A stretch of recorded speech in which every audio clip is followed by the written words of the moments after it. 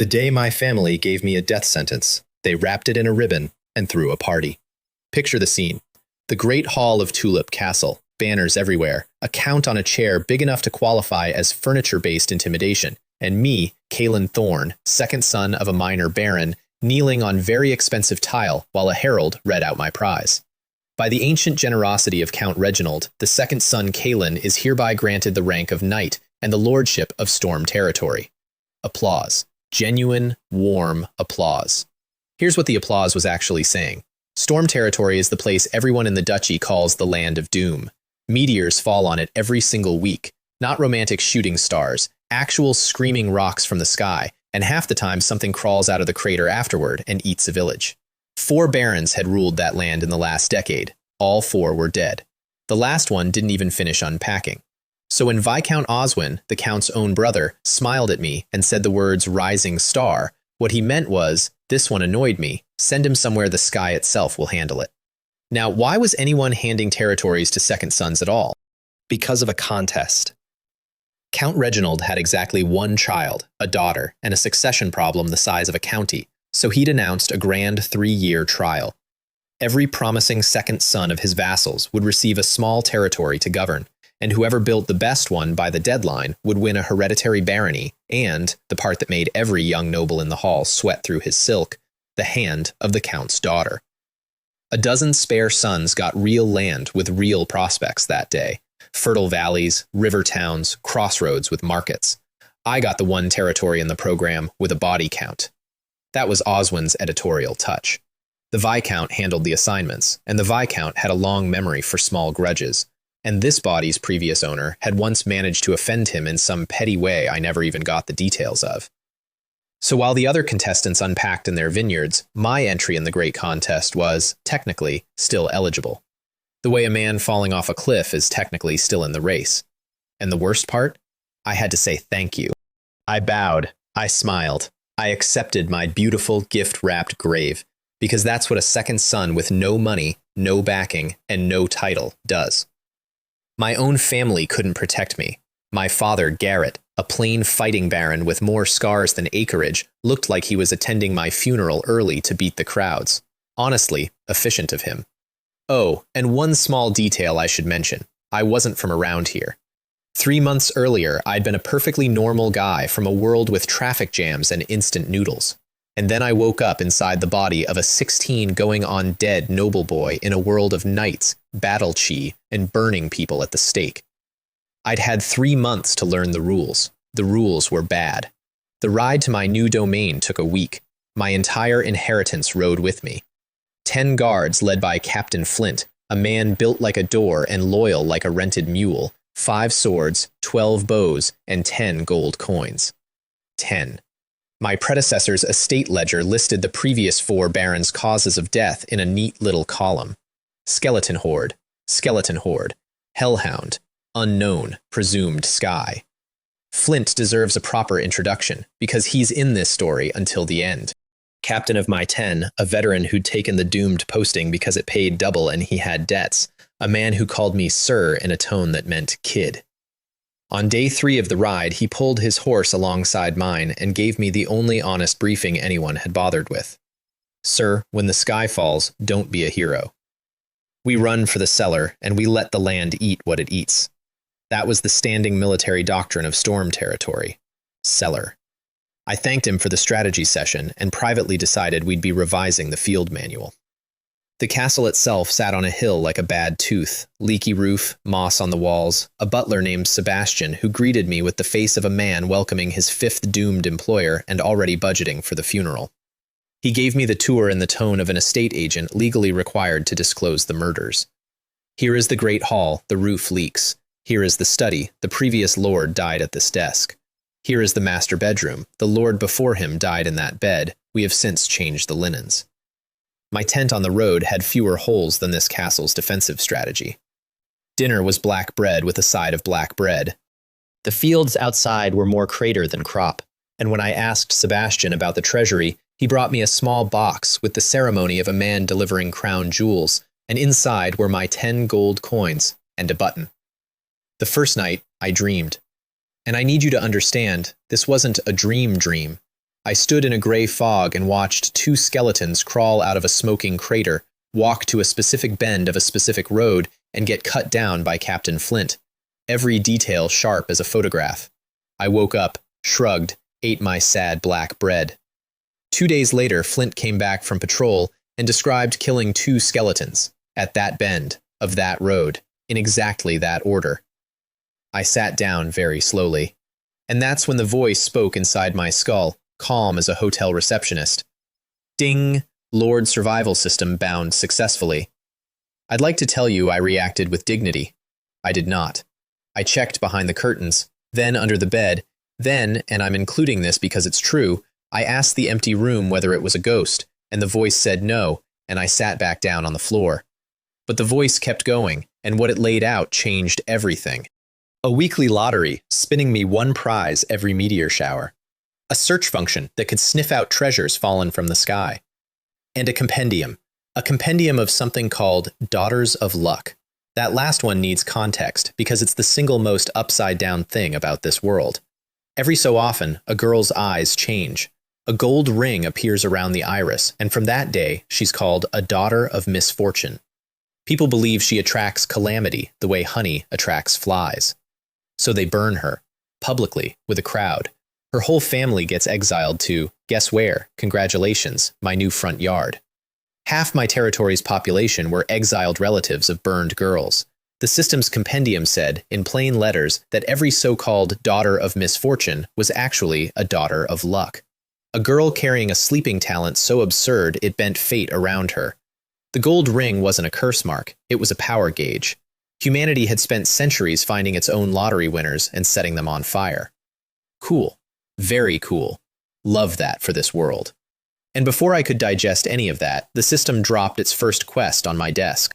In 7 days, the next meteor shower would deliver 28 dark creatures to my doorstep, including a hellhound and something called a headless knight. Survive it or die like Barons 1 through 4. 7 days, 10 guards, 5 swords. I looked at my ledger of dead predecessors and did the only reasonable thing. I got to work. The system's search function was pinging at something that had already fallen out in the fields from a shower before I arrived. So that very night I rode out alone because explaining a treasure-sniffing voice in my head to Flint felt like a fast track to an exorcism. I found the crater, and inside the split meteorite, curled up like a glowing hamster, was a fist-sized creature of pure violet light. A sprite. This world's actual currency of miracles. Here's the mechanic, because everything I own is downstream of it. Sprites fall with the meteors, and each one carries a domain. Bind one to a piece of land, and it changes that land to match. A salt sprite opens a salt mine under a hill that had no salt yesterday. A field sprite makes crops come up thick enough to fall over. A stone sprite gives you a quarry. And the effect isn't a one-time gift, it's a tenancy. The sprite lives there and keeps producing for as long as it lives. 30 years, 100 for the great ones. Which is why the price of one is measured in castles. Why a count's family will fight a decade-long feud over a single mine. Why the sprite market in Tulip City is guarded like a treasury and priced like a treasury. And my province, the graveyard, the joke, the punishment posting, gets more meteor showers than the rest of the county combined. That is the entire secret of the Land of Doom, in one sentence. It's the richest ground in the principality. It has always been the richest ground in the principality. Everyone who ever came here was simply too busy being eaten to walk out and pick up the money. I reached out. The little violet thing looked at me, considered its options, and bit my finger. One drop of blood, and something clicked shut between us like a seatbelt. Bound. Mine. The first sprite of the Land of Doom, and its lord standing in a crater at midnight, sucking his finger and grinning like an idiot. That grin lasted exactly 2 days. Then I saw the smoke in Lucky Village and heard the crowd chanting the word burn. By the time I galloped in, they had a girl tied to a stake. 16, maybe 17, dressed in rags, thin as the arrow she'd never gotten to hold, with a gold ring shining in each eye and a face that had already given up on every adult in the world. Firewood stacked to her knees, the village priest type waving a torch. The crowd wasn't evil. That's the part that got me. They were terrified. Ordinary people doing what the whole kingdom had taught them was hygiene. And in my head, the receptionist voice, helpful as ever. Daughter of Luck detected. Name, Ilara. Talent, archery. Precise senses, fatal strike. once awakened, can train 10 archers a week and turn them 10% deadlier, a born sniper of a caliber this continent has not seen. I looked at the most valuable military asset within 1,000 miles, tied to a pile of firewood by people who paid taxes to me. I rode into the square and announced that in my land, nothing burned without my permission, including firewood, including especially girls. You should have seen the faces, somewhere between relief and watching a man juggle live snakes. The village elder tried first, wringing his cap, my lord. The last baron always allowed it. It must be done before her curse ripens. A woman in the back wailed that her cow had gone dry the very week the girl's eyes changed. I asked the woman, with great sympathy, whether the cow had perhaps also been 12 years old, which is elderly for a cow. And the crowd did that shuffle crowds do when a fact lands somewhere unwelcome. The girl on the stake said nothing at all. Didn't beg, didn't cry, didn't even look hopeful. She watched me the way you watch weather. That, more than anything, told me what her life had been. Hope was a scam she'd stopped falling for. That's when Percival arrived. Civil Administrator Percival, a leftover from the previous management, which is to say, Viscount Oswin's man, planted here with 5 guards to keep an eye on the dying baron of the month. Greasy smile, ledger under one arm, the confidence of a man whose real boss outranked mine. He explained to me, slowly, as if to a child, that burning daughters of misfortune was tradition, and that the Viscount would hear of any irregularities. So I did something extremely irregular. I held out my hand, and the violet sprite materialized on my palm like a small, aggressive sunrise. You have to understand what a sprite means to these people. Divine favor, made visible. I told the square that the god of glory had sent his blessing to the land of doom, that the girl was under that blessing, and that anyone with theological objections could take them up with the glowing object in my hand. Percival's smile died the death of a man recalculating his entire week. The crowd knelt. He slunk off to write angry letters. Was it blasphemy? Probably. Did it work? Beautifully. I brought Alara to the castle, where Sebastian the butler misheard bring the girl to my chambers and gave me a look so disappointed I nearly apologized for things I hadn't done. What actually happened in my chambers was chemistry. The system had spat out a recipe, an awakening potion to switch a daughter of luck from cursed to loaded. Ground clover, a few herbs, one lord hunched over a pot like a witch with a business plan. While it brewed, Alara talked. Quietly, in the flat voice of someone reading a report about a stranger. Her older sister's eyes had changed first. Their own father reported her to the Lord to save himself. She burned. The family was exiled here, to the land of doom, where the previous baron, a charmer named Grimshaw, had rounded up and killed every female relative of a daughter of misfortune, just to be thorough. Alara survived with her little sister Willow, 12 years old, by being very good at not being noticed.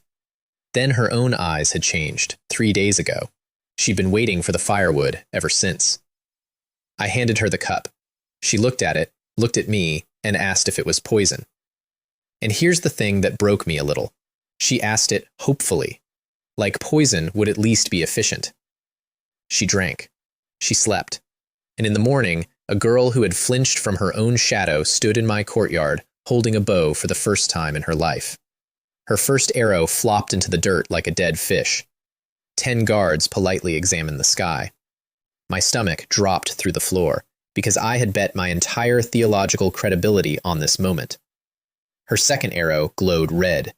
It crossed 50 meters and hit an apple we'd set on a fence post, and the apple didn't fall. The apple ceased to exist as a category. The fence post needed counseling. Fatal strike, the talent that packs battle chi into an arrowhead, something only titled knights were supposed to manage after years of training, and she'd done it on attempt number 2 with form so wrong it hurt to watch. The guards stopped examining the sky. Captain Flint looked at the girl, looked at the smoking fence post, and knelt. Not the polite court kneel, the other one. By evening, the whole castle had adopted the official story, that the god of glory sent his blessing to our lord in a dream, and honestly, the best cover stories are the ones people want to believe. I made Alara captain of my second guard squad, 10 surf boys we recruited that same week.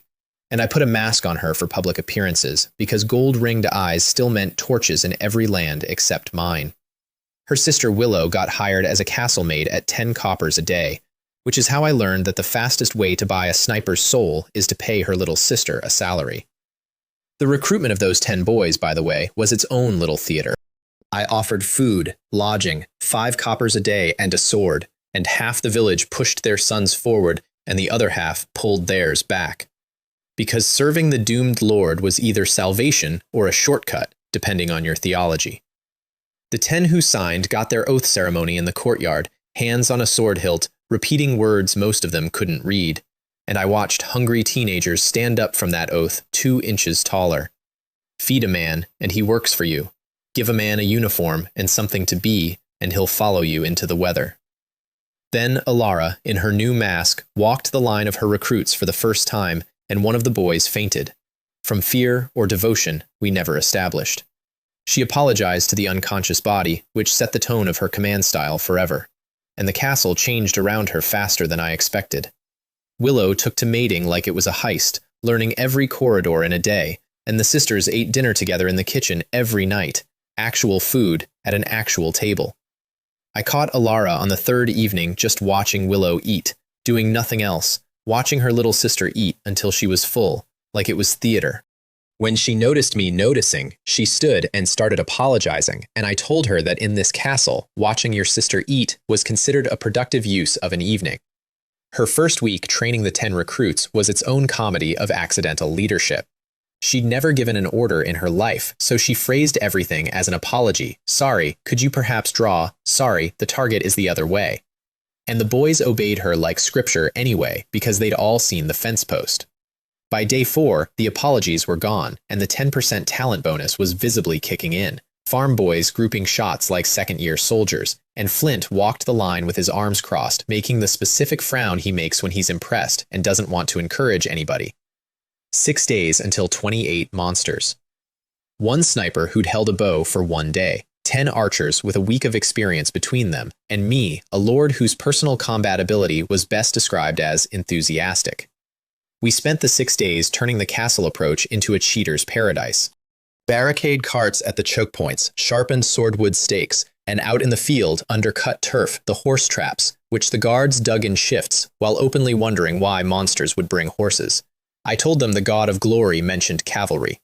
Lying to your own troops via theology is bad practice, and I did it constantly. And it worked every time, and I'm not proud, I'm alive, those are different awards. The system, sensing my mood, chimed in with my first lottery spin. A golden wheel rolled across my vision, ticked, slowed, and landed on a prize. Strengthening fruit. I ate it, and my muscles filled out like someone had poured 2 extra years of training into me overnight. My strength roughly doubled. I celebrated by picking up a table I definitely could not lift the day before, while Sebastian watched me redecorate with the expression of a man updating his funeral budget again. But the real find that week wasn't the fruit, it was wood. My sprite had been sniffing around the territory, and it settled on a scraggly forest by the hills and upgraded it. That's what sprites do. They take a domain and crank the dial. The trees hardened into something the locals called swordwood, timber with iron in its soul, worth its weight in a decent argument. We cut arrows from it that punched through leather like paper, and I started my own training because the previous owner of this body had left me a family cultivation manual and a set of meridians so unused they squeaked. Here's how power works in this world. Fast version. You gather battle chi, you condense a seed of it in your gut, and the day the seed forms, you're a titled knight. Bronze, then silver, then gold. Each tier basically a different weight class of human. A bronze knight fights 10 men, a silver knight fights a bronze knight while yawning. Gold knights are natural disasters with opinions. My predecessor had cultivated 4 years and gotten nowhere because his meridians were clogged like a cheap drain. The strengthening fruit had flushed them wide open. 5 nights before the deadline, sitting cross-legged on my bed, I felt the chi click together into a seed, and just like that, the disposable second son of the Thorn family became a titled knight at an age that would have made the duchy's academies weep. I lay in the dark, grinning at the ceiling. Then I remembered 28 monsters were coming, and the grin recalibrated into planning. Because I didn't just have a monster problem, I had a Percival problem. A monster attack with Oswin's spy in my castle meant every detail, every miracle, every gold-ringed archer would be in a report on the Viscount's desk by month's end. Unless the land of doom lived up to its name. Meteor night came down like the end of the world. The sky tore open with light, 28 streaks screaming down into my fields, and I stood on the wall watching craters bloom and things begin to crawl out of them. And I'd invited Percival to the castle to watch it with me, for safety, out of neighborly concern.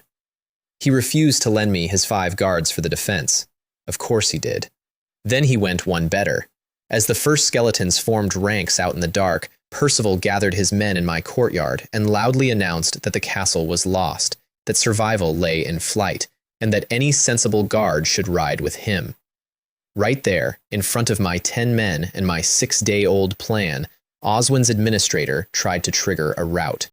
I walked up to him and put my sword through his chest. I want to be honest with you, my hands were not steady. Killing a noble's man is a hanging offense. Killing him in front of witnesses is a hanging offense with an audience. But a mutiny on Monster Night kills everyone, and some math does itself. His 5 guards stared at me, hands on hilts. I told them the truth. Percival was Oswin's creature. Oswin had sent us all here to die, and outside those walls were 28 reasons to postpone our disagreement. Then I handed the nearest one my knife and offered a simple contract. Every man puts a blade in the body. Every man carries the secret together, or hangs together. 5 guards, 5 stabs. Welcome to the team, gentlemen. Cause of death, dark creatures, so tragic, the land of doom claims another administrator. Then the gates shook and payroll orientation was over. I should freeze this frame for you, because it's the before picture of everything. Torchlight on a patched wall. 10 farm boys and 5 reformed traders gripping spears, most of them under 20, 2 of them openly praying.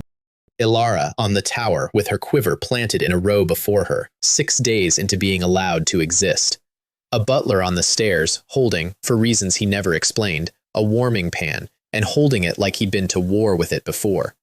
And a transmigrated office worker in a dead man's armor, whose entire military doctrine was a week of frantic reading and the phrase, dig holes where the horse will be. That inventory against the sky's delivery. If you'd offered odds that night, I'd have taken the monster's side and felt guilty about the money. 28 of them. 24 skeletons in rusted armor, moving with that horrible, coordinated patience. A hellhound the size of an ox, all cinder and appetite. And at the back, the headless knight, a suit of black armor on a dead warhorse, carrying its own helmet under one arm like commuter luggage. The skeletons hit the wall first, and Ilara went to work. Red streak, bone dust. Red streak, bone dust. 6 days of archery experience, and she was deleting armored skeletons with the calm of a girl shelling peas. My guards held the choke points with swordwood arrows and door-shaped flint roaring in the middle. The hellhound cleared the barricade in one jump and picked me, personally, as dinner. Great instincts, wrong decade. I met it with a shield to the skull, which annoyed it, and then it bit down on my sword, which was the plan. A hellhound's jaws are a vice. It clamped, I let go, and while it stood there with a sword stuck in its face like a bad piercing decision, I put my knife where its heart kept all its bad intentions. It did not get up. The headless knight was a different tax bracket. That thing rode down 2 of my men's positions like they were suggestions, and its blades sang with black chi. So I ran, strategically, straight across the field where, 2 days earlier, I'd had the guards dig a line of horse traps under the turf. Because a knight is a knight, but a knight whose horse is suddenly a hole in the ground is a delivery of scrap metal. The dead horse went down, the armor went flying, and before it could reassemble its dignity, I was on it with an axe. And I learned that a headless knight keeps its off switch in the neck seam, which, when you think about it, is just poor product design. And I should be honest about the middle of that fight, because the highlight reel makes it sound clean. It wasn't clean. There was a stretch, maybe 2 minutes long, that felt like an hour, when the skeletons found the gap between the barricades faster than we could plug it, and one of my boys went down with a slashed leg screaming for his mother, and the line bent. Bent and held, because Flint physically picked up the barricade cart and slammed it into the gap, roaring at the recruits to remember their oath, and because a red streak arrived every 4 seconds like a metronome of survival. And I realized mid-swing that Ilara wasn't sniping targets anymore. She was reading the whole battle, spending each arrow exactly where the line was about to fail. Nobody taught her that. Day 6 Archer. Some people are just born holding the answer key. Silence. Smoke. My fields cratered like the moon. And on the walls, my people, all of them, every single one, alive. 0 deaths, 1 leg wound already boiled and bandaged. The guards were screaming my name. Alara stood on the wall with her bow lowered, breathing hard, looking at her own hands like they belonged to someone amazing. The system chimed in with the loot report. The Headless Knight's armor carried inscriptions, feather light and sword-proof, worth more than my castle. And then, because this system has the emotional intelligence of a tax form, it added the next line. New quest. In 3 months, 168 dark creatures, including 5 hellhounds, 10 headless knights, and 1 death knight, tier 3. I looked at the number looked back at me. 168, against my 20 guys and 1 archer. The universe said, lol, welcome to management, buddy. We threw a feast that night, if you can call meat soup and black bread a feast, which my guards absolutely did. Somewhere between the 2nd and 3rd refill, I noticed Alara sitting apart, staring into her bowl. I sat down and got the whole thing in one whisper. The monsters came because of me, sir. I bring misfortune, everyone knows. I told her to look at the wall. On that wall, 10 farm boys had survived a night that killed 4 barons, because a girl with gold rings in her eyes shot the danger out of the sky before it reached them. If that was misfortune, I'd take a dozen. She didn't answer. But the next morning, she was at the range before dawn, and the fence post started dying at 100 paces, and that's answer enough for me. Also, quietly, on a night ride with her covering my back, I dug a second sprite out of a crater from that same shower.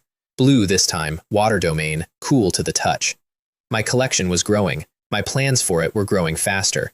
Because here's what I actually inherited, and I want you to see it the way I saw it on my first full inspection ride.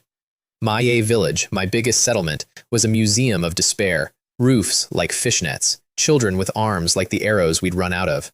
The village chief, a scarecrow of a man named Finn Barley, knelt in the mud and confessed that the granary was empty. Not raided by monsters, emptied by paperwork.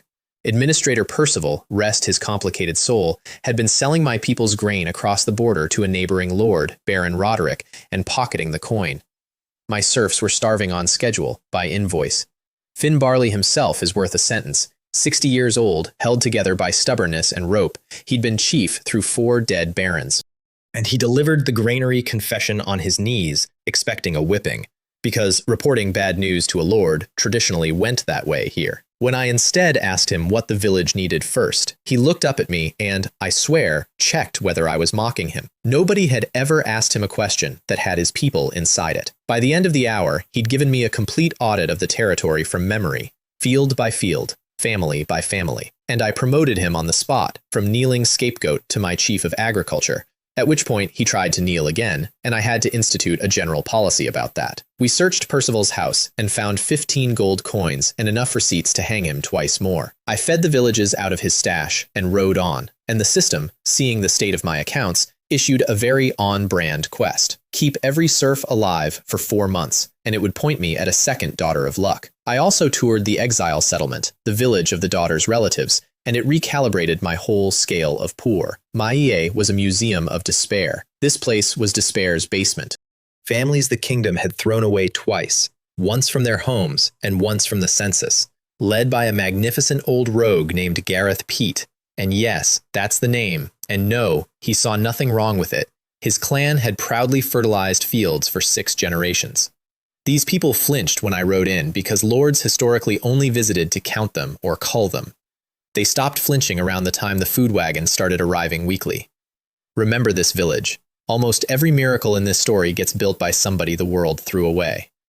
The ride ended at the edge of my land, and my jaw ended somewhere on the sand, because the land of doom had a coastline. A real one, white beach, blue water, the whole postcard. Nobody had mentioned it because it was useless. The beach belonged to Murloc sea monsters, fish-headed little psychos who swarmed anyone approaching the water, which meant no fishing, which meant my seaside province ate boiled bark while standing next to an all-you-can-catch buffet. Fine. If I couldn't use the beach yet, I'd use the water, from the safe rocks upshore where the Murlocs didn't patrol. I bent a spoon into a wobbling lure, tied it to a swordwood rod, and announced to the assembled villagers that their lord would now demonstrate a divine fishing art. What followed can only be described as an aggressive jig. The lure has to swim, you see, has to wobble and dart like a wounded baitfish. Which means the man holding the rod has to twitch and sweep and dance. And their lord twitched and swept and danced in front of 300 people for 4 empty minutes. Which is a geological age when you've promised a miracle and you're doing a jig. Gareth later admitted the village had begun quietly composing my eulogy. On minute 5, the rod slammed double, and the first fat sea bass came out of the water, flashing silver. And the beach made a sound like a war being won. By sunset, the count stood at 40 fish, and my dignity was ruled an acceptable transaction fee. Within a week, the blacksmith had stamped out 100 lures. 30 fishing girls were working the rocks in rope harnesses I insisted on, and my starving villages had protein. The lure fishing also surfaced one oddity, a silvery species that swarmed my second blue sprite's coral like commuters, the slippery flying fish, all but inedible, and I told the crews to ignore them. File the flying fish away. Every useless thing in this territory eventually gets a job. That's practically our founding principle. Selling the surplus was the next domino, and it fell on my people's heads. The nearest market was White Salt Town, across the border, Roderick's seat, and my serfs walked their catch over and came back robbed by procedure, tariffed at the gate, tariffed at the stall, offered a price for fish that wouldn't cover the salt to cure it, and one of my fisherwomen got a clerk's boot shown to her for arguing. She reported it to me with her eyes down, apologizing to me for being robbed. That was the day Roderick moved up my list from obstacle to project. Then the sea sent a bigger gift. A watchman ran in screaming about a sea monster the size of a house dying on the beach, and I sprinted out expecting a fight and found a sperm whale. Beached, spent, enormous. 17 meters of solved food crisis. The butchering took 2 days and the whole territory, and it turned into the first festival this land had seen in a decade without anyone scheduling one. Bonfires on the sand, rendering pots going day and night, children rolling down the whale's flank until their mothers screamed, old Gareth directing the cutting crews with the authority of a field marshal and the vocabulary of a dock worker. 10 tons of meat, 50 gin to every household on credit against future wages, and I watched a woman hold her ration and cry into it. Because her kids were going to eat meat for a month, and the lord who arranged it was the same institution that had, until recently, existed mainly to tax her hunger. My people looked at me like I'd personally wrestled the ocean, but the real prize was inside. 2 lumps of gray, waxy, unspeakably ugly ambergris. If you don't know what ambergris is, congratulations on never having Googled whale byproducts, but the short version is, it's the king of perfume fixatives. And in a world where nobles bathe twice a month and cover the difference with scent, it was worth more than the whale, the beach, and possibly the barony. And here's the part that turned a windfall into an industry. I asked why a whale had beached on my coast at all, and got told by the old fisherman that it happens, sometimes, every few years, no reason, God of glory's business. I don't accept no reason. So I traced it backward. My second blue sprite had settled on the coral and attracted a permanent swarm of slippery flying fish, the useless laxative species everyone ignores. Flying fish, it turns out, are exactly what a sperm whale eats. And where the food is, the whales come, and where the whales come in numbers, some of them die, which meant the ambergris wasn't a one-time miracle. It was a renewable harvest with a supply chain I'd accidentally built and could now deliberately expand.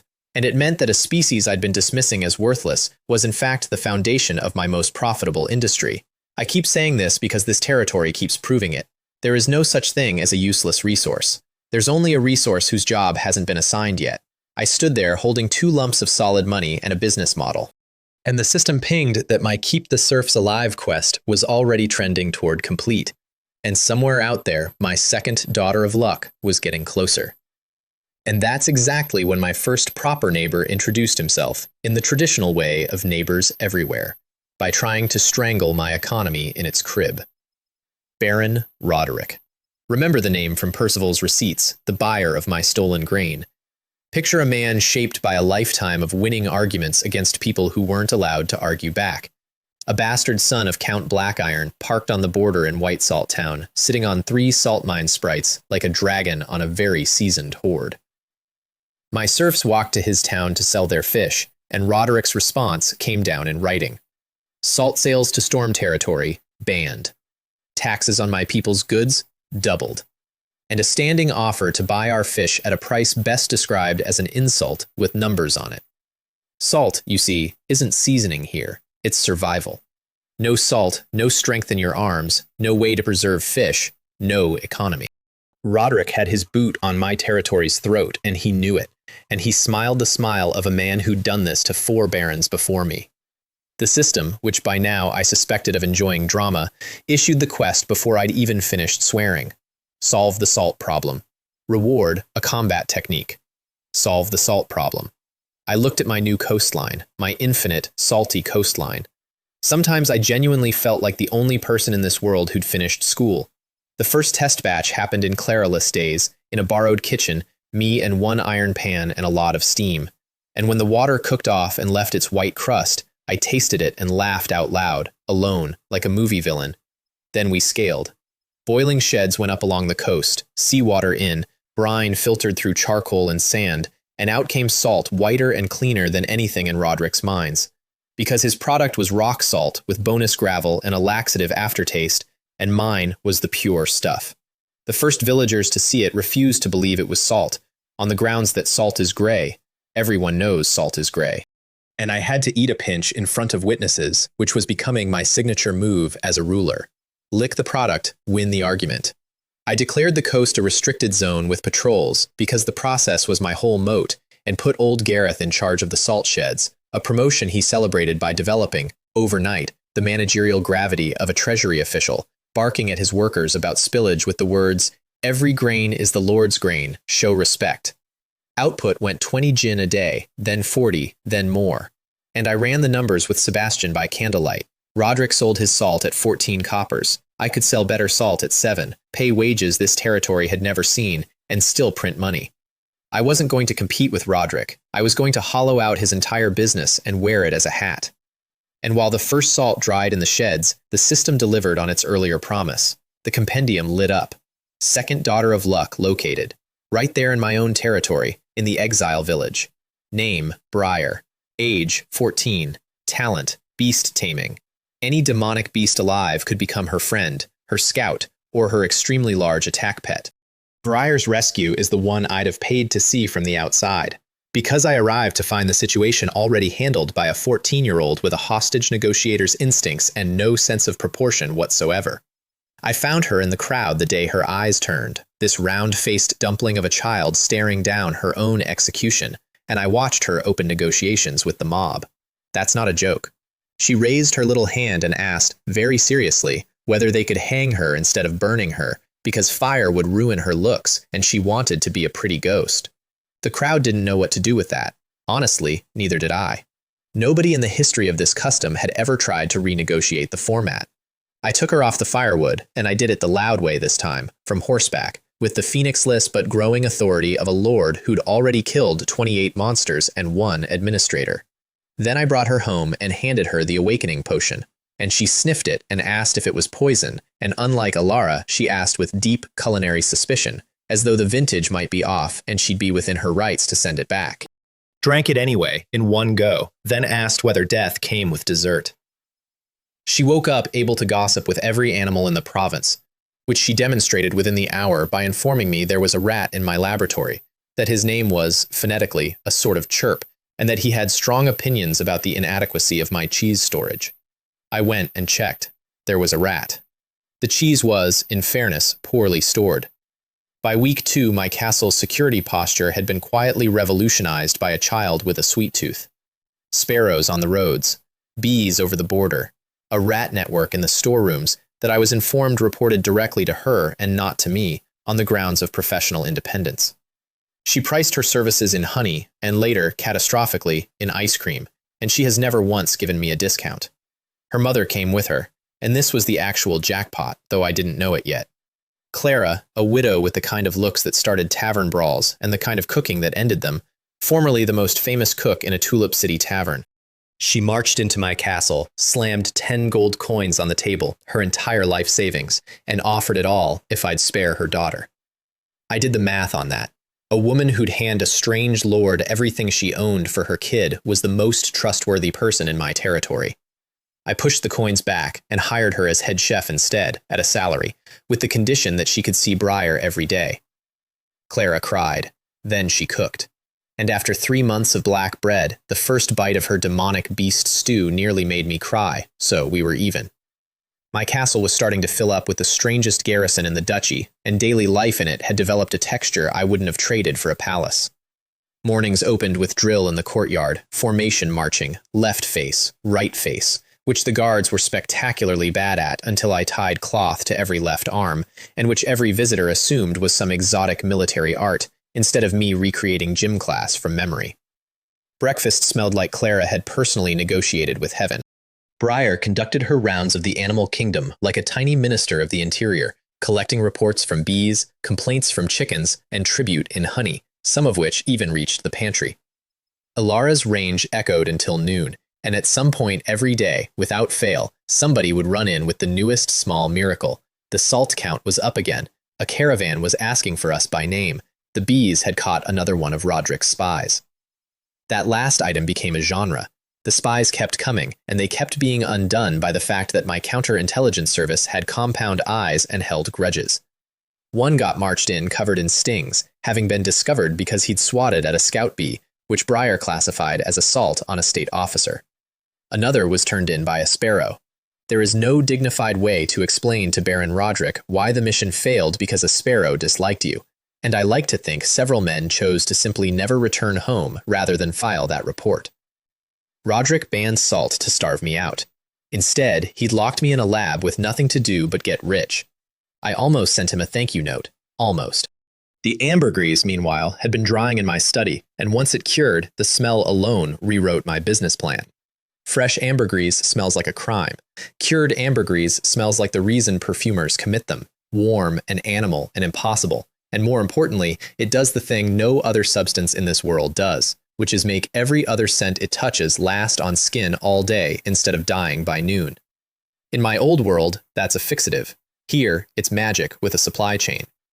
I bought the cheapest 1 silver perfume my caravan could find, some thin jasmine water, and infused it with a shaving of whale gold. And the result made Clara stop in the middle of a sentence about soup. 1 silver of raw materials, 50 silvers of product. And I want you to understand I checked that number 3 times because it felt like a typographical error in reality. Field testing consisted of gifting the first 2 bottles to Alara and Clara and then observing the castle. Guards found reasons to patrol the kitchen. Servants developed sudden business in whatever corridor Alara was crossing.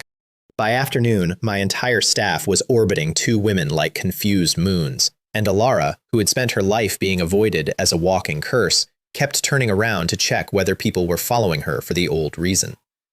When she worked out that it was the perfume, she wore a face I hadn't seen on her before, which was, roughly, the face of someone discovering that attention can be a compliment. We named the line Dragon Brand, on the theory that nobles will pay double for anything with a monster in the title. And I went hunting for professionals, because I know exactly how far my own competence extends, and it stops at the word blend. That's how I acquired Whacker and Millie, 2 perfume craftsmen poached at ruinous cost from a house that had them making soap. Whacker is a tall pessimist who believes every batch is ruined until proven otherwise. Millie is 40, terrifyingly precise, and the first time I handed her cured ambergris, she held it up to the light for a full minute and then asked me, quietly, whether I understood what I had. I said, a lot of money. She said no, my lord, and started explaining, and it turned out the fixative doesn't just make scent last, it makes cheap flowers smell expensive. Because the top notes stop screaming and start unfolding, so we built a line, jasmine, rose, lavender, each of them 1 silver of flowers, a shaving of the ugliest substance on my coast, and a craftsman's judgment.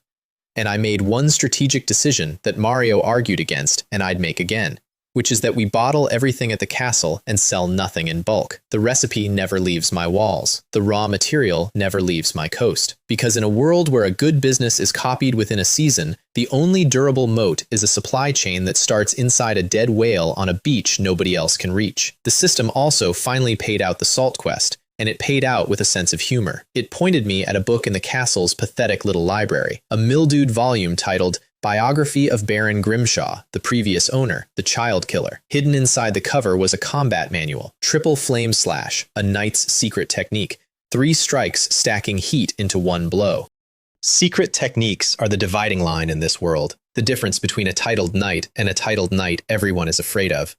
I tried to learn it and understood absolutely nothing for a week, until a lottery spin dropped an intelligence fruit on me, and suddenly the diagrams unfolded like cheap origami. First full execution split a boulder.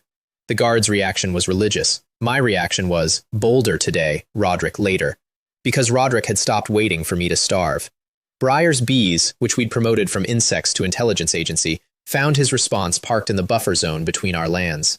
A fortified camp, 50 guards, and a mid-tier bronze knight named Sir Corbin, whose greeting, when I rode over to say hello, included the phrase, "Know your place, little Jinx Lord." The camp had one purpose, to strangle my trade route, and eventually to host whatever accident Roderick was planning for me. I smiled, apologized for the intrusion, and rode home. Corbin logged it as cowardice. I logged it as target acquisition, because the system had already posted the job. Destroy the camp. Reward, another combat manual, and the location of 2 more sprites. But you don't rush a fortified camp with 20 guys. You season it first. So every day for 2 weeks, Briar's bees paid the camp a visit. Just bees, being bees, stinging a guard here, a guard there, at random hours. By day 4, the entire garrison had developed a reflex. Bees appear, everyone drops their spears, and hides indoors with blankets over their heads. Remember that reflex. It comes back later, and it comes back beautifully. While the bees trained my enemies to hide from insects, my first real caravan rolled out to sell salt, with Sebastian and Flint and 12 men, hitting the small towns along the road to Tulip City. The first stop nearly ended the whole enterprise, because the town's market clerk took one look at the seal of storm territory and refused entry to cursed goods, and Flint, per my instructions, did not draw his sword, and instead did something worse. He opened a sample packet and let the clerk's own wife taste the salt. Sales resistance in a small town has a precise lifespan, and it's however long it takes the clerk's wife to elbow the clerk. In Blackrock Town, the local lord turned out to be a chubby, cheerful baron named Ulrich, whose defining features were a genius for commerce, a deep hatred of Roderick, and absolutely no filter between brain and mouth. He waved my caravan in personally, tried our 7 copper salt, compared it to Roderick's 14 copper gravel, and laughed so hard he had to sit down on a barrel. Then he asked Sebastian, wiping his eyes, to convey to the mysterious lord of the Dunelands his warmest regards and an open invitation, on the sole grounds that anyone ruining Roderick's margins was already family. 5 towns later, the caravan was sold out. 4 gold and 20 silver of revenue was riding home under guard, and commoner merchants were asking directions to the land of doom, sentences no one had ever spoken in that order. One of my caravan boys, drunk on the glamour of commerce, reportedly made a customer kneel and sing a victory song for the last packet. I officially reprimanded him and privately noted the demand curve. And then it was time for the part I'd been dreading, the monthly report to Tulip Castle, in person, to the Count. In a court containing Viscount Oswin, the man who'd mailed me to my death and was presumably unhappy about the lack of a funeral. The Count, Reginald, turned out to be a mountain of a man with golden chi and the eyes of someone who counts your teeth while you talk. I reported the monster attack in the driest clerk's voice I could manufacture.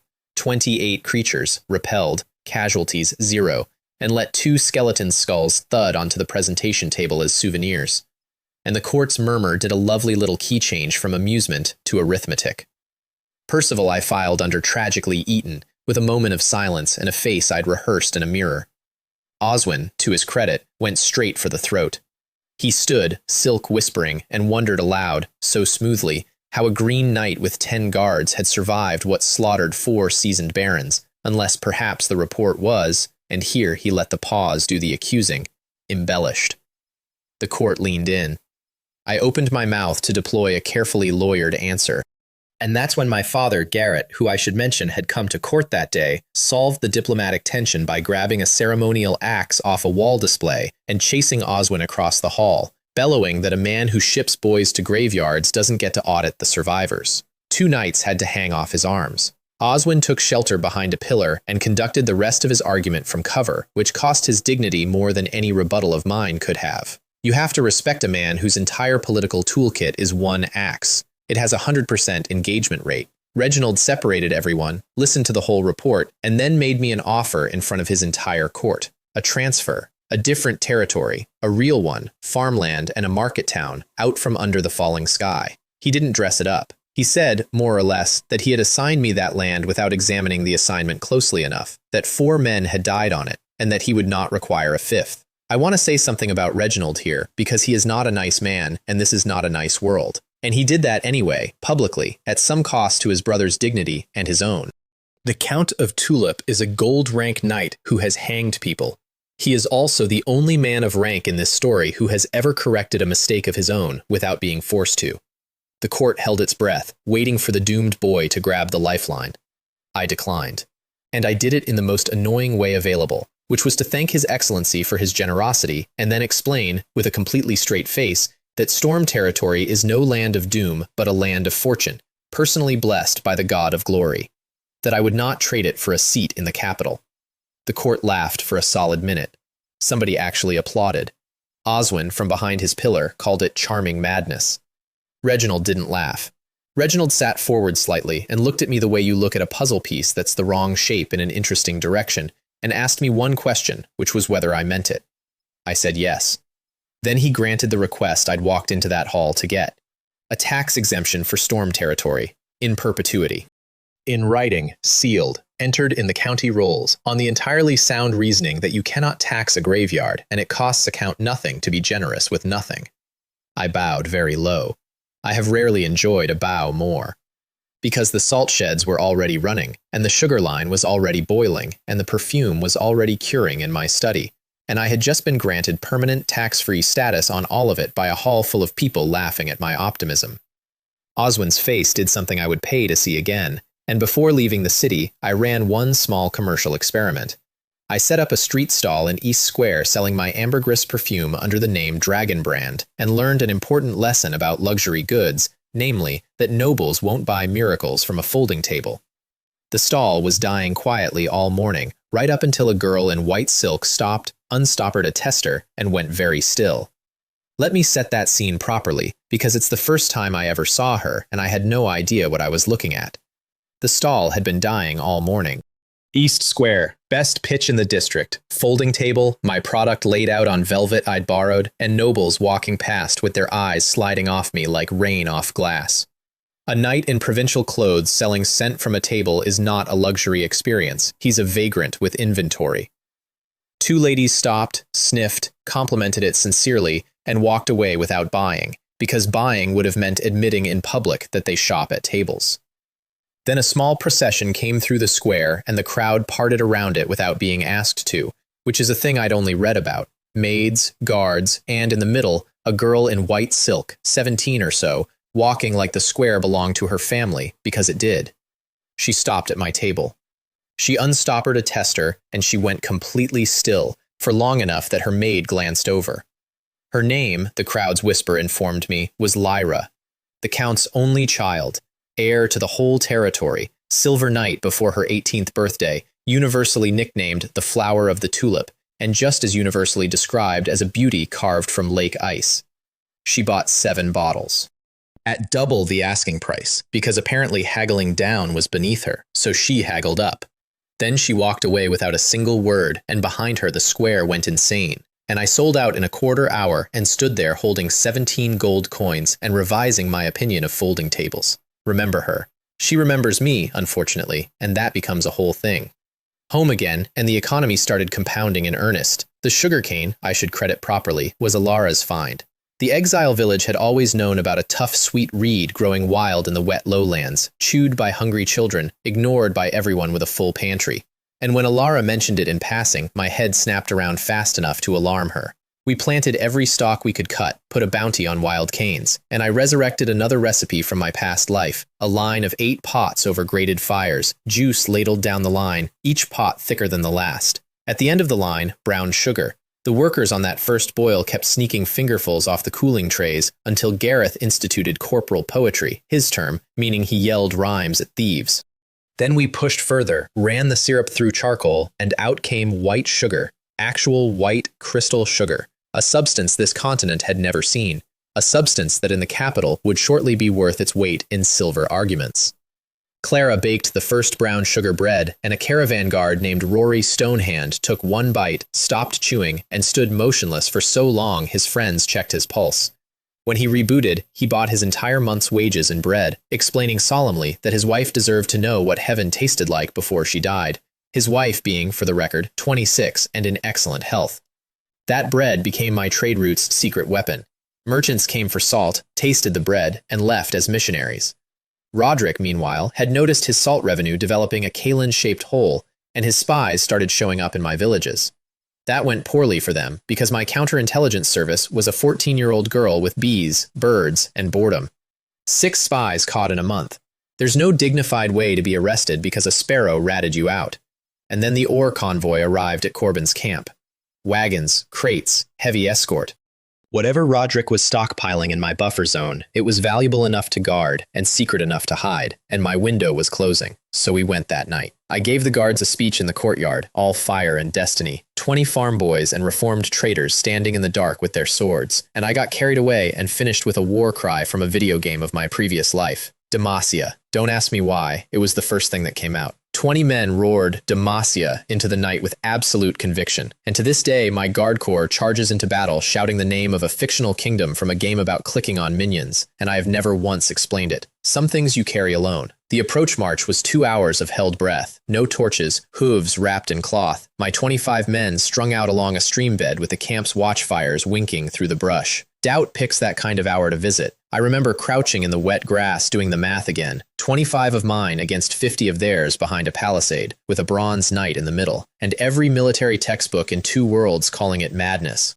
Then the wind shifted, and I heard, drifting from the camp, the sound of a sentry slapping himself.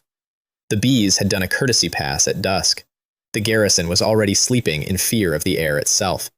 The math felt better after that. The assault was the bee plan's graduation ceremony. Briar's entire hive hit the walls first, a humming black ribbon over the palisade, and 50 trained guards did exactly what 2 weeks of conditioning had taught them, dropped their spears and dove for blankets. And I mean veterans, armored men, folding themselves under bedrolls while an enemy assault force walked up to their wall. Grappling lines, over, gate bar, lifted, and the first Corbin knew of the attack was his own alarm bell being rung by my man. By the time he organized anything, we were inside the gate, and the fight was a corridor at a time. And a camp built to strangle my trade route was learning the difference between owning walls and holding them. Corbin himself was my first real fight against another titled knight, and I want to be honest with you again, I lost the first exchange. His sword hand was faster, his chi burned hotter, and he pinned me against a cart with my arms going numb. And the only reason my story didn't end there is a red streak that hissed past my ear and forced him to dodge. Ilara, on the wall, covering me like always. The half-second she bought me was enough to reset, and the triple flame slash did the rest. He was mid-sentence when it landed, something about my surrender terms. And then I threw up behind the cart, because it turns out killing a man who was just talking to you is different from killing a skeleton, and my body wanted me to know it. Flint pretended not to see. Good man, Flint. 2 of my boys were carried out of that camp with wounds that this world's medicine would have called fatal. And I want to be precise about what this world's medicine is, because it explains why what I did next got me a reputation. A deep cut here gets one of 2 treatments. Option 1, prayer. Option 2, a hot iron pressed into the wound to stop the bleeding, which works about as often as it kills, and which leaves a mess that then goes septic in a village with no clean water. There is no third option. A physician is a noble luxury, and a physician's technique is mostly bloodletting and confidence. The system disagreed. It posted a quest, save them, reward to follow. So I did the thing that made every guard in that torchlight take a step back. I called for boiled water, boiled cloth, a needle and thread, put in the pot until it steamed, and then I sewed my soldiers shut. It took an hour, both of them, on a cart tailboard by lamplight, with Flint holding a torch in a hand that shook once and then stopped. I have never had surgical training. What I have is a general education from a world that solved this in the 19th century, which amounts to 4 rules. Clean everything. Close the wound. Keep it closed. Keep it clean afterward. That's it. That's the whole miracle. 4 rules and a needle, and a mortality rate that drops through the floor. The needle I used was Alara's. She had it on a cord around her neck, a small pendant needle that had belonged to her mother, the last object of a woman who died before her daughters got exiled. And she took it off and put it in my hand without 1 second of hesitation while a stranger bled on a cart. If you think I didn't understand exactly what that was, I understood. I gave it back cleaned, and she put it on again, and neither of us said a word about it. Both boys lived. Both of them walked their own patrols within a month, and the guards started a rumor that their lord could sew a soul back into a body, which is not true, and which I chose not to correct, because morale is morale, and because the alternative explanation involves a world with hospitals. And let me give you 30 seconds inside Roderick's castle the next morning, because I got the full account later from a captured steward, and it deserves preservation. The Baron at breakfast, receiving the news that his camp was ash. The Baron demanding to know which count, which army, which conspiracy. The scout explaining that survivors reported, and here the scout reportedly chose his words very carefully, a plague of bees. The Baron's egg spoon, motionless. The Baron's face, a sunset. He had 3 suspects for the mastermind, his brother Cedric, the Count's faction, some rival on the Black Iron Council, and dead last on the list. So far down it was a footnote, the Jinx Boy with 20 guards, because obviously the Jinx Boy with 20 guards couldn't storm a fortified camp. That footnote status was worth more to me than the loot. Speaking of which, then we opened Roderick's crates. 55 flame crystals, egg-sized stones of compressed fire, the fuel of forges and secret techniques, worth around 10 gold apiece, 550 gold parked in a shed in my buffer zone. This was Roderick's war chest, his secret leverage in the succession fight against his elder brother back in Black Iron, and he'd hidden it outside his own borders precisely so his family wouldn't find it, which meant he couldn't even report the loss without explaining what the loss was. I stood in that burning camp doing the math and giggling. 2 months ago, I owned 10 gold coins and a leaky roof. Tonight, I'd carried out the most profitable burglary in the duchy, and the victim's only possible response was to write in his diary about it. We spared the 30 miners Roderick had shipped in, who took one look at the career opportunities on offer and became my miners. We left the camp as a bonfire and rode home through a convenient rain that erased every track. And somewhere south of me, Baron Roderick stood in the ashes, screaming at 3 suspects in his head. The Jinx Lord with 20 guards was honestly at the bottom of his list. Being underestimated is the best armor money can't buy. The morning after, I held a reward ceremony because I'd read enough history to know that loot you don't share becomes loyalty you don't have. Every man got coin. Flint got the captured combat manual, basic battle chi, and when I announced that every guard who proved himself would get to study it too, 20 farm boys looked at me like I'd offered them wings. In this world, commoners don't cultivate. Techniques are noble property, locked in family vaults. I just told a bunch of serfs' sons they could become knights. That's not a salary, that's a religion. Briar got perfume and immediately doused herself in enough of it to be smelled from horseback. Ilara got a new bow and pretended the old one wasn't tucked under her bed like a first love letter. And my little economy kept snowballing in ways I mostly didn't plan. The commoner caravans from Ulrich's towns started arriving, drawn by cheap salt and staying for the brown sugar bread. One trader's porter, a big, honest lug named Kuer, saw my serfs queuing at a small brick building and joined the line assuming it was breakfast. It was not breakfast. It was one of my new public toilets. I'd built them because I was tired of my territory smelling like the 14th century, and because human fertilizer, properly composted, would double my wheat. Kuer's face when the line's true purpose revealed itself became a local legend, and my serfs, who a month ago were eating bark, now had the spare dignity to laugh at a tourist. That's economic development you can measure. For the caravans, I also reinvented the wheelbarrow. This world moves goods on 2-man litters and pack mules, and nobody had ever put one wheel at the front of a box with 2 handles at the back. The first time a porter named Kuer, our toilet tourist, took a loaded one for a test push and realized he was moving 3 men's worth of cargo by himself, he pushed it in a slow circle around the yard for 5 full minutes without saying anything. Then he asked the price. I said 5 silvers, which was deliberately, insultingly cheap, and my steward Mario nearly had a professional crisis about the margin. But margin wasn't the product. Habit was. I didn't want wheelbarrows to be a luxury this territory sold. I wanted every merchant between here and the capital to own one stamped with a phoenix, to see that phoenix every working day, and to think of Storm Territory as the place where the road gets easier. Commerce is a river, and I was done fishing in it. I was digging canals. 40 orders came out of that first demonstration. The blacksmith shop went to 2 shifts.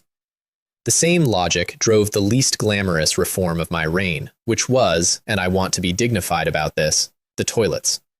4 brick outhouses, 2 in Maillet, 1 in Lucky Village, 1 at the salt sheds, and a decree that they be used. And a second decree that the results be composted with straw and ash and returned to the fields. My people thought I'd gone eccentric in the noble way. Finn Barley, to his enormous credit, didn't argue, he just organized it. And by the second season, the composted fields were producing wheat at a rate that made neighboring villages send delegations to stare at my grain. 600 gin per moo against the 200 my land had managed under 4 dead barons. Clean water, dense planting, crop rotation, and the ancient magic of not defecating where you eat. Somewhere in a better lit world, an agriculture teacher is owed royalties. Coor's toilet incident, incidentally, entered the local repertoire permanently. 2 years from now, drunk men in my taverns will still be doing the impression. The next meteor shower dropped an agility fruit in my lottery, and this one changed my personal fighting life more than anything else the wheel ever gave me. Strength you can see coming, speed you cannot. I ate it in my study and stood up and immediately discovered that my legs had been upgraded without consulting my brain, which resulted in me crossing the room faster than intended and knocking over 2 chairs and 1 Sebastian, who accepted the collision with the resignation of a man whose employer keeps eating things. But once the calibration settled, the arithmetic was ugly for everybody else. A bronze knight of my rank has a certain envelope of speed, and every other bronze knight in the world knows that envelope by feel and builds their timing around it. I was now outside it. That's why Sir Corbin's death came as a surprise to him.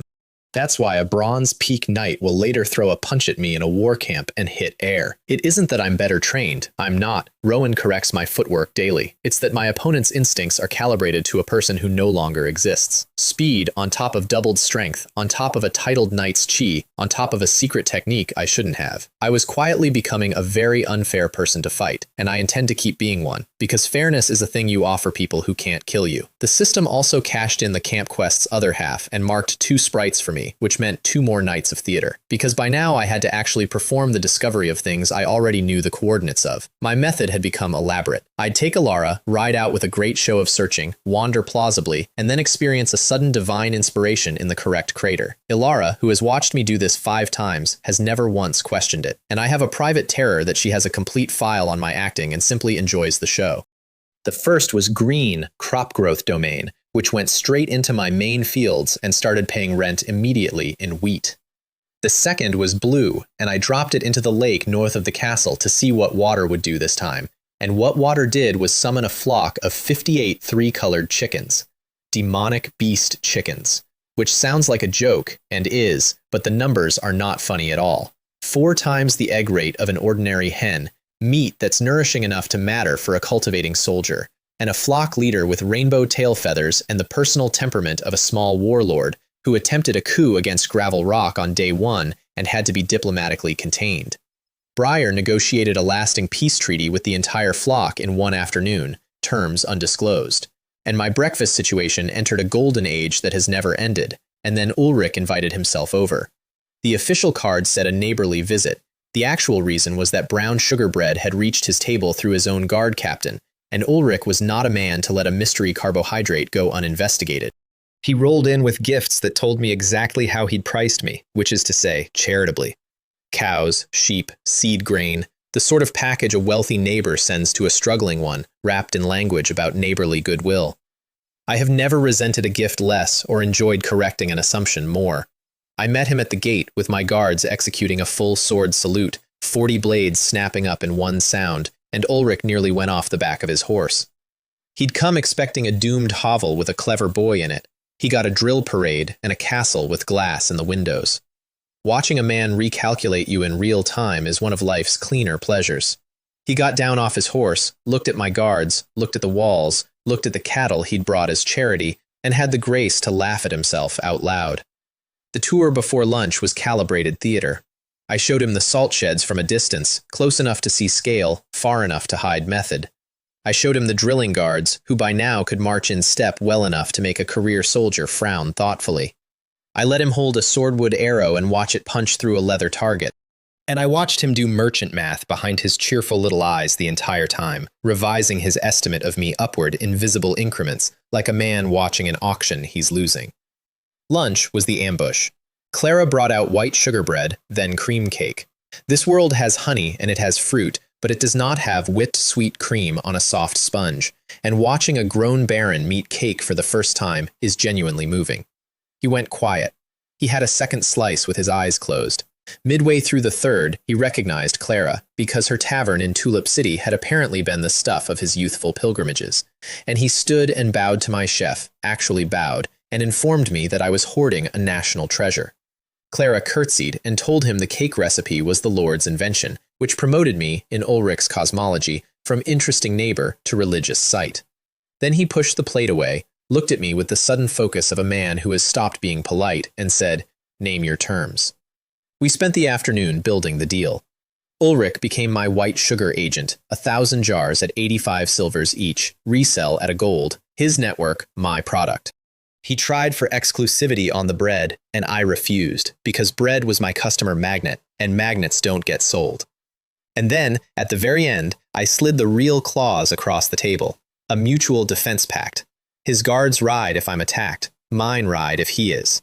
Ulrich signed it, grinning, thinking he was humoring the paranoid kid in the cursed province, thinking the only thing that ever attacked anyone out here was weather. I signed it, knowing that in a few months, the sky over this entire duchy was going to open, and that when it did, my chubby neighbor with his trade towns was going to survive it because of a line item he'd laughed at. Ulrich shouldn't cry later. That's all I'll say here. Ulrich's departure the next day gave the visit its epilogue. He rode out with a wagon of samples, a signed pact, and a new personal philosophy he'd apparently composed overnight, which he shared with me at the gate in the tone of a man donating scripture, namely, that the God of glory clearly worked through commerce, that standing next to me was therefore a form of prayer. He also asked, with the elaborate casualness of a man who's rehearsed, whether the exercise clause of our defense pact might include his guards training at my castle sometimes, near, as he put it, the cake. I said yes to the training, and instituted a cake quota, and thus was born the strangest military alliance in the duchy, 2 baronies bound by mutual defense and desert. The week after, we held a birthday, Alara's. She mentioned the date by accident and then tried to unmention it, because in her whole life no one had ever celebrated it, birthdays being for children whose families want them. Clara baked a cake tall enough to need structural engineering. The guards carved her a practice target with a crown on it. Willow, her little sister, gave her a ribbon bought with her own maid's wages, and Alara held that ribbon like it was made of glass. Then we did the candle ritual from my old world, which nobody here has, and which I had to explain twice. Candles for your years, 1 wish, made silently. Blow them out in 1 breath, and if you tell anyone the wish, it doesn't come true. The whole hall got very invested. Flint advised her seriously to wish for a warhorse. Briar advised ice cream, and then, when overruled, more ice cream. Willow held her sister's hand. Alara closed her eyes for a long time. Long enough that the room went quiet and the candles burned down a little, and somebody shifted a bench. When she opened them, she was looking straight at me. Then she went scarlet from the collarbone up, blew out every candle in 1 furious breath, and did not say a single word for the remainder of the evening. I have run a salt monopoly, a perfume empire, and a monster apocalypse, and I am, in exactly 1 department of human life, a complete fool. But even I filed that one away somewhere warm. Money was coming in fast enough now that I started phase 1 of the real dream, which was rebuilding Maillet village out of the 14th century. 50 proper houses to start, not hovels with the roof holes patched, actual buildings, straight walls, chimneys that draw, floors that aren't dirt, a drainage ditch that goes somewhere on purpose. Then a market square with permanent stalls. Then, eventually, a town, and after that, a city, because I did not cross dimensions and survive 4 monster nights to run a slum with a nice beach. The first stone house went to a widow named Marta, whose roof had come down in the spring. And I know that because I made the assignment list myself, by need, and refused to let Mario reorder it by usefulness. It cost me 2 days of argument with my own administrator, who is a professional and was correct on efficiency grounds, and who I overruled anyway. Because a territory learns what its lord is from the first time he distributes something scarce. The house went to the widow. The village noticed and understood, and I have never in my life had a better return on 2 days of arguing. I promoted Willow to my personal maid, mostly so Sebastian would stop assigning me servants who fainted when I spoke to them. And I sent a second caravan to Tulip City loaded with gifts, demonic beast meat for my father, flame crystals for my sister Seraphina, a thank you note to a certain ice-carved young lady who'd rescued my perfume stall. And then Roderick went from cheating to killing. Little Gray brought the alarm at dawn. Little Gray, I should introduce him properly, was a sparrow Briar had tamed, a fat gray ball of feathers with the work ethic of a veteran scout and the moral compass of a pickpocket. He'd seen men in the night, dumping bodies inside my border. We rode out and found 3 corpses, barbarians, big men of the blazing prairie tribes, killed elsewhere and arranged on my land like props on a stage. Because that's exactly what they were. The prairie tribes count their dead and avenge them, always. It's the spine of their whole culture. Somebody had murdered 3 tribesmen and planted them on my soil so that a war band would come looking, find the land of doom, and erase it. No assassins to trace, no siege to explain, just wildlife doing what wildlife does. We ambushed the cleanup crew Roderick sent to check on his little art installation, took 10 of his guards alive, and got the whole confession by midnight. A 120-strong barbarian warband was already tracking the trail, led by a clan chief named Raymond, reportedly 2.5 meters of muscle with an axe that had opinions of its own.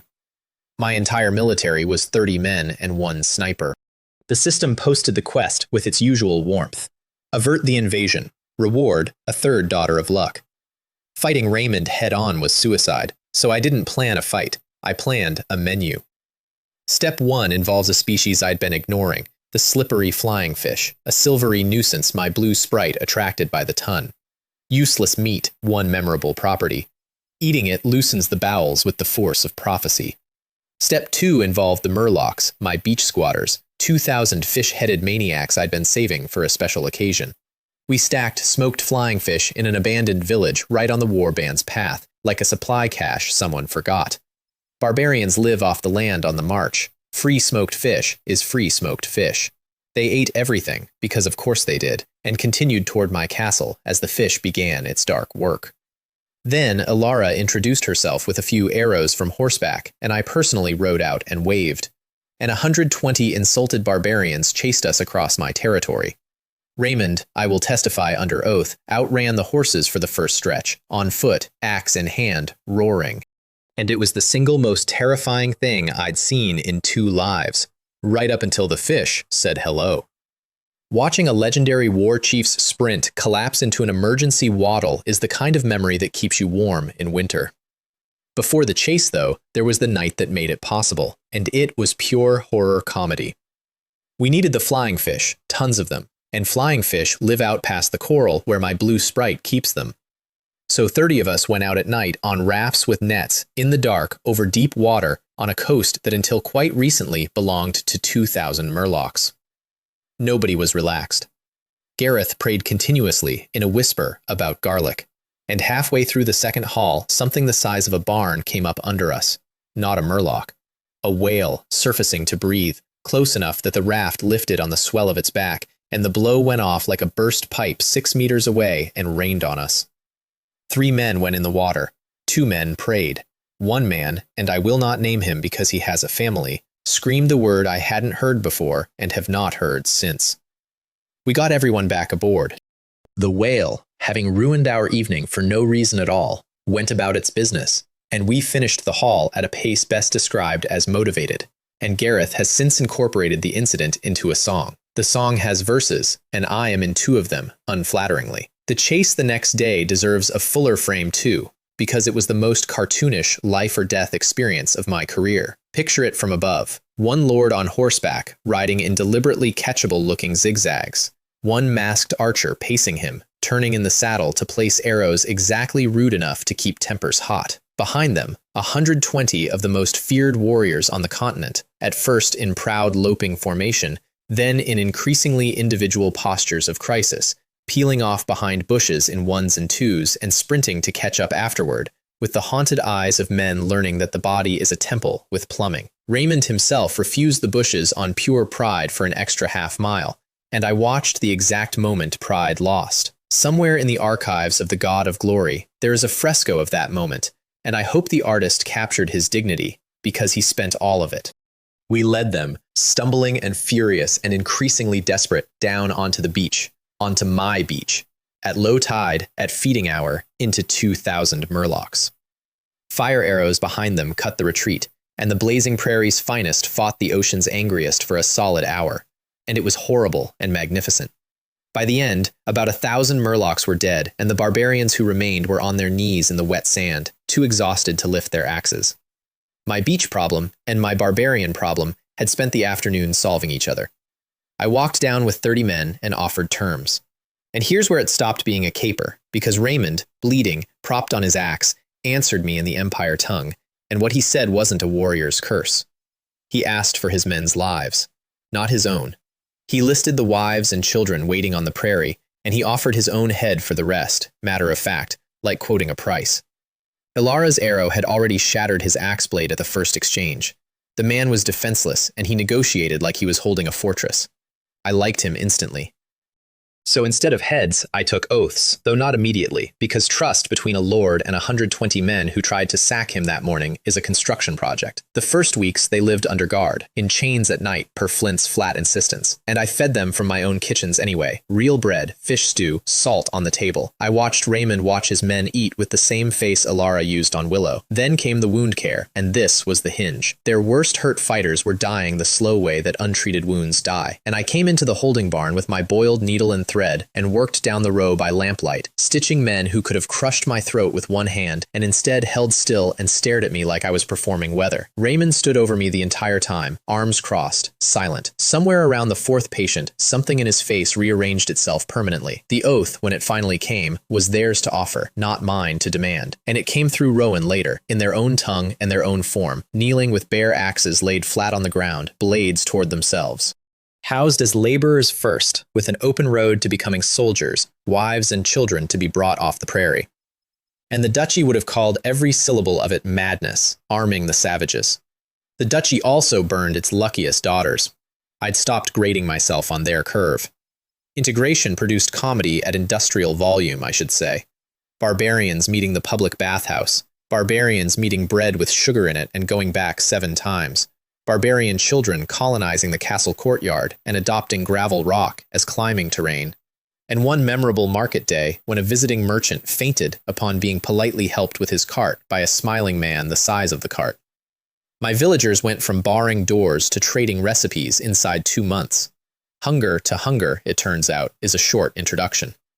He also mentioned, in passing, that the guardians of their tribes would come looking someday. I filed that under future problems on a shelf that was getting crowded. The system paid out on schedule. Third daughter of luck, located. And Roderick's response to his vanished war band was to send more spies, who kept being arrested by songbirds. Until the phrase, "the land of misfortune eats people," started circulating in White Salt Town, and his probing just stopped.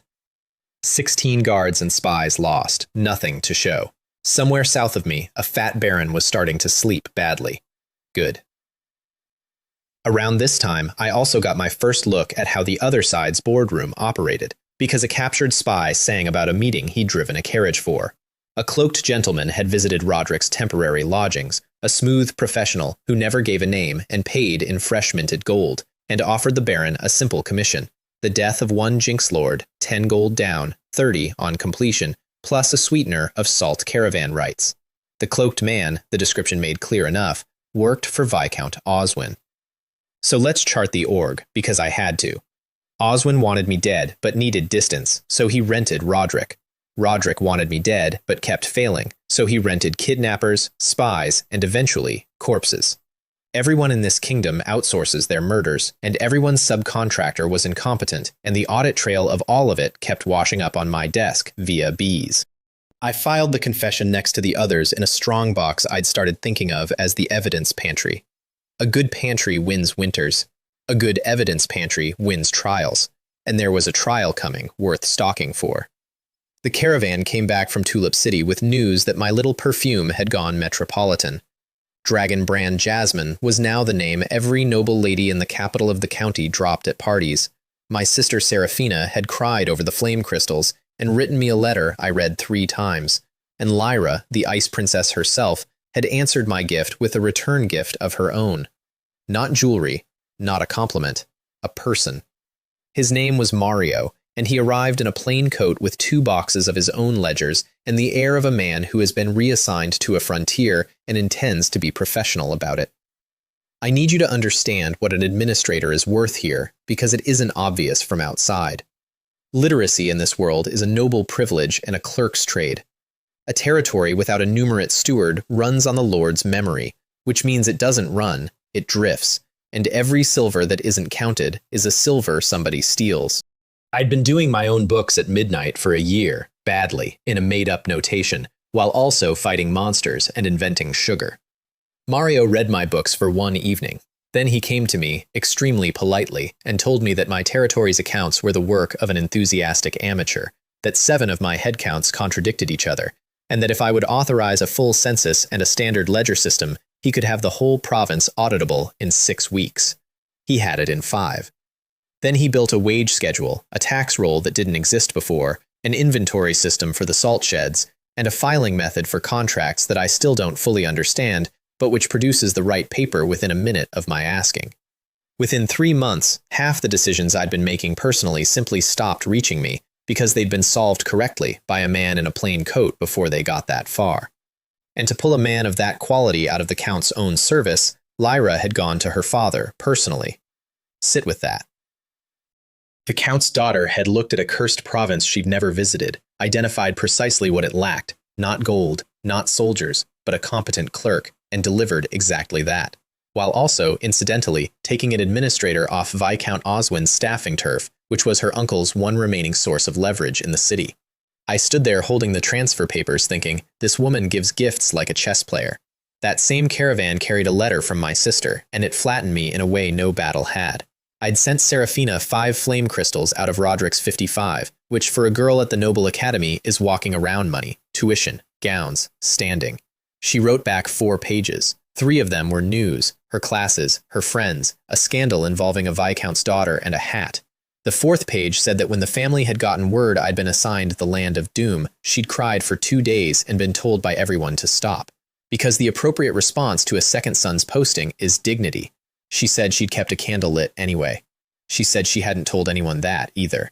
I read that page 3 times in my study with the door shut. The thing about inheriting a body is that you inherit the debts and the enemies and the muscle memory, and everyone tells you the family comes with the furniture. But nobody warns you that a real girl in a real academy has been quietly grieving a brother who technically already died, and that the person she's writing to is the stranger wearing him. All I can do about that is be a better brother than the original was going to get the chance to be. So I sent back flame crystals and gifts for her friends and letters every month, and eventually a dressmaker's bill I paid without being asked. My own cultivation hit mid-bronze that month, my chi thickening from thread to rope, and I finally started working on the mystery of my blacksmith. Gideon was a bear of a man who forged like an angel and refused all apprentices, all questions, and most eye contact, and who I'd inherited with the territory the way you inherit a locked room.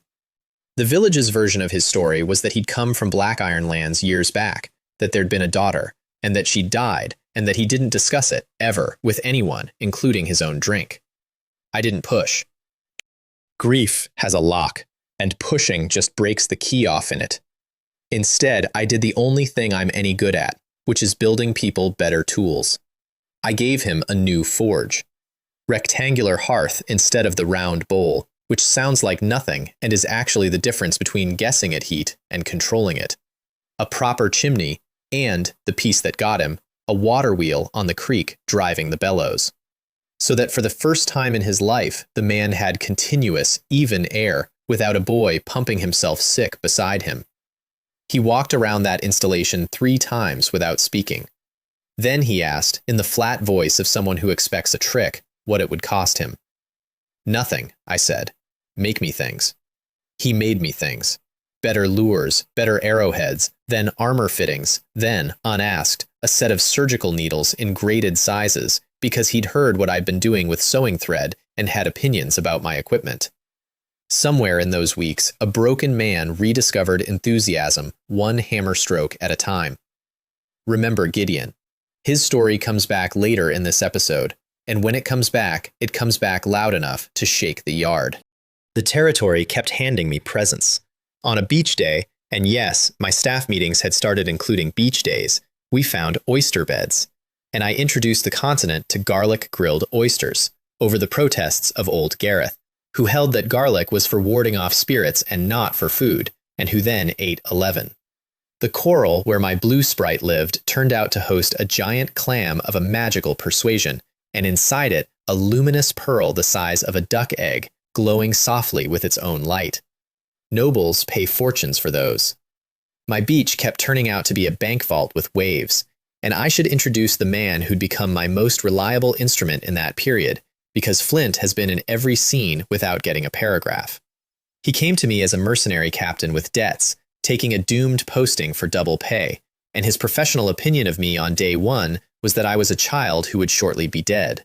He said so, not in those words, when he briefed me on the standing doctrine of storm tradition, which was, run to the cellar and let the land eat what it eats.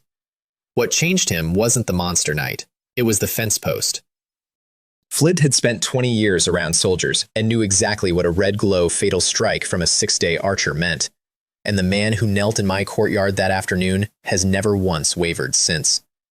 He is not clever. He'd tell you that himself. He conducts arguments about tactics that he loses and then implements the winning position with total loyalty. He learned his letters at night at 40-odd years old rather than admit at drill that he couldn't read the roster. He carried a live grenade to a range because I asked him to. And when my guard corps needed someone to be the wall between an untested lord's strange ideas and 20 terrified farm boys, he was the wall, every time, without being asked. Every miracle in this story has a man like that under it, holding it up, not appearing in the ledger. Then, one night, someone robbed the bank. Not literally. Worse, competently. A woman had slipped into my territory past bees, birds, and barbarian patrols, spent days quietly observing, and finally broke into my study at midnight, where I found her reading my papers with a slender sword in her hand and zero panic in her posture. Mid-20s, dressed for travel, moved like a rumor. Her first question, sword tip at my chest, was why the land of doom sheltered daughters of misfortune instead of burning them. Every instinct said, guard secrets. A colder instinct said this question had teeth behind it, personal ones. So I gave her the church-safe version. The God of glory sends me dreams. The girls are under his protection. Misfortune is a lie told by frightened men. Something flickered behind her eyes, some old scar getting touched. She named herself Rowan, told me my answer had bought my life, and went out the window like a subtracted thought. The system, helpful as a gossiping ant, chimed in before the curtain stopped moving. Third daughter of luck, Rowan. Talent, swordsmanship, agility, and insight, hovering on the edge of an intermediate awakening she'd reached alone, without any potion, through sheer bloody-minded training. The strongest of the three, and the one I'd have to recruit with truth instead of rescue, because this one saved herself years ago. She didn't leave my land, though. She hovered.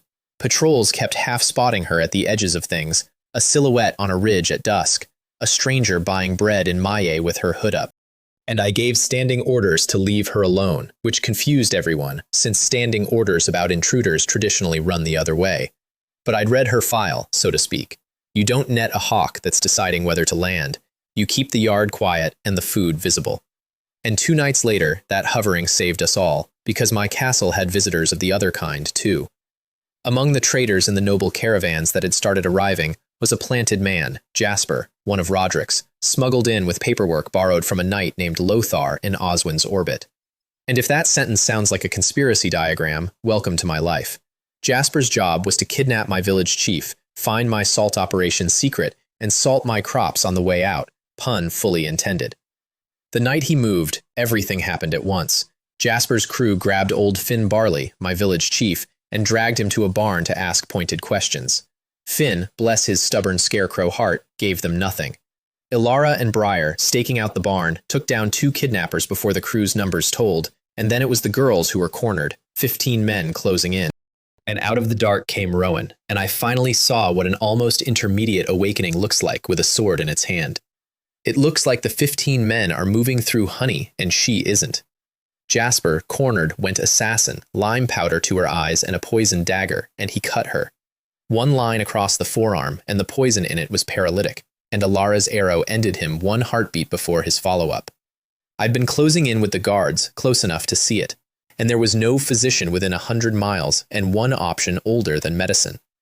I got the poison out the direct way, mouth to wound, spitting bitterness into the straw, while the untouchable swordswoman stared at me with an expression that had clearly never been used before. She stayed after that, officially to recuperate. Unofficially, people who fight alone their whole lives get one experience of someone spitting poison out of their arm, and it rewires something. In the morning, I turned the mess into theater, and this is the play I'm proudest of directing. I could have hanged the surviving kidnappers quietly. Instead, I convened everybody.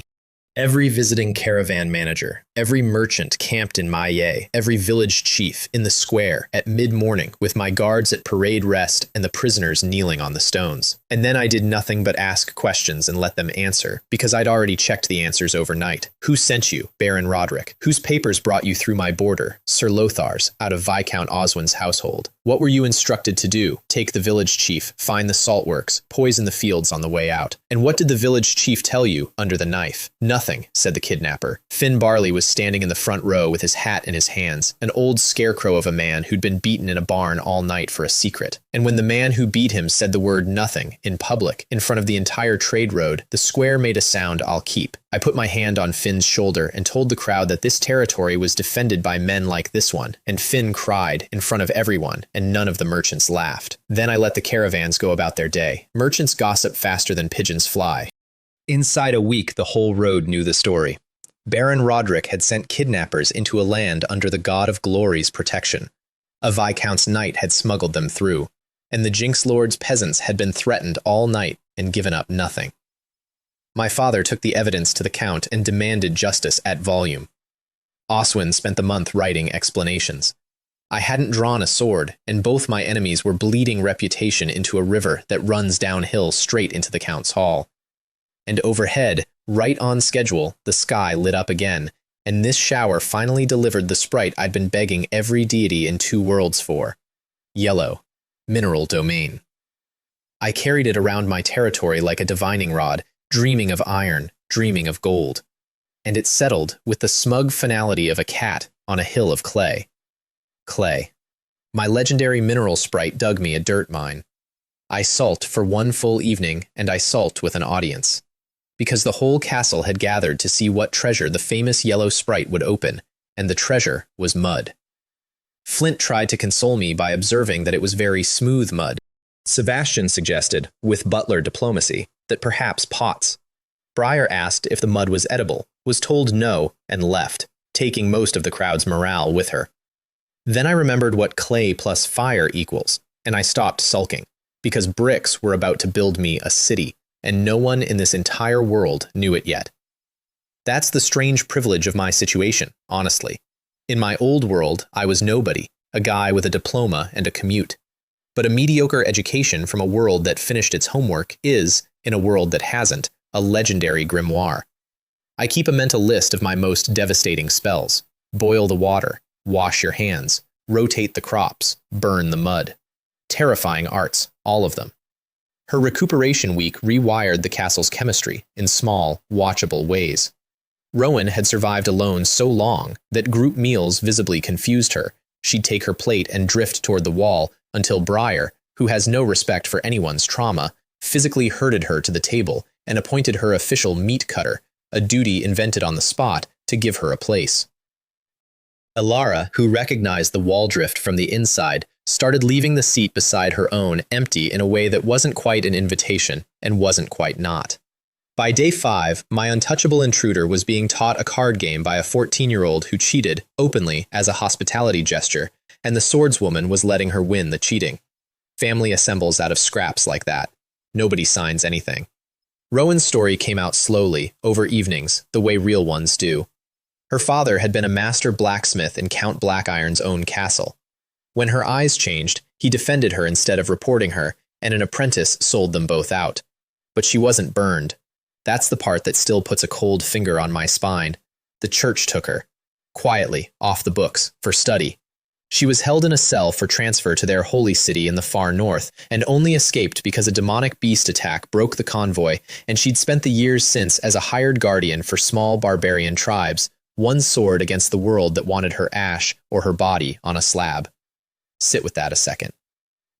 The Church, the continent's moral compass, publicly burns daughters of misfortune as vessels of calamity and privately collects them. Whatever they know about what these girls really are, they knew it before my system told me, and their response was to build a supply chain. I added the Church to my shelf of future problems, on the top row where the heavy things go. In the here and now, though, Rowan earned her keep a dozen ways at once, starting in my dungeon. I'd been stuck on the barbarian question for weeks. 120 prisoners who'd sworn oaths under duress is 120 problems sleeping under your roof, and Raymond's word held them. But Raymond's word was one man's, and one man is a single point of failure. What I needed was for the tribe to choose this, and I couldn't make that argument because I was the lord who'd poisoned them with fish and fed them to a beach. Rowan could. She'd spent years as a hired guardian for small prairie tribes. She spoke the tongue properly, and she carried the only credential that mattered down there, which was that she owed me nothing, and said so. I don't know exactly what she told them, because she went down alone and stayed most of a day. And when I asked afterward, she said only that she'd described the winters. Prairie clans die in winter. Small clans die faster. And a small clan that has lost its grazing to a totem tribe dies entirely. Every man in that room had left wives and children on grass they no longer controlled. They came up at dusk and made the offer themselves, and it wasn't submission, it was a treaty with terms. Their families fetched off the prairie before the cold. Their dead named at their own graves. Their axes at my service, and their sons in my ranks, and their tribe's name kept, not absorbed. I agreed to all of it in front of witnesses, and shook Raymond's hand, and Storm Territory acquired an entire people that afternoon, on paper, with clauses. Then Rowan took over swordsmanship training for my guards, and my farm boys started moving like people you'd cross the street to avoid. My little cursed province now had a sniper, a beast tamer, and a blade mistress, all three of them officially dead women as far as the outside world cared. The Land of Doom was quietly becoming the best defended secret in the duchy, which was excellent timing because the bill was coming due. 168 dark creatures, remember, with a Tier 3 Death Knight headlining and the meteor date closing in. I ran the numbers every way I knew. Even with barbarians, even with Rowan, holding two separate strike zones at once was going to cost me lives I refused to spend. So I decided to spend Roderick instead. Step 1.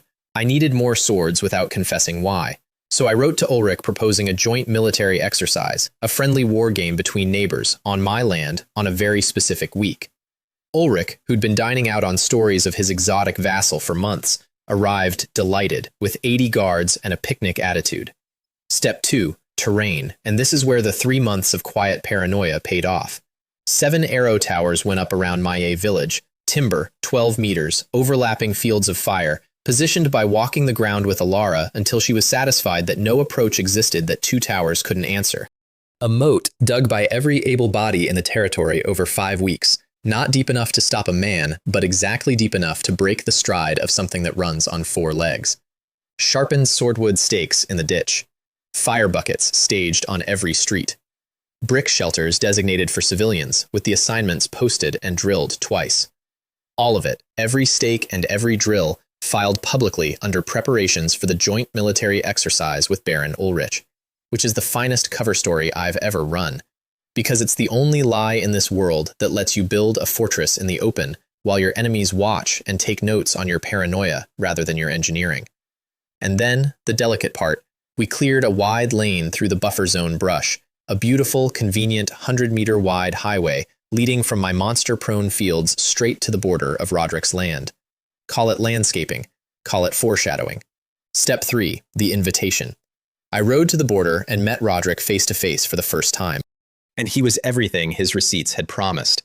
A sneering barrel of a man on a horse that deserved better, flanked by guards who laughed one beat after he did, like a comedy chorus on retainer. He called me the little Jinx Lord. He asked if I'd come to sell him fish, since he heard my people had learned to dance for them, and the chorus performed its beat-delayed laugh. I complimented his town, his health, and his famous salt, said with my sincerest eyes that everyone spoke of its distinctive texture, and watched him try to decide whether he'd been insulted. He had. It's the not being sure that ages a man. Then I delivered the actual payload. I invited him to observe our upcoming military exercise, since maneuvers so near his border might otherwise alarm him, and I made sure to sound exactly like a nervous boy trying to impress a bigger lord. Roderick, smelling a free chance to count my soldiers up close, not only agreed, but borrowed 150 extra guards from 3 neighboring barons to loom at me across the line while I played war. Wonderful. From my side of the ledger, that read as follows. On Meteor Night, there would be 170 additional armed men standing between the monsters and my territory, arranged by my worst neighbor, at his own expense, in the exact spot my landscaping funneled toward. Some plans you build, some plans the enemy caters. Perfect. More audience, more witnesses, more warm bodies between the monsters and me. The evacuation ran underneath all of it, disguised as festival logistics. Families from the outlying farms moved to Maie's protected ring with their livestock, officially for the exercise's closing feast, and only the village chiefs knew the real reason, and to their eternal credit, not one of them leaked. Because the last thing my chiefs had learned about their lord's strange orders was that following them precisely was how everyone stayed alive. Finn Barley ran his village's move like a man conducting the harvest of his life. Gareth, naturally, turned his village's move into a parade with singing. The exercise itself was mostly real. Drills, mock charges, Raymond's barbarians against my guards with padded sticks, a spectacle that put 3 men in the infirmary from enthusiasm alone. And in the evenings, across the borderline, psychological warfare of the pettiest kind. Roderick's borrowed army camped within smelling distance of my field kitchens, and I had the grills set upwind. Whale steaks, garlic oysters, brown sugar bread. My guards ate like emperors, in full view of 170 men gnawing marching rations. On the second evening, Roderick sent a rider to sneer an invitation. His lordship wondered whether my exercise included any actual soldiering or only cookery. I sent back a grilled fish, still warm, with a note reading, "For the Baron, who has clearly never tasted either." Childish? Completely. But morale is a currency, and I mint it where I can. And somewhere in that enemy camp, 170 men were smelling my dinner and reconsidering their employer. I gave Raymond a tower shield of 2-centimeter iron and had Gideon restore his ancestral axe. And the big man held the restored blade for a long moment with his eyes closed, and after that there was nothing on the field that could move him. I also drilled the one maneuver nobody ever practices: retreat. Organized, sprinting, formation-keeping retreat. The guards grumbled that running away was no technique. I told them it was from the deepest chapter of The Art of War by the great master Arthur von Clausewitz, a name I made up in the moment from 2 different humans. And they nodded gravely and ran their laps, and Ulrich wrote the name down. Somewhere in this world there is now a military tradition citing Arthur von Clausewitz. I am so sorry. And then the sky opened. Meteor Night came in over the blazing forest edge like an artillery barrage, 90-plus streaks, craters blooming orange in the dark, and out of the smoke came the second act of my 3-month quest. Skeletons in ranks. Hellhounds, 3 of them, loping, 6 headless knights on dead horses, and behind them, unhurried, a shape that made my new agility fruit reflexes feel like a cruel joke. A death knight, tier 3, black armor drinking the firelight, a thing that killed titled knights the way I killed time. Ulrich, beside me on the observation platform, with a chicken leg halfway to his mouth, made a sound I will treasure forever, and then said, with real feeling, that he couldn't die yet. He had no offspring. Priorities, that man. I gave the order we'd been drilling all week. Retreat. Full formation, best speed, straight down my lovely new 100-meter highway. 110 men running for the border with a monster wave grinding after us, exactly as planned. Arthur von Clausewitz's finest hour. Destination? Roderick. Roderick's 170 borrowed guards were still loitering at the border, ready to sneer at my exercise, when my army came sprinting out of the dark toward them with a monster apocalypse in tow. I'd love to describe their defensive formation, but there wasn't one. There was a 170-man impression of a dropped anthill, and then there was running, and the wave rolled through where they'd been standing and kept going. Because dark creatures don't chase the fastest food, they chase the nearest, and the nearest was now everything Roderick owned. I have to describe the kite run itself properly, because it's the closest I've come to conducting an orchestra. 110 men in retreat formation, torches held high on my order. Because we weren't hiding from the horde, we were advertising to it, a moving buffet of light and noise. Behind us, the ground shake of the Death Knight's horse and the dry clatter of a few hundred skeletons. Every 400 meters, a drilled pivot, a volley from Alara's archers to keep the horde's attention priced above its patience, then run again. The guards had stopped grumbling about retreat training somewhere around the second pivot, when they noticed they were outrunning an apocalypse in good order, health by drilled breath, while it ate the distance behind them. Arthur von Clausewitz, 1. Skeletons, 0. At the border, Roderick's borrowed 170 saw our torches coming and formed up to enjoy my humiliation, some doomed exercise gone wrong, the Jinx Lord fleeing his own party. Then their eyes adjusted to what was behind the torches. I rode past Roderick close enough to see his face, and I'll keep that face forever, the exact frame where smug curdles into math and math comes up screaming. My column peeled aside along the cleared lane, crisp as scissors. The horde did not peel. The horde hit Kunte Castle before midnight. I watched from a safe ridge, and I want to say I watched with cold satisfaction, but honestly, parts of it were just horrifying. Skeletons don't use ladders. They climb bare stone with their finger bones, in silence, in hundreds. The Death Knight didn't climb at all. It walked to the gate and hit it, and the gate, a gate that had stood for generations, folded. The castle that had strangled my salt, funded my assassins, and planted corpses on my land fell in under an hour. And out of the wreck, riding for his life with a handful of guards, came Baron Roderick, straight toward my ridge, because the universe occasionally has excellent comedic timing. He recognized me and screamed for help. Actual help, from me, from the Jinx Lord, and here the system chimed in with the most cynical quest of my career. Keep Roderick alive. A dead Roderick was a closed wallet, said the logic, but a saved Roderick was a debtor. Reward, the loyalty of a certain blacksmith, which confused me then. It won't confuse you later. So I negotiated. On horseback, mid-rescue, with a Death Knight closing in, I quoted my price. 50 gold for the initial rescue, and once I'd lassoed him out from under the Death Knight's first swing, quite literally, rope around his fat torso, yanked off his dying horse, the price schedule expanded. His yellow sprite. A strip of land connecting my territory to the blazing prairie. A written deed, a sworn oath before the God of glory.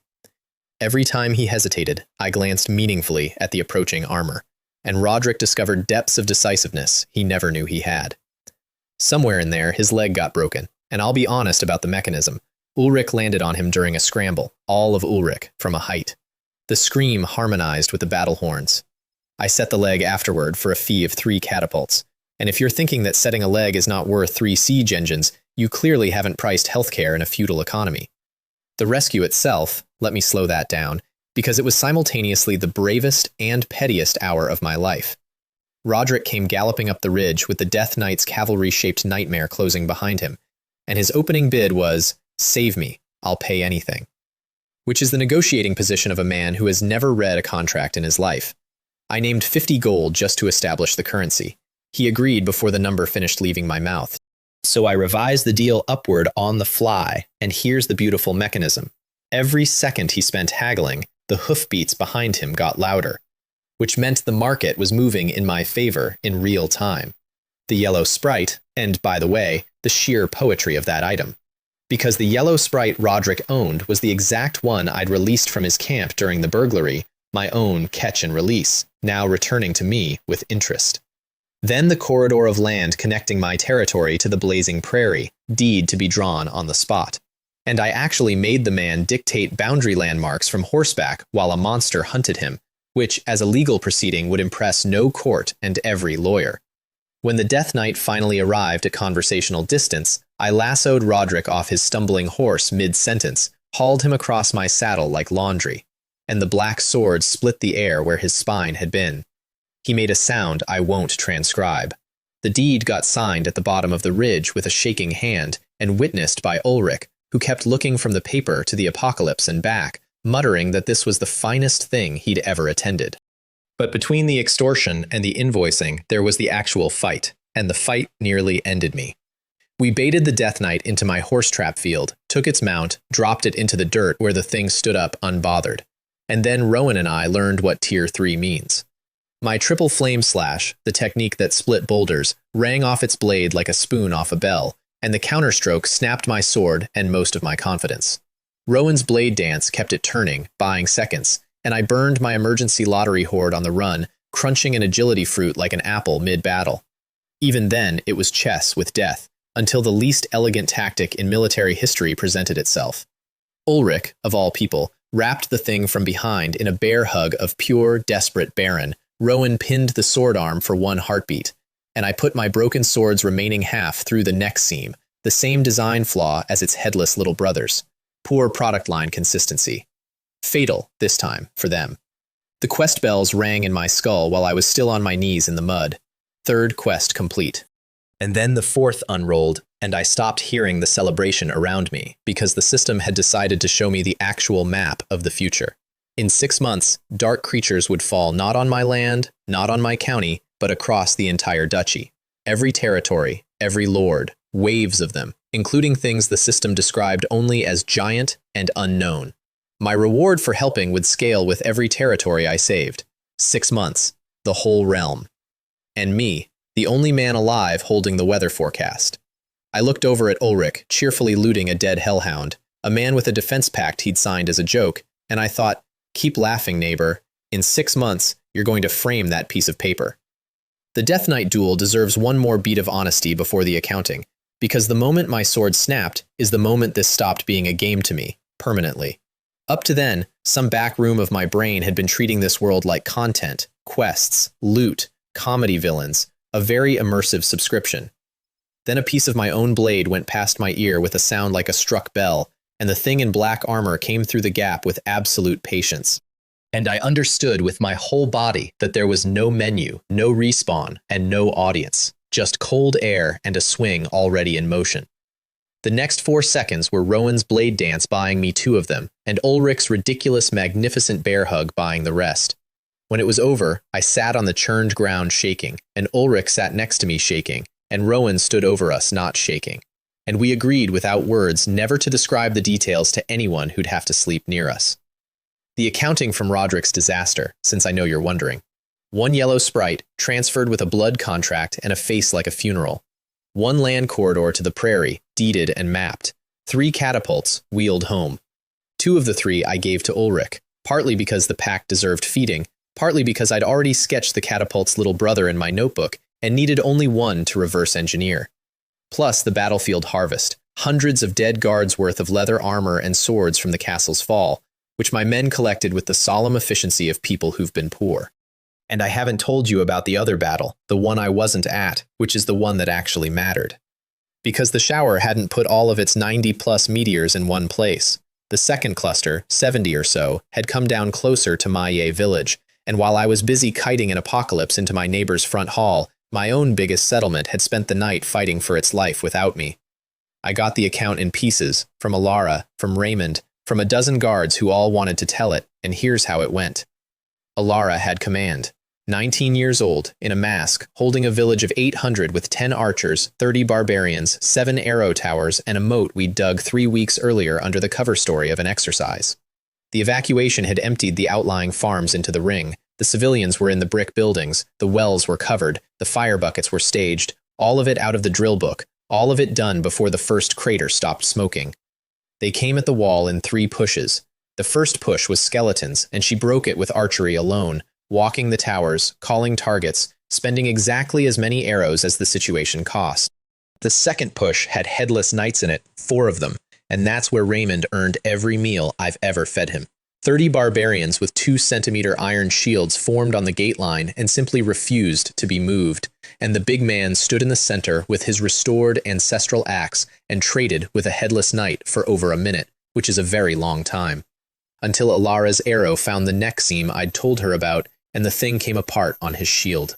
The third push was a hellhound, and it went over the wall the way they do, 1 jump, no warning, and it landed inside the ring among the buildings where the civilians were.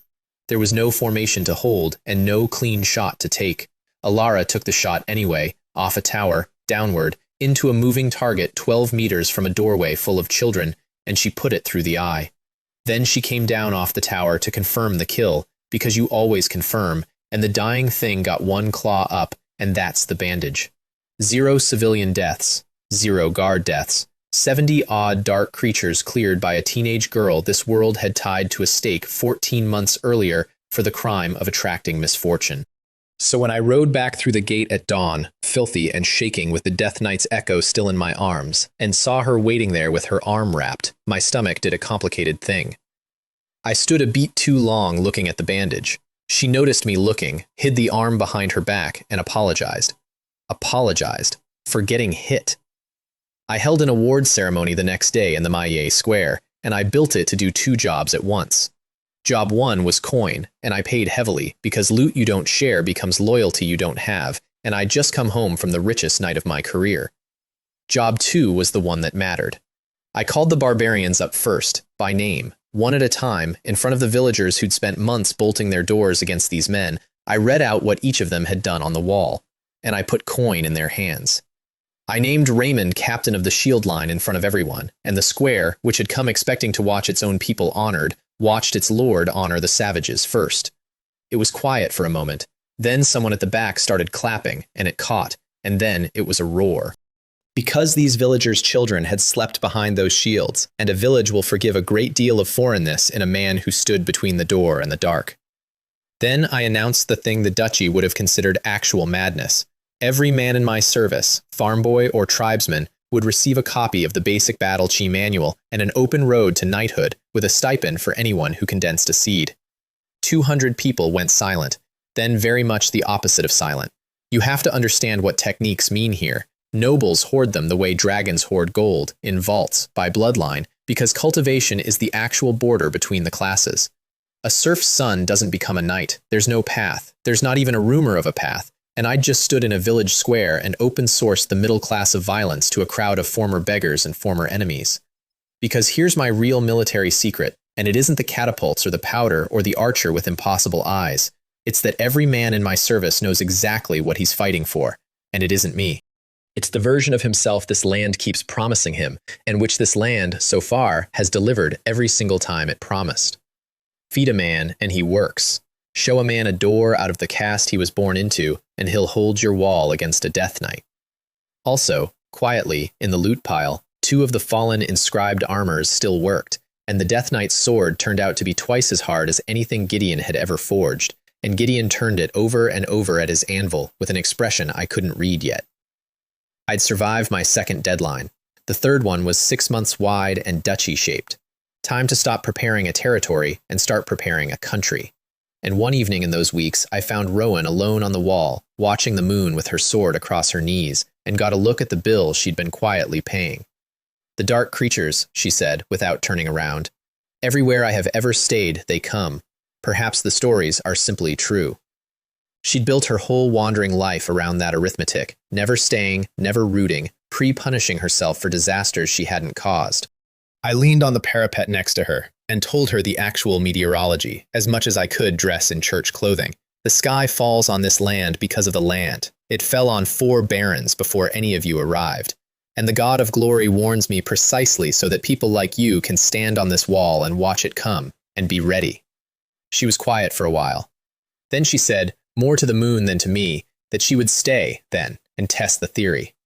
The moon and I agreed to log it as a hiring confirmation. The weeks after the battle were otherwise the quiet, compounding kind, which in my territory still meant 3 miracles and a family reunion. Miracle 1, Briar leveled up. Battle stress does something to a daughter of luck's talent, and after Monster Night, every animal the little glutton tended started improving.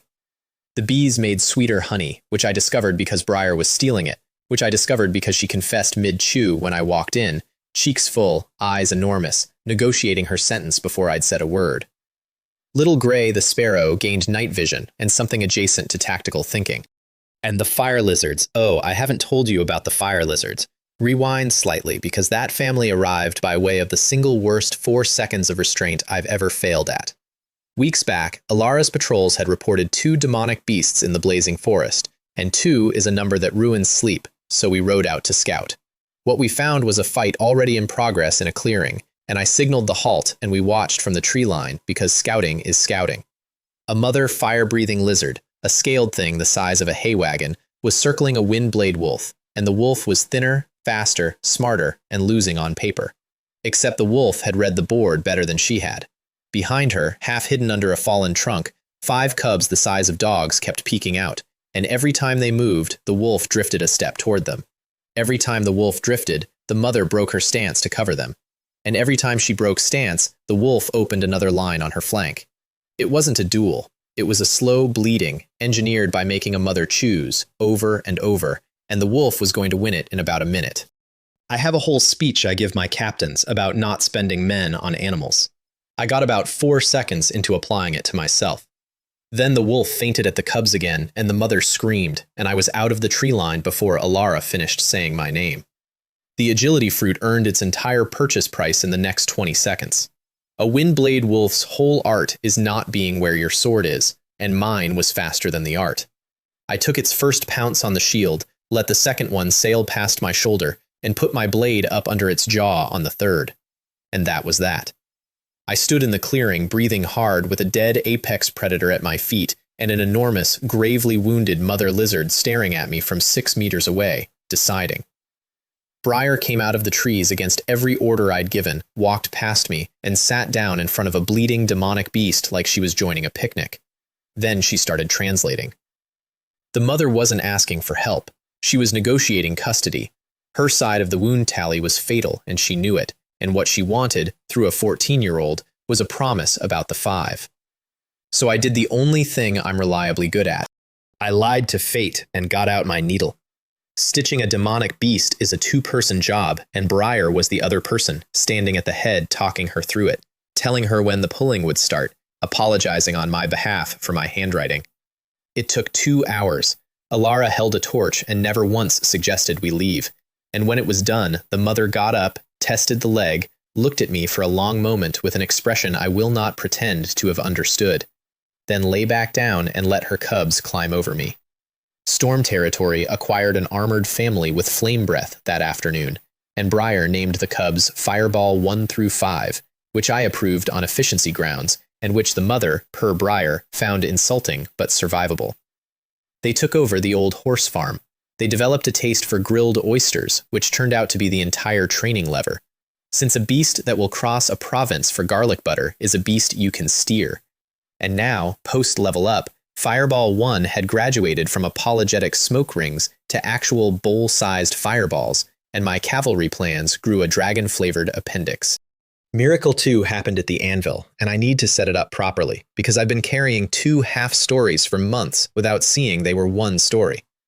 Half-story 1, my blacksmith Gideon, the genius who forged like an angel and lived like a sealed room, who'd fled Count Blackiron's service years ago after, the rumor went, a daughter died. Half-story 2, Rowan's own telling, the blacksmith father in Blackiron's castle who defended her when her eyes changed, who she'd assumed executed for it. Because that's what happens to men who defend daughters of misfortune. Neither of them knew the other was alive, neither of them had said the other's name to me, and both of them had washed up independently over years in the one province on the continent where their kind of broken was welcome, which is either the God of Glory's finest work or my systems, and I no longer bother distinguishing. They met across the forge yard on an ordinary afternoon. Rowan had come to commission a sword. Gideon looked up from the anvil to take the order. The yard went silent in rings, the way water does. The hammer dropped out of his hand, and this man, this sealed room of a man who hadn't volunteered a sentence in years, said one word, and it was a name. It wasn't Rowan, it was some small hearth name from a childhood only 2 people in the world had attended. I turned around and walked the guards out of the yard, and we stood outside the fence studying an extremely interesting horizon for as long as it took. I won't retell what happened in there, because some things you don't turn into content, but I'll tell you what it built.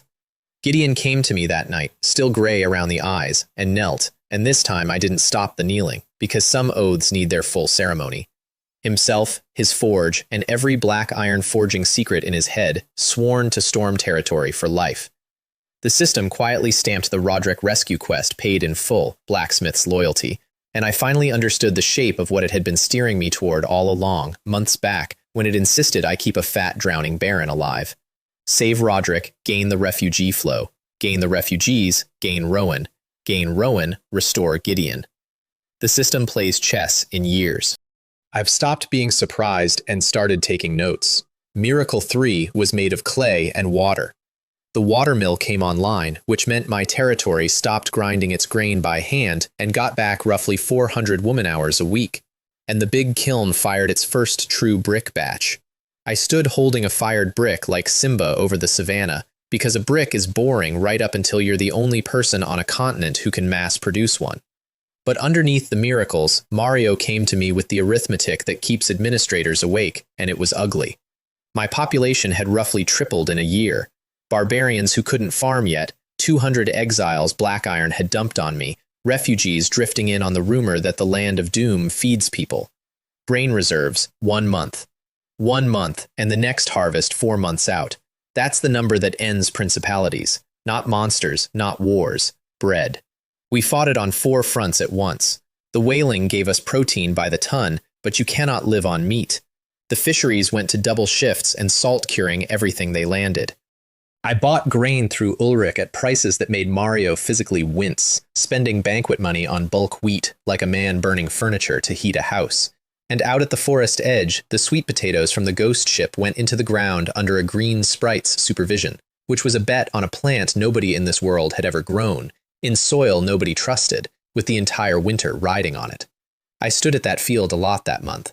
There's a specific flavor of fear you only get as a man responsible for other people's dinners, and no amount of monster slaying inoculates you against it. The catapults, and the powder, and the phoenix banner all felt very ornamental next to a ledger that said 1 month. The tubers came up in 11 weeks, absurdly, obscenely productive, more calories per acre than anything else on the continent, and Finn Barley dug the first hill by hand and sat down in the dirt holding it. We ate that winter. Everything else in this story is downstream of that field. Then the prairie called in its dark debt.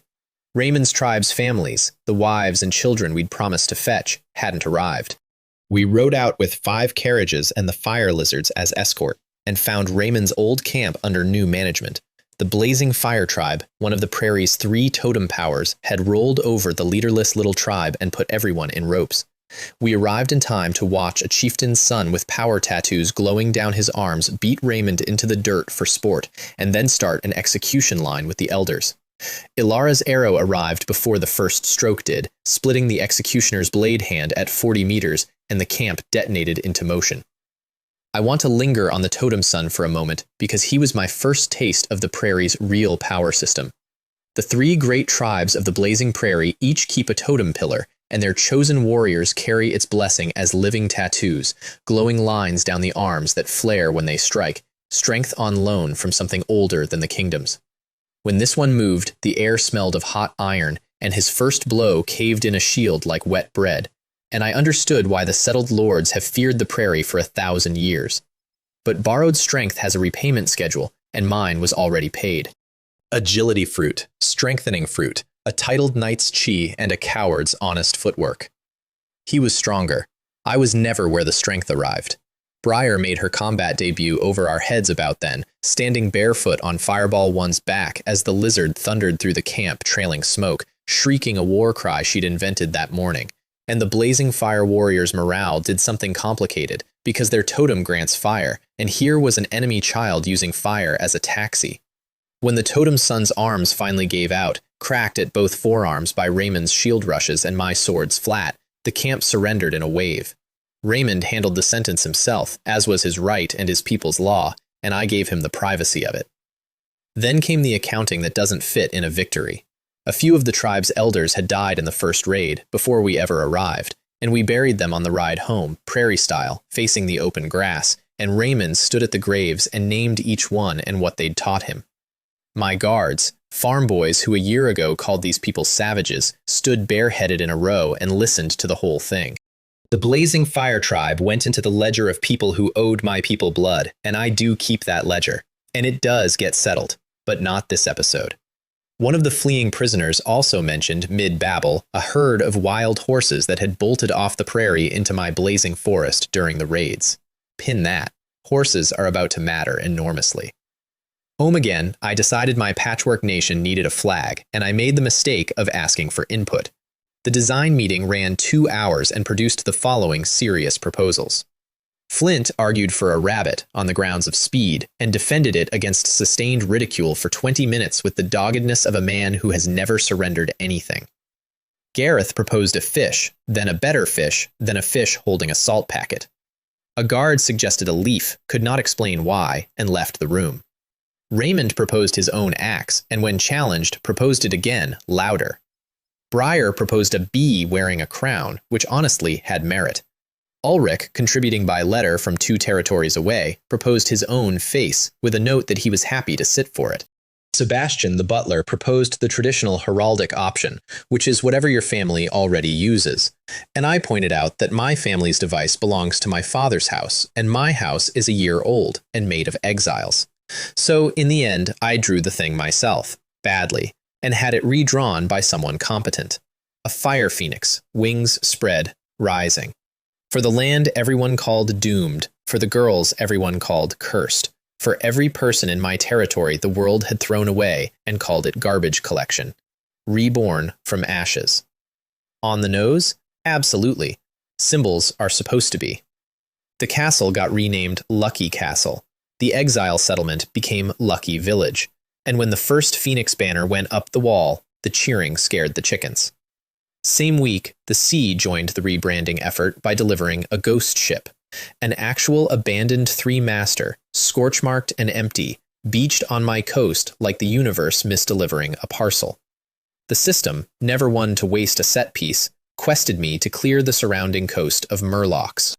And my new model army did it in an hour. Barbarian shield line, archer volleys, fire lizard close support, a route so clean it was basically a live fire graduation. Exploring the ship took a full day and read like a haunted house with better loot. 3 masts, deep hull, built to a pattern no shipwright in the county would later recognize. Scorch marks raked across the deck in long parallel lines, too regular for lightning, too big for any bird I wanted to exist. No bodies, no cargo manifest. Cold galley, made bunks, a meal's worth of plates racked and washed, as if the crew had tidied up, stepped off mid-ocean, and simply subtracted themselves. My guards worked the search in pairs, in daylight, at their own unanimous insistence, and Gareth stood on the sand refusing to board at all, on the grounds that a ship without its dead is still waiting to collect some. The ship itself was the real treasure chest, and the compartment took 2 days to find, because it wasn't hidden the way this world hides things. No false panel, no lever. A section of the captain's cabin floor that rang differently under a boot heel, and under it a fitted box that opened by pressing 2 points at once. Which is a lock nobody on this continent builds. Inside, 3 items that each rewrote a different plan. Item 1, a necklace of fine links carrying inscriptions along every segment, and when I put it on, the low background static of being a person, the intrusive noise, the drift, all of it went quiet. My thinking came into focus like a lens being turned. Mind-clearing enchantment, and I've since learned that no market in this principality sells such a thing at any price, because inscription work of that grade isn't made here anymore. Item 2. A plain ring that turned out to be a pocket of space, about a cubic meter across, weightless, undetectable, opening only to its bound owner. I have never in my life been so pleased by a container. Half the schemes in the back of this story only work because I can carry a fortune, a weapon, or a bottle of horse madness perfume through a hostile castle in my hand luggage and have nobody able to find it. Item 3. A book, in a script that neither I nor the inherited memories of this body could read a single character of. And that one is the quietest and the most frightening. Because it means somebody wrote it, in a language, on a continent, with a printing tradition, out past the edge of every map hanging in the Count's Hall. A ship with no dead crew, a lock nobody here builds, and a book in nobody's alphabet. This world is much larger than the people running it believe, and in the hold, packed in sacking, tubers I recognized on sight and very nearly kissed. Sweet potatoes. Food crisis, meet your extinction event. We hauled the ship ashore on log rollers, 200 barbarians and a lot of physics, and the physics deserves its sentence, because when I laid out the roller line and the pull teams and the greased track, the barbarians looked at the beached mountain of wood, looked at me, and openly laughed. And then the mountain moved on the first heave. The laughing stopped, and by the 10th heave, they were chanting. And by nightfall, a ship that outweighed a manor was sitting in a repair cradle above the tide line, and Raymond was explaining to anyone who'd listen that the Lord commands even weight. I didn't correct him. Levers are the oldest magic there is.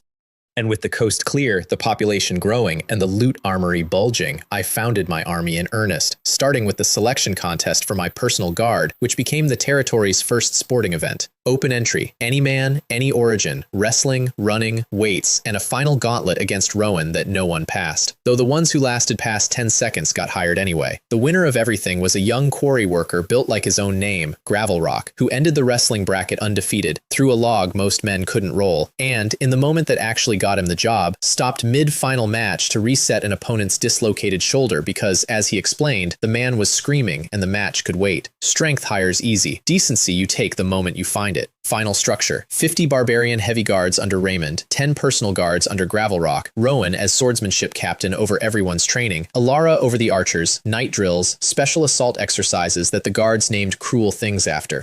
And a craftsman school, which deserves its own paragraph because it's the least dramatic decree I ever signed, and probably the most important.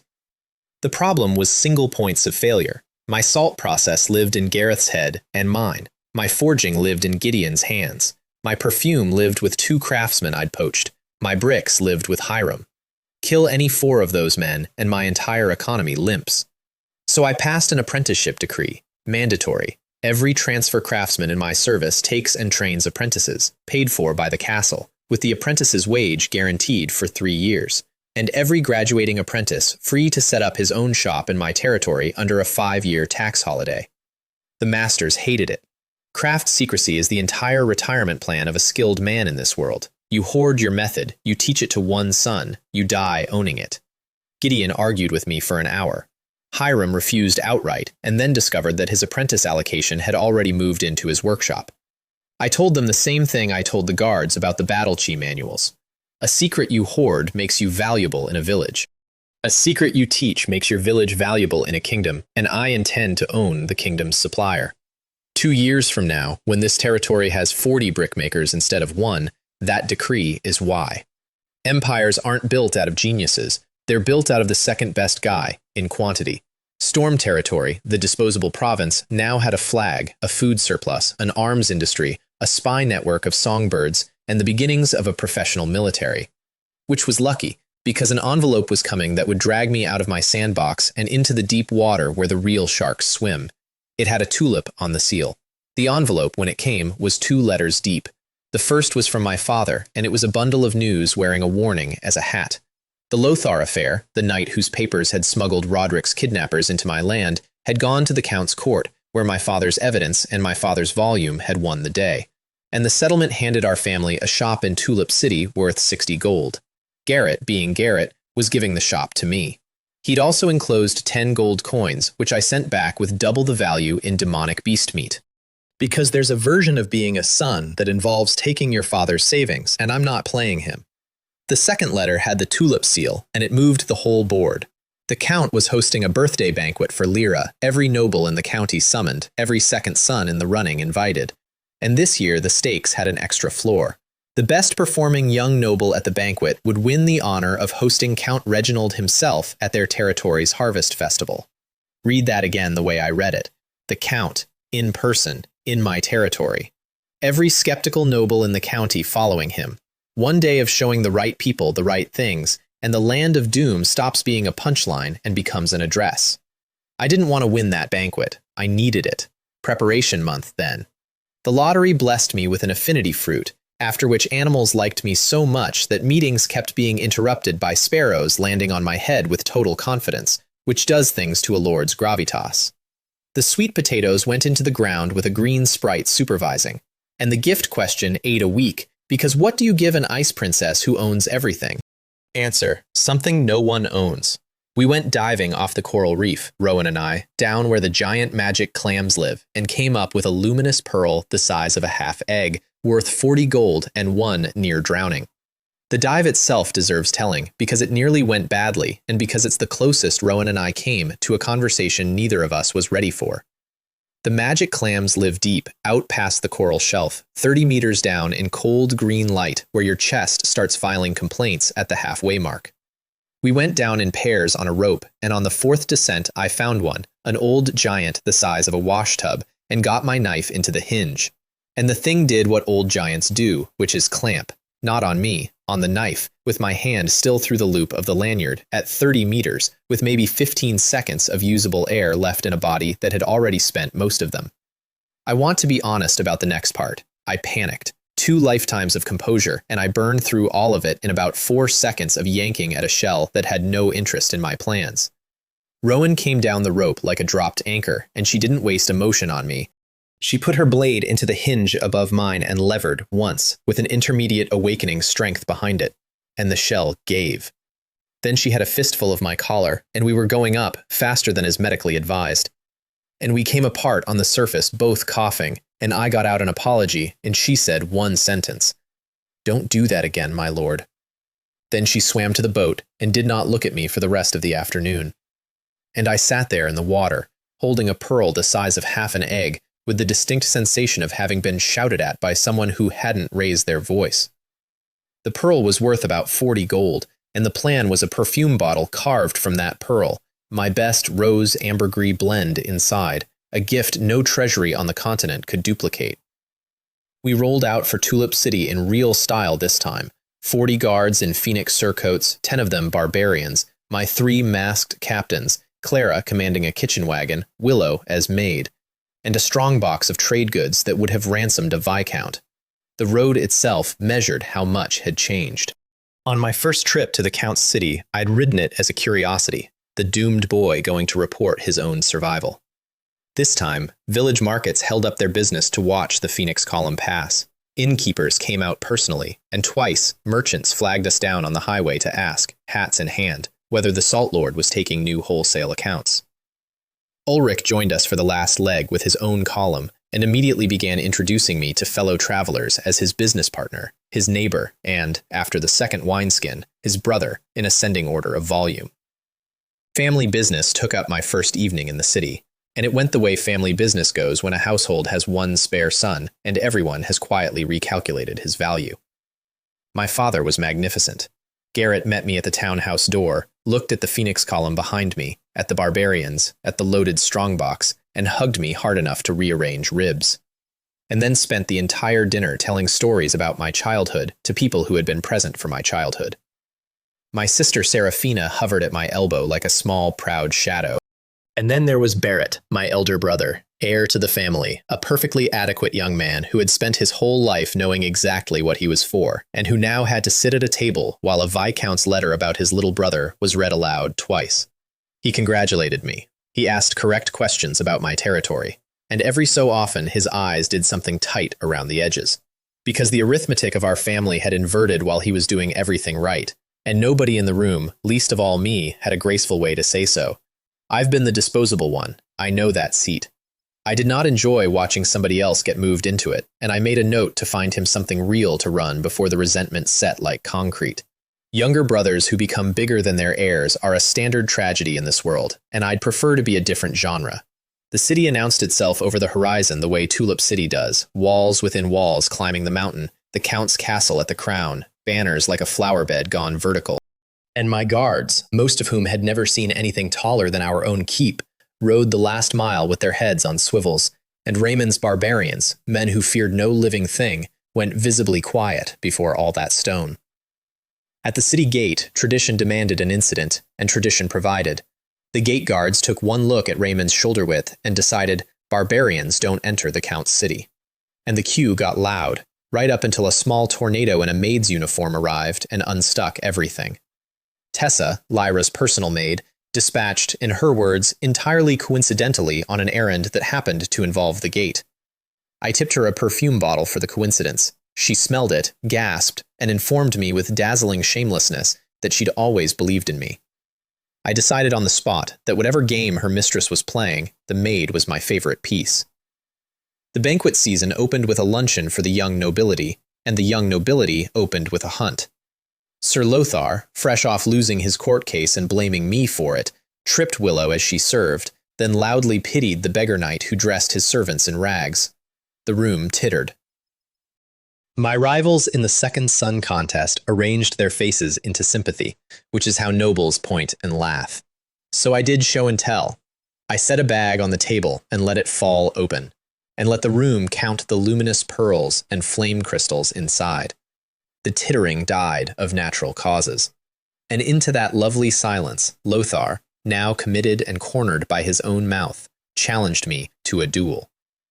Understand, the room's information was months old. To them, I was still the doomed clerk of a knight who'd survived on luck. Nobody there had seen the monster knights, the camp assault, the death knight, the fruits. Lothar drew with the confidence of a man fighting last year's me. The formalities took longer than the fight.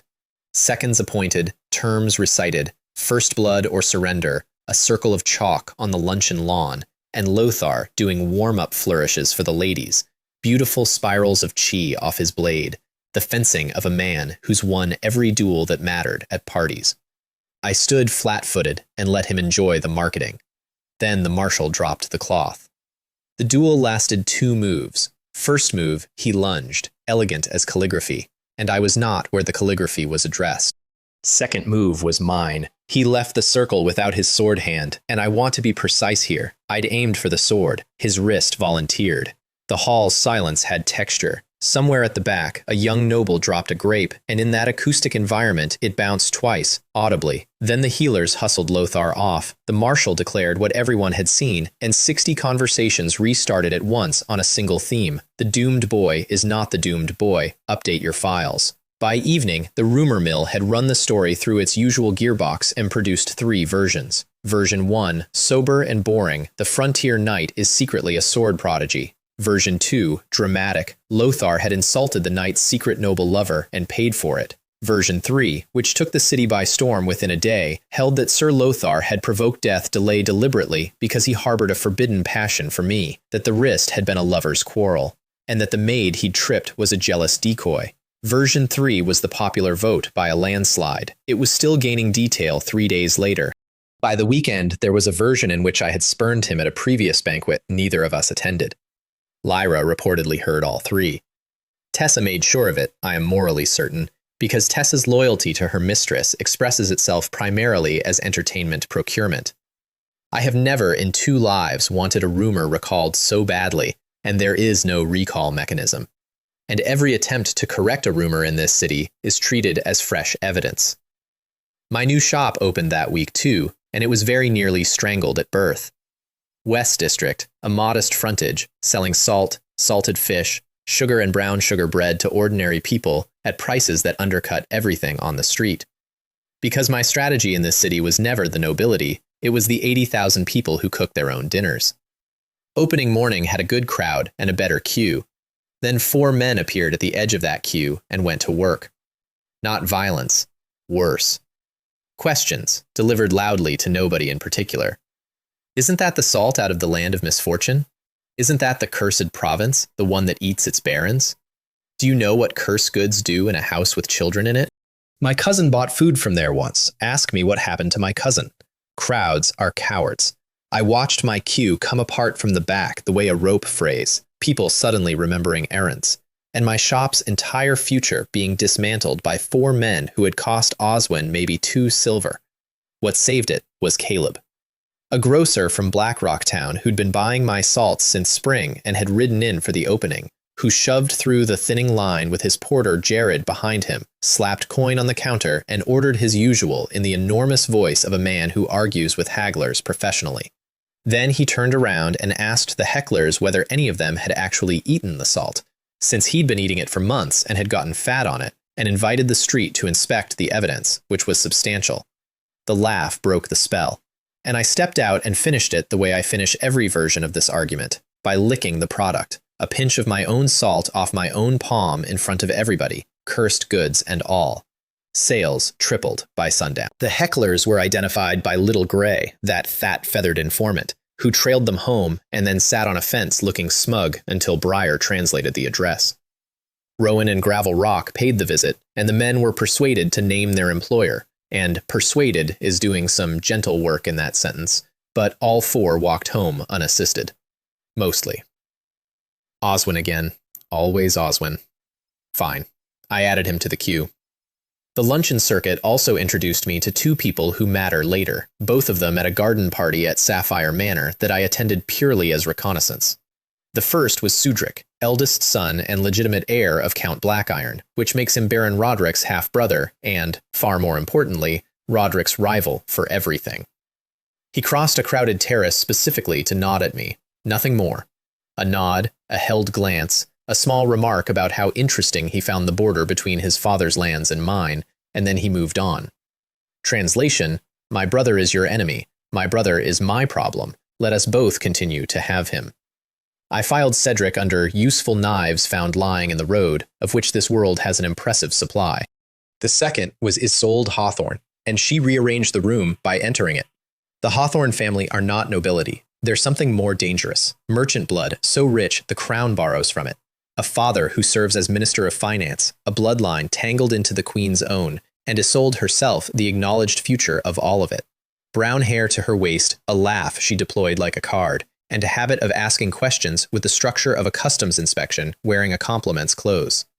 I watched her work Ulrich for 20 minutes about his suspiciously excellent white sugar, from which county, from which supplier, in what quantity, and Ulrich, who has never once in his life detected an interrogation, cheerfully told her everything except the one thing he'd promised not to. Then she drifted past my 3 masked captains on her way to the wine, and I saw her nostrils flare very slightly at the perfume trail, and for exactly 1 second the party went out of her eyes and something like an appraiser's lamp came on behind them. Clara oil, jasmine, and underneath it, the fixative nobody on this continent had. She'd smelled the whole business model off my staff in one pass. She came over afterward, gifted me a compliment about my archer's posture that was actually a question about my archer, and left me with the distinct impression of having been measured for something. Gorgeous, rich, connected, and dangerous in ascending order of importance. Naturally, she'll be back. She's back 3 times before this episode ends, and each time she costs me more. The sprite market deserves a paragraph of tourism because it's the strangest bazaar on the continent. A guarded hall where miracles sit in warded cages with price tags, a grain sprite for 800 gold, a modest iron sprite for a young family's entire future. Brokers in velvet murmuring about domain purity and lifespan, and around the edges, the gutter tier, cracked sprites, dim sprites, sprites of domains nobody wants. A sprite of thistles, a sprite, I'm not inventing this, of gravel. The brokers call that shelf the orphanage, and in the orphanage, wedged between honest failures, I found a scam that made my whole month. A trader with shifty everything was hawking a white crystal sprite, asking real money. And the crowd sneered because the mineral it produced was a chalky nothing stone the jewelers had no name for. I looked closer, and my past life chemistry kicked me in the shin. Saltpeter. The nothing stone was saltpeter. The scammer thought he'd fleeced 15 gold out of an idiot lordling. I walked away with an industrial supply of the mineral that makes 2 things: ice in summer, and, when the time is right, a substance this world has genuinely never heard, and which we'll discuss when it's time to get loud. Ice first, though. Because summer was cooking the city, Oswin held the ice monopoly, and I just decided his prices were about to have a very bad season. Saltpeter ice is the oldest trick in the pre-industrial book. Dissolve the stuff in water, and the temperature drops through the floor as it goes, nest a second basin inside the first, and whatever's in the inner basin freezes. That's it. That's the entire technology that this city's ice monopoly, which hauls dirty blocks down from mountain storage on ox carts twice a week and sells them for a fortune in July, has no answer to whatsoever. First test run, midnight, borrowed guest manor kitchen, 1 basin of saltpeter brine, 1 basin of milk sweetened with my own white sugar, and a stick. It took 20 minutes, and I stirred the entire time like a lunatic in a borrowed apron. And then it thickened, and then it set, and I ate the first spoonful of cold dessert I'd had since I stopped being a man with a freezer, standing alone in a stranger's kitchen at 1 in the morning. I want to report that I handled it with dignity. I did not. I got emotional over dairy. There may have been a small sound. 2 of Clara's kitchen girls found me at it and, in the manner of servants everywhere, decided they had seen nothing. Then I gave them a spoon each and watched 2 young women from a world without ice cream meet ice cream, and I stopped feeling silly about the small sound. It was on the way back from that historic kitchen that I got lost in Tulip Castle's garden paths and had the single most dangerous encounter of my banquet season, and I am including the duel in that comparison. The castle grounds at 2 in the morning are a maze designed by somebody with a sense of humor, and I'd been walking in circles for 10 minutes with a bag of kitchen flour under one arm, which I'd taken to test whether a starch coating would insulate a basin, an experiment I'd like on the record as legitimate. I came around a hedge and found a girl sitting on the bank of the garden stream in the moonlight. Barley off, skirts gathered up above the knee, feet in the water, head tipped back to the sky. Off duty. Unguarded. Entirely human in a way I don't think 3 people alive have ever been permitted to see. Lyra. She looked up. I looked back. And every single card in my hand evaporated at once, because there is no etiquette page for this. There is no bow that covers it. The correct move might have been to speak immediately, apologize, retreat with a formal phrase, except that the Count's daughter had just been seen with her legs in a stream by a competitor in her marriage contest, and I could see, in real time, the exact sequence of conclusions arriving on her face. She was already reaching for the sword lying beside her on the grass, and she is a silver knight, and I am a bronze one holding groceries. I'll defend what I did next to my grave. I threw the flour. An entire bag, straight up, a white cloud in the moonlight, and I got my sleeve across my face and ran like a startled deer through fog, taking 3 wrong turns and 1 hedge on the way out. Behind me, the future ruler of Tulip County sneezed, twice, and then swore vengeance upon, and I am quoting the castle-wide security bulletin issued the next morning, a pervert in a purple cloud-patterned robe who assaulted the young miss with flour.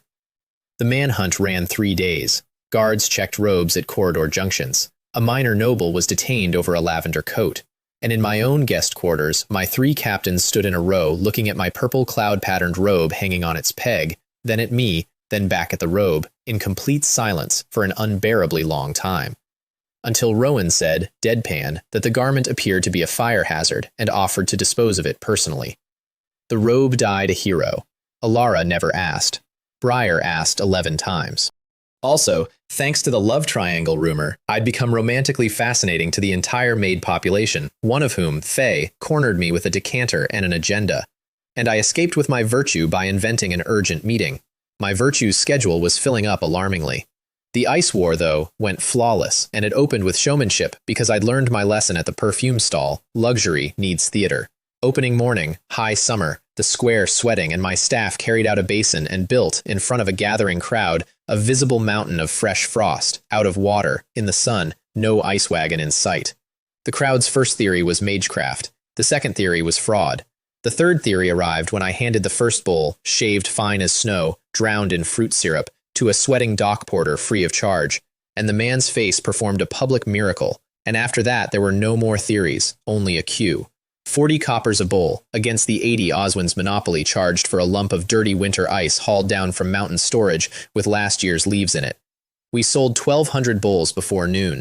By day 2, Oswin's shop stood empty for the first time in living memory, and his clerks were standing in my queue on their lunch break, in uniform, with the dead eyes of men betraying an employer for dessert. By day 3, he arrived personally with 30 guards to explain commerce to me. The explanation escalated on a beautiful, predictable staircase. Step 1. Oswin's captain informed me that street commerce by nobility disgraced the city and would cease. Step 2. I produced my stall permit, stamped by the city office, which Oswin had forgotten his own bureaucracy sold to anyone with 3 silver. Step 3. The captain attempted to confiscate my ice basin, and the crowd, my customers, 100 sweating townsfolk holding half-eaten bowls, booed a Viscount's guard company in open street, which I want noted as the first spontaneous mass political action in my honor. Step 4. Shoving. Step 5. Oswin himself dismounted to teach the Jinx Lord manners, discovered mid-lunge that the Jinx Lord's masked bodyguard moved like poured light, and acquired a shallow cut on his sword arm and a full-volume audience. Then the Count's soldiers arrived to march everyone into the Great Hall for judgment, which sounds bad, except a hall was exactly the venue I wanted, because in front of the Count I performed my masterpiece. I let my shoulders drop. I let my voice crack, once, professionally. The poor frontier knight, Your Excellency, selling a little ice, merely, and here I produced the pause of a man mastering himself, merely to afford a birthday gift worthy of the young miss, set upon by 30 armed men over frozen water. The gallery's ladies made a sound like a dovecote. My father caught the melody from a cold start inside 4 bars, and joined in about his persecuted boy, sent to die once already and now beaten in the streets, with actual tiers on standby, deployable on request. And I finally understood where I get it from. Genetics is a powerful thing. The Hall's sympathy tilted like a ship in a storm. Oswin stood there, wounded arm theatrically bandaged, slowly comprehending that the optics read as, "Uncle beats niece's suitor over gift money," an accusation no one had made, and everyone was now thinking. Reginald, who I suspect enjoyed every second and skipped his afternoon nap for the show, ruled with a straight face that the matter would be settled by results, decreeing that since my motive was so noble, my gift had better be worth 50 gold at minimum, or I'd answer for the whole circus. He then adjourned before his own smile broke containment. I caught it anyway. Judges are just audiences with furniture. 50 gold minimum. The Hall gasped at the cruel sum. I bowed my humble thanks and internally high-fived myself, because the pearl bottle in my luggage would have bought his threshold 5 times over. Never let a judge set a bar you've already cleared. The commission itself was an adventure in nerves. Blue Crystal, the best jeweler's house in the city, and I walked in with a pearl the size of half an egg wrapped in cloth and asked them to hollow it. The master craftsman refused twice, not from rudeness, from grief. "You do not carve a luminous pearl, my lord," he said. "You set it, you mount it, you display it. One wrong pass with the wheel, and 40 gold becomes dust, and I will have to go home and tell my wife." I asked him what he'd need to try. He said a fee that made Mario twitch, a written waiver, and 3 days of nobody speaking to him. He got all 3, and while he worked, I stood at the shop counter watching. 2 counters over, a young man commissioning a silver filigree box with the finicky attention of someone assembling a weapon. Owen Drake, second son of a wealthy house, one of my direct rivals in the Count's contest, and clearly deep into his own gift strategy for the same banquet. We nodded at each other with perfect courtesy. He looked at my cloth-wrapped nothing. I looked at his box. Neither of us learned a thing, which is how that game is played. 3 days later, the master unveiled it, and even I went quiet. A perfume bottle carved whole from a single luminous pearl, walls thin enough to glow from within, my finest rose and ambergris blend inside so that the light came through the liquid. It sat on the black velvet, putting out its own soft light, like something that had been dreamed rather than made. The craftsman cried a little. He asked to be allowed to say he'd made it, someday, after the gift had been given. I told him he could say it that night if he wanted, and he said no, he'd wait, because he wanted the county to see it first, and wonder. My sister Serafina got her subplot resolved that week too, and it's my favorite kind. She came by the ice stall to say hello, and I noticed 2 things in the first minute. Her dress was 2 seasons old and carefully mended at the hem, and she declined, twice, invitations from passing classmates, with a bright social lie about being busy. Our family is noble in title and porridge in budget, and my sister had been quietly editing herself out of her own school year, rather than show up in last year's silk. I have opinions about that. I acquired most of them the hard way in another life. So the operation ran on 3 fronts. Front 1, her classmates each received a bottle of Dragon Brand perfume from my stall, presented as a gift from Serafina, delivered by Serafina, which converted a girl who couldn't afford outings into the source of the season's most coveted object. Front 2, 5 gold to the best dressmaker in the district, no arguments accepted. And I sat through the fitting appointment personally because she tried to order the cheap fabric out of habit. Front 3, standing shaved ice credit at my stall for her and any friends, which, in high summer, in a city where dessert had just been invented, is roughly the social power of a small crown. Within a week, my sister was arriving at my stall daily at the head of a swarm of academy girls, all of whom giggled at me in a way that made the young nobleman across the square visibly plan my funeral. She'd stopped declining invitations, she'd started hosting them. And the day she hugged me in front of everyone and whispered thank you into my shoulder, I remembered, with some force, that this body had a family who'd sat down and cried when it got sent to the land of doom. That I'd inherited them along with the debts. Fine by me. I like the deal. Between the duel, the ice, the rumors, and the manhunt for the flower bandit, one fact had gone completely unnoticed. Nobody, not one soul in that glittering city, had asked the only question that mattered. Where does a doomed boy from a cursed province get pearls, crystals, sugar, ice, and the nerve to smile at a count? Let them sleep. Banquet day was coming, and I'd packed surprises in layers. Banquet day arrived, wearing every flag the castle owned.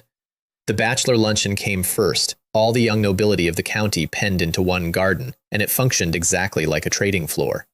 Everyone circulating, everyone pricing everyone. Alliances between houses getting sketched over cold chicken by people who wouldn't be able to sign them for a decade.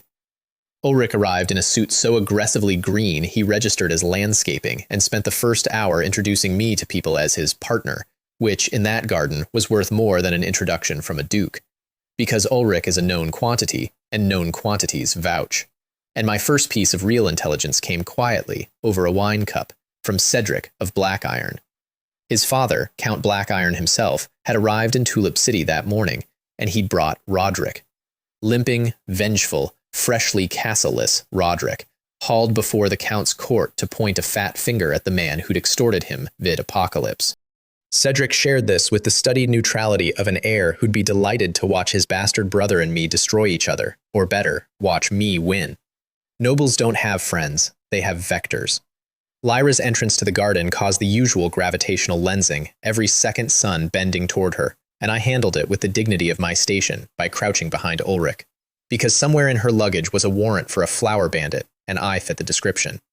It half worked. Seraphina's academy girls found me mid-crouch and formed a giggling perimeter, which is the opposite of camouflage, and Ulrich, that traitor, stepped aside and introduced me at volume. Lyra turned.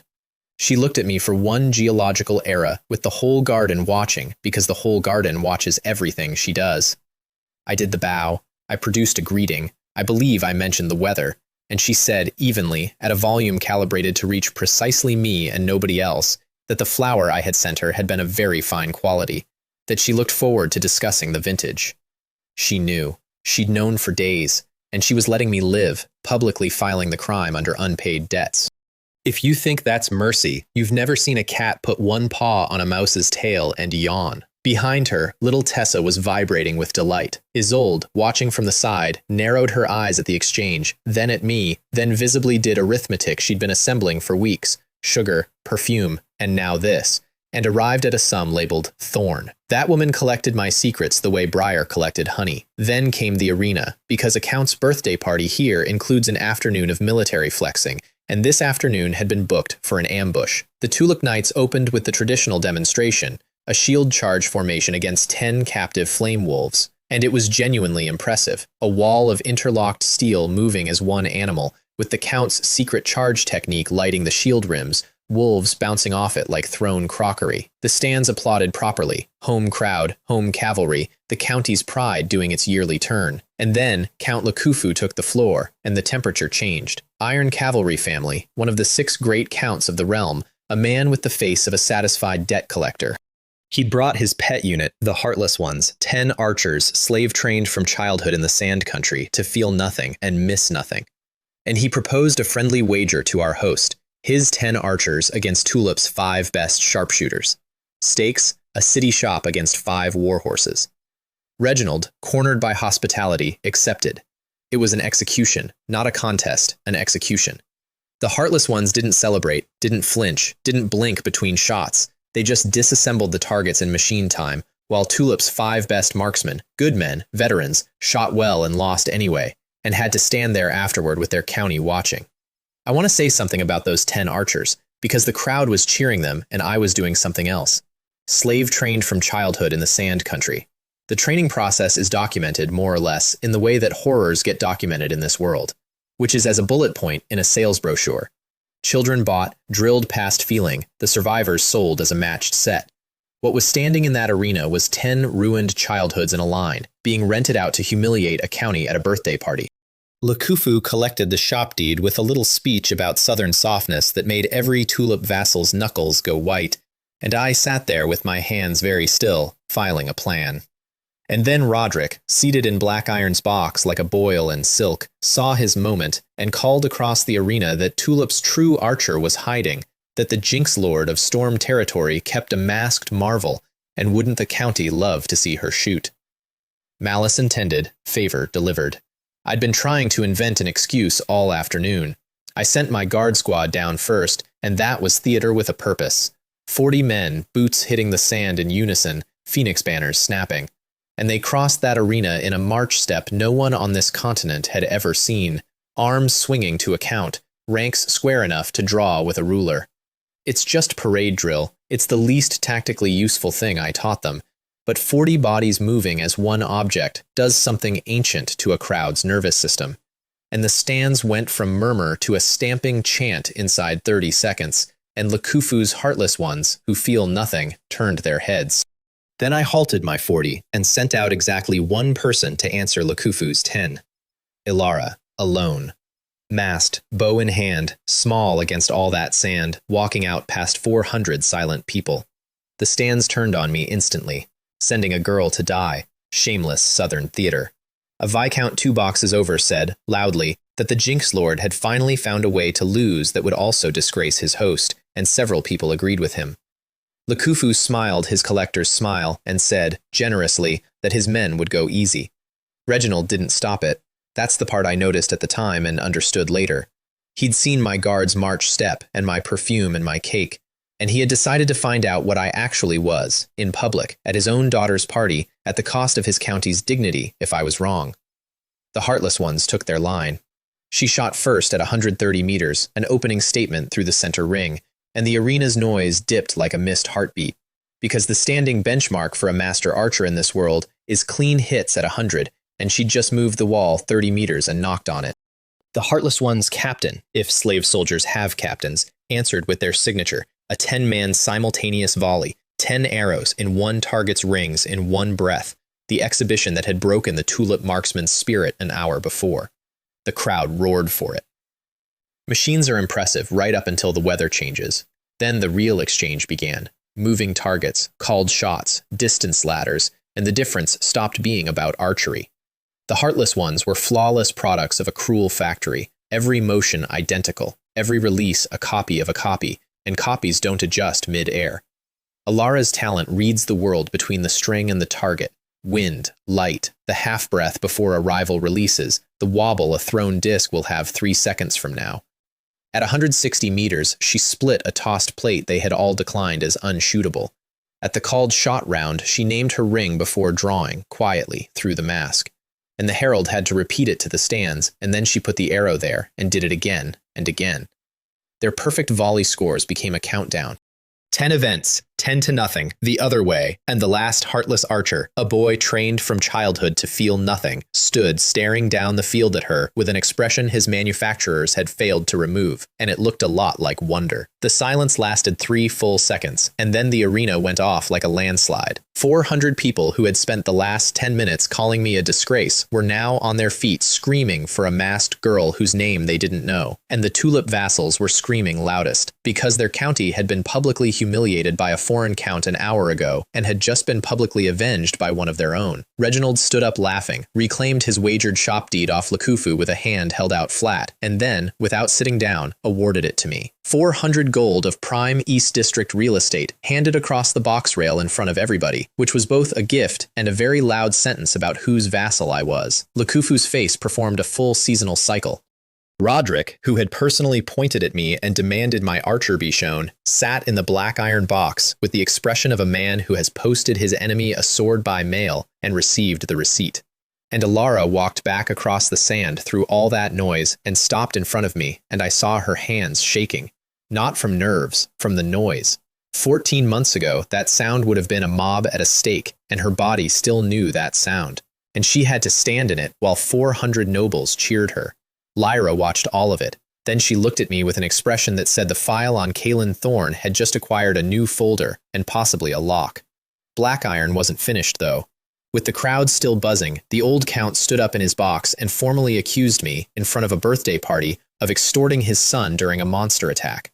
The sprite, the land corridor, the catapults, the 50 gold, itemized, in a voice built for battlefields, every word of which was completely true. Which is precisely why I'd packed for this trip the way I did. I asked His Excellency's permission to answer, and then I opened the evidence pantry. The signed and witnessed confessions of Roderick's captured guards, taken in front of caravan managers who were, several of them, sitting in this arena. The corpse planting operation. 3 murdered tribesmen dumped on my land to bait a barbarian warband into erasing my villages. The kidnapping of my village chief. The poisoned dagger. 2 engineered attempts on my life inside 4 months. I read them slowly.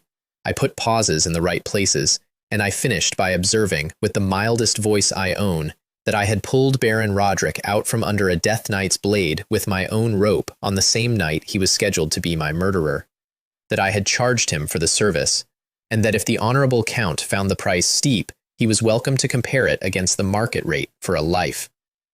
Public opinion did a full pirouette. 400 nobles who had been enjoying an accusation of extortion were now enjoying something much better, which is a scandal in someone else's family. Extortion during a rescue stopped sounding like crime and started sounding like invoicing. Cornered on rhetoric, Blackiron did what powerful men do when the argument goes badly. He changed the game to one he could win, and proposed a 30-on-30 guard duel to let the disputed spoils be settled honestly by arms. And then he sprang his surprise, which was genuinely good theater. His 30 included 10 kobolds. I need to explain kobolds because the stand's reaction told me more than the creatures did. Dog-faced, waist-high at the shoulder but longer than a man when they run, all cord and fang, and they do not come from anywhere on the county maps. They're from beyond, past the northern principalities or past the sea depending on which drunk is telling it. And they arrive here the way all impossible things arrive here, through a caravan whose origin nobody can name and whose owner nobody has met. That's twice now, by my count, that a mysterious unnamed caravan has turned up in this story selling something that shouldn't exist. I've started keeping a column for it. The stands gasped on cue, which was the entire purpose of the purchase. My 30 were barbarians who wrestle each other for breakfast seating. But I'll grant the kobolds their entrance, because it was genuinely something. 10 dog-faced fighters loping into the arena on knuckles and feet, all cord and fang, snarling in a language like gravel in a bucket. And the stands screamed deliciously, and even my guard's line rippled once before Raymond's growl flattened it. The duel opened with champions, their biggest kobold against Gravel Rock, and the kobold did the leaping fang thing that had presumably ended every fight it had ever started, and Gravel Rock caught it, out of the air. There was a beat where the entire arena processed the sight of a kobold held overhead like luggage, and then the folding happened, and the tone of the afternoon was set. The general melee never got close. Rowan's students moved like one animal wearing 30 bodies, shields interlocking around each snarling rush, and our archer line won the missile exchange 6-0. And the remaining Blackiron guards, actual humans with actual survival instincts, surrendered with the sincerity of men who'd seen enough. Land, sprite, and catapults confirmed mine by public verdict, and Reginald closed the matter from the high seat with one sentence to me, spoken loud enough for both visiting counts. Next time someone troubles you, boy, ask me for help. Translation, for everyone listening. The Jinx Lord is under the tulip. Blackiron heard it. Lakufu heard it. Somewhere in the stands, I imagine Oswin heard it too, and looked at his brother and did some math about which direction the family weather was blowing. The evening banquet was the main event, and its centerpiece was the gift ceremony, which Reginald had weaponized with one announcement. The giver of the finest gift would open the ball with Lyra. First dance, in this world, is a courtship headline. Every second son in the contest straightened simultaneously like puppets on one string. The rivals unloaded their treasuries in ascending order of desperation. A cloak of frost spider silk, 50 gold easy, presented by a second son who'd clearly rehearsed his line about how it would suit her coloring, and who got a thank you so precisely polite it could have been weighed out on a scale. Soft armor of white rhino hide, practical, expensive, presented with a speech about protecting her. A kingfisher feather gown that shimmered like oil on water, gasped at by every lady in the room and received by Lyra with a nod. An inscribed rapier, which was actually a good gift and which she looked at for a whole extra second, and I made a note. Then Owen Drake, my best-funded competitor, went for the kill. Silver filigree box, opened slowly for maximum theater, and inside it an ice crystal fruit, 100 gold rarity that supercharges an ice attribute cultivator's foundation, which Lyra is. The hall cooed. It was, on paper, the winning move, an heirloom-grade treasure aimed precisely at her element. Lyra thanked him with polar courtesy, and then mentioned, offhand, to the room rather than to him, that consuming such a fruit at her current stage would seal her ceiling before the gold tier, and that she was of course deeply moved by the thought. Translation, for those who don't speak aristocrat. You spent 100 gold on a gift that would have crippled me, because you never once asked what I'm training toward. It's the noble lady equivalent of returning a gift across the giver's face. And she did it without raising her voice, and Owen Drake smiled through it while his ears went the color of a sunset. I watched that whole exchange thinking two things. One, my rival just got dismantled with grammar. Two, every single gift so far had been aimed at the Count's daughter, the heir, the prize of the contest. Not one of them had been aimed at a person. Which is why I brought out a cake. A 5-tier cream cake, snow white, absurd, Clara's masterpiece, carried by 4 guards like a siege engine of dairy. The hall tittered at the beggar knight and his dessert, and I saw Oswin actually relax. I lit the candles and explained the custom of my distant homeland, that the birthday girl makes one secret wish and blows out the flames, and if she keeps it secret, it comes true. Lyra, who I'd watched be bored through 5 fortunes worth of tribute, sat forward. Rich people own everything. Rituals nobody owns. She closed her eyes, took her time, blew out the candles to applause, and then, per my homeland's second custom, cut the first slice. And her knife clinked on something in the heart of the cake. Out of the cream, glowing through the frosting, came the luminous pearl bottle. The hall's coo for Owen's fruit had been polite. The sound now was involuntary. A vessel of solid glowing pearl, one of a kind on the continent, filled with a perfume the capital's ladies already fought over, presented inside a wish. Reginald's threshold of 50 gold died quietly of irrelevance. The Count himself came down to inspect it, pronounced it beyond appraisal, then bought the cake recipe off me for another 50 gold on the spot, and loudly misread the entire performance as proof of my burning sincerity toward his daughter, which, thanks, Your Excellency, very helpful, I've been aiming for tactically ambiguous. And still the evening had one gate crash left. Horns outside. Then the doors, then heralds, and the entire hall going to its feet in a wave. Because 2 princes of the realm had arrived unannounced on a surprise circuit of the great counts. Which is the royal family's way of reminding 6 powerful men who the family is. The crown prince was the elder, smooth, correct, and clearly present on business, and he spent his evening orbiting Isolde Hawthorne with the persistence of a man executing his father's marriage policy. The younger one was Lysander, second prince, and he came through that hall on a straight line to Lyra like a man inspecting property he'd already had valued. He called her his goddess. In front of 400 people, in the tone you'd use about a horse you intend to buy. He presented an ice crystal core, worth 3 times Owen Drake's fruit, a genuinely staggering gift, and while the hall was still absorbing the number, he turned and swept his eyes over the assembled second sons in the contest, and observed, warmly, how charming it was that in Tulip Lands even the lowborn were permitted to compete. Every second son in that room ate that sentence standing up, including me, and Lyra thanked him for the core in a voice that could have frosted the wine, declined it as unsuitable to her cultivation, and turned back to her father, which in that room, at that volume, in front of a crown prince, was a slap delivered with impeccable grammar.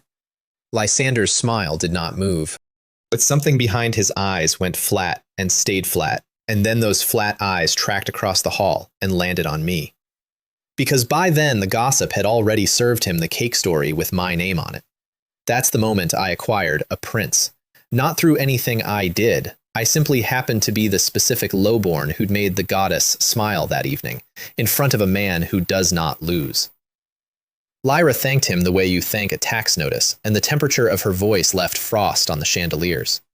Lysander's smile stayed up, but his eyes went flat, and they went flat in my direction, because the hall's gossip had already served him my name with the cake story. And the system picked exactly that moment to publish its opinion. A quest. Win the first dance. Reward, a fire secret technique. Even my divine cheat code was invested in the shipping war now. So I played the card I'd been saving past all sane limits. I stepped forward and added a companion piece to my gift, the necklace from the ghost ship, inscriptions and all. The room's jewelers identified the mind-clearing enchantment inside a minute, the kind of magecraft no market in the kingdom sold, and Reginald declared the matter closed, beyond price, first dance to Thorn. When Lyra put it on, something odd crossed her face, a flicker like the necklace was a word on the tip of her tongue. File that away. I certainly did. And I want to record what the necklace actually cost me, because the ledger matters. That thing was the single most powerful artifact I owned. Mind-clearing inscriptions, in a world where cultivation is bottlenecked by concentration, is not jewelry, it's a cheat code for every breakthrough she'll ever attempt. I could have kept it for myself and shaved years off my own climb, I could have sold it for enough gold to fund my army for a decade. I put it in a cake instead, for a dance. Bad trade on any spreadsheet in existence. Excellent trade in the only market that matters, because the item bought me a public verdict from a count, the enmity of two princes who I was going to acquire anyway, and something I hadn't planned on, which was the look on her face when she put it on. The dance itself, I survived.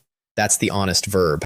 I'd learned courtly steps from this body's childhood, and the ballroom watched with knives in their eyes while I steered the county's most untouchable woman through a slow turn. And my leading hand was shaking just enough for her to notice. She noticed with one eyebrow at maximum altitude, and I whispered that, in fairness, she'd threatened my life earlier that week.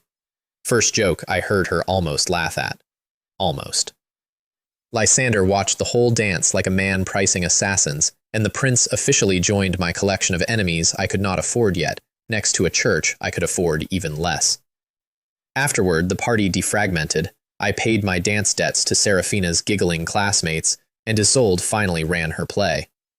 A spilled drink, courtesy of a maid who was definitely on her payroll, a change of clothes upstairs, and an invitation to talk business in a private room, where she got exactly one sentence into buying a Lara off me, 300 gold, said as lightly as ordering wine, before my face ended that negotiation.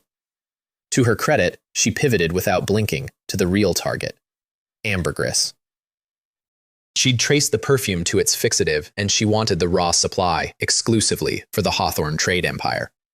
We fought politely for an hour, and it was the best hour of business I've had in either life. Her opening position was elegant. The Hawthorne trade empire would take the raw ambergris off my hands at a generous rate, saving me the vulgar labor of manufacturing, and handle distribution through channels a frontier knight could never access. Translation: hand me the goose, keep the feed bill. My counter was that I don't sell inputs, I sell finished bottles, because the moment she owns the raw material, she owns the industry, and I become a supplier of whale byproducts with a nice view. She pointed out, sweetly, that she could simply find her own source. I pointed out, more sweetly, that ambergris washes up where whales die where whales live, and whales lived on my coast, which I had recently cleared, at some expense, of everything that objects. She changed tack 4 times. Volume discounts, an equity stake, an offer to fund a second production site, which was the cleverest one, because a second site outside my borders would have moved the process into her jurisdiction. I declined all 4 while pouring her wine, which I recommend as a negotiating posture, since it makes refusal look like hospitality. Where we landed. No raw materials, ever. Finished perfume only. Consignment terms, 60-40 in my favor. 1-year renewable exclusivity everywhere outside Tulip Lands, so she gets the empire, and I keep my home market. Retail at 2 gold a bottle, which was double what I'd have dared, and exactly what she said the capital would bear. Then she gave me 1 piece of free advice, attached with a smile that wasn't one. The second prince had noticed the wealth flowing out of Tulip territory, she said, and men like him don't buy from low-born lords, they confiscate. I was still digesting that when the screaming started down the hall. A servant had found Baron Roderick in a guest room, dead. Not fallen down drunk dead, arranged dead, seated at a table, wine cup placed, the room untouched, the whole scene composed like evidence waiting for its photographer. And under the body, someone had left my gold badge, the one that had gone missing with my drink-soaked clothes an hour before during Isolde's little wardrobe maneuver. Take 1 second to admire the craftsmanship, because I did, even while it was strangling me. Roderick, my loudest public enemy, killed inside Tulip Castle on the one night I was provably in the building. My badge, an item witnesses had seen me wearing at dinner, retrieved through a laundry chain nobody would think to trace, and planted with the body. Whoever built this had shopped for a culprit the way I shop for salt customers, methodically, in advance, and they'd selected me off a shelf labeled plausible, disposable, and conveniently hated by a gold knight. The frame was so good that for 1 cold heartbeat, standing in that corridor, I caught myself reviewing my own evening for gaps. When the trap makes the rabbit doubt the rabbit, that's craftsmanship. Fastest frame job I've ever admired. Motive, public and juicy, everyone had watched me feud with Roderick for months. Opportunity, established. Evidence, gleaming. Black Iron, informed his bastard son lay dead under my badge, came down the corridor with his golden chi out, an actual gold knight leaking killing intent at me. And if Reginald hadn't planted himself between us, silver against gold and unmoving, this story would be shorter. And I should say plainly what I felt standing in that corridor, because it wasn't only fear. Roderick was dead, my loudest enemy, the man who'd starved my villages and hired my killers and planted corpses on my soil, was sitting dead in a chair 20 feet away. And I hadn't done it, and I didn't get to enjoy it, because whoever had was using his corpse as stationery to write my name on. There's a lesson in that I've never stopped applying. In this world, your enemies aren't the dangerous ones. Your enemies are legible. The dangerous ones are the people who kill your enemies for their own reasons and leave your badge behind. The trial convened on the spot, and my alibi walked into it on her own terms. Isolde testified that at the hour in question, the young baron's whereabouts were known to her, personally, in detail, and no, she would not elaborate. And she let the pause breathe, and the entire hall's imagination did exactly what she intended. My reputation died a hero for the second time this trip. The crown prince, who'd been courting her all evening, aged visibly. But it held. Timeline established, badge dismissed as a plant, and the hunt turned to the maid who'd handled my clothes, a recent hire named Morgan, vanished from the castle. The castle's own searchers spent the night finding nothing, because they were searching like soldiers, corridor by corridor, and the maid Morgan wasn't in a corridor. I turned a little gray loose at first light instead, and a bird searches the way birds do, from above, looking for the one thing in a landscape that's wrong. He found her by mid-morning, in the pool beneath the garden waterfall, submerged to the eyes among the reeds, breathing through a cut stem. Not panicking, not fleeing, waiting with professional patience for the search to exhaust itself. That detail alone told me she wasn't a bribed maid. Under the Count's interrogators, she gave up 2 layers. Layer 1 came easily and pointed exactly where I expected. Sir Lothar had recruited her, on Viscount Oswin's silver, for a seduce and frame job aimed at me. Get the badge, plant it, watch the Jinx Lord hang. Everyone in the room relaxed slightly at that, because it was a shape they understood, a spiteful uncle and a disgraced knight. Except Lothar had been found dead in his own rooms before any question reached him. Poisoned, hours earlier. The recruiter was killed before the recruit could name him, which meant somebody had been tidying behind Oswin's little scheme, and that somebody had used Oswin's scheme as cover for their own. Layer 2 came out of Morgan mid-sentence. She was describing who had actually given her the second set of instructions, the ones about the guest room and the timing, and she said a word that meant nothing to me and made 2 of the Count's older knights go rigid. The Freemasons. And the instant she said it, she convulsed. Not poison, not a blade, from the inside. She burned, on her knees, on the flagstones of Tulip Castle, in front of the Count's own men in about 4 seconds. And there was nothing to interrogate afterward but a mark on the floor. I've replayed that a lot. Someone had reached into a great Count's castle, recruited an agent, killed a knight, executed a baron, framed a lord, and then torched their own asset remotely rather than let one name cross her lips.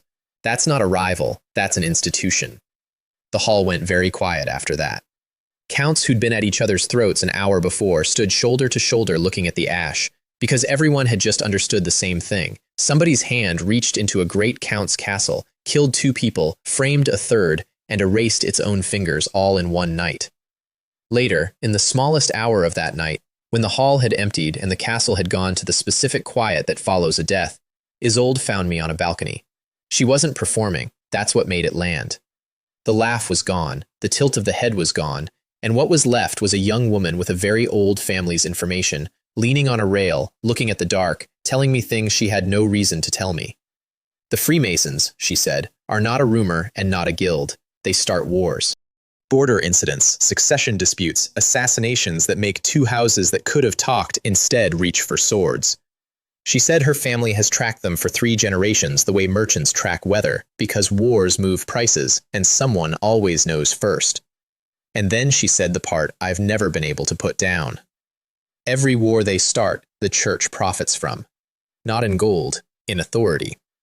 A duchy that bleeds for a decade is a duchy that needs comfort and permission and someone to bless the treaty at the end. Then she put the mask back on between one breath and the next, said something bright about the wine, and went inside, and left me on a balcony at 4 in the morning with a very cold understanding that the murder in that guest room had not been about Roderick, or about me, or about a badge. 2 counts had been half a step from drawing on each other in that hall tonight. Black Iron and Tulip.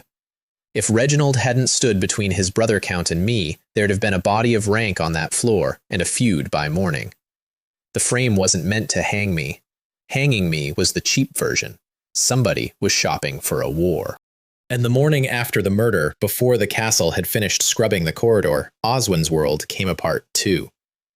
The maid Morgan had been hired into the household on his household's recommendation. Sir Lothar had been his knight. Reginald did not need a confession to read that ledger, and he didn't hold a trial. He simply stripped his own brother of the Tulip City administration in a 2-line announcement at breakfast and reassigned the confiscated properties as damages. One of those properties was the ice shop, Oswin's ice shop, the monopoly he'd brought 30 guards to defend against me 11 days earlier. I now own my rival's monopoly as a souvenir, and I have never once walked past it without smiling. And I intend to keep the old signage up for exactly as long as it annoys him.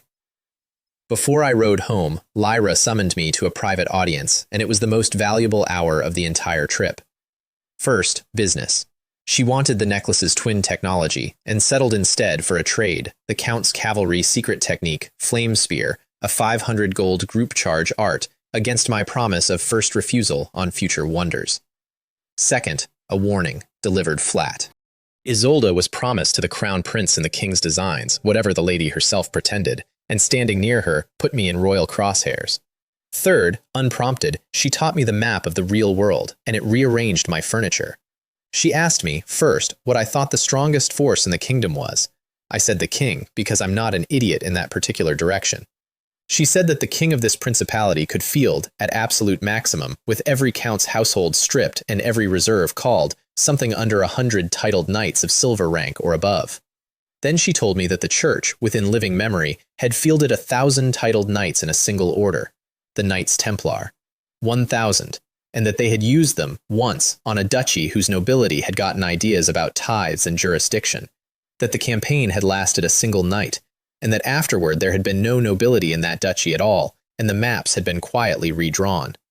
Nobody had ever asked about it again in polite company. North of everything, she said, past the northern principalities, there is a holy city. It doesn't appear on the county maps. It has never been besieged.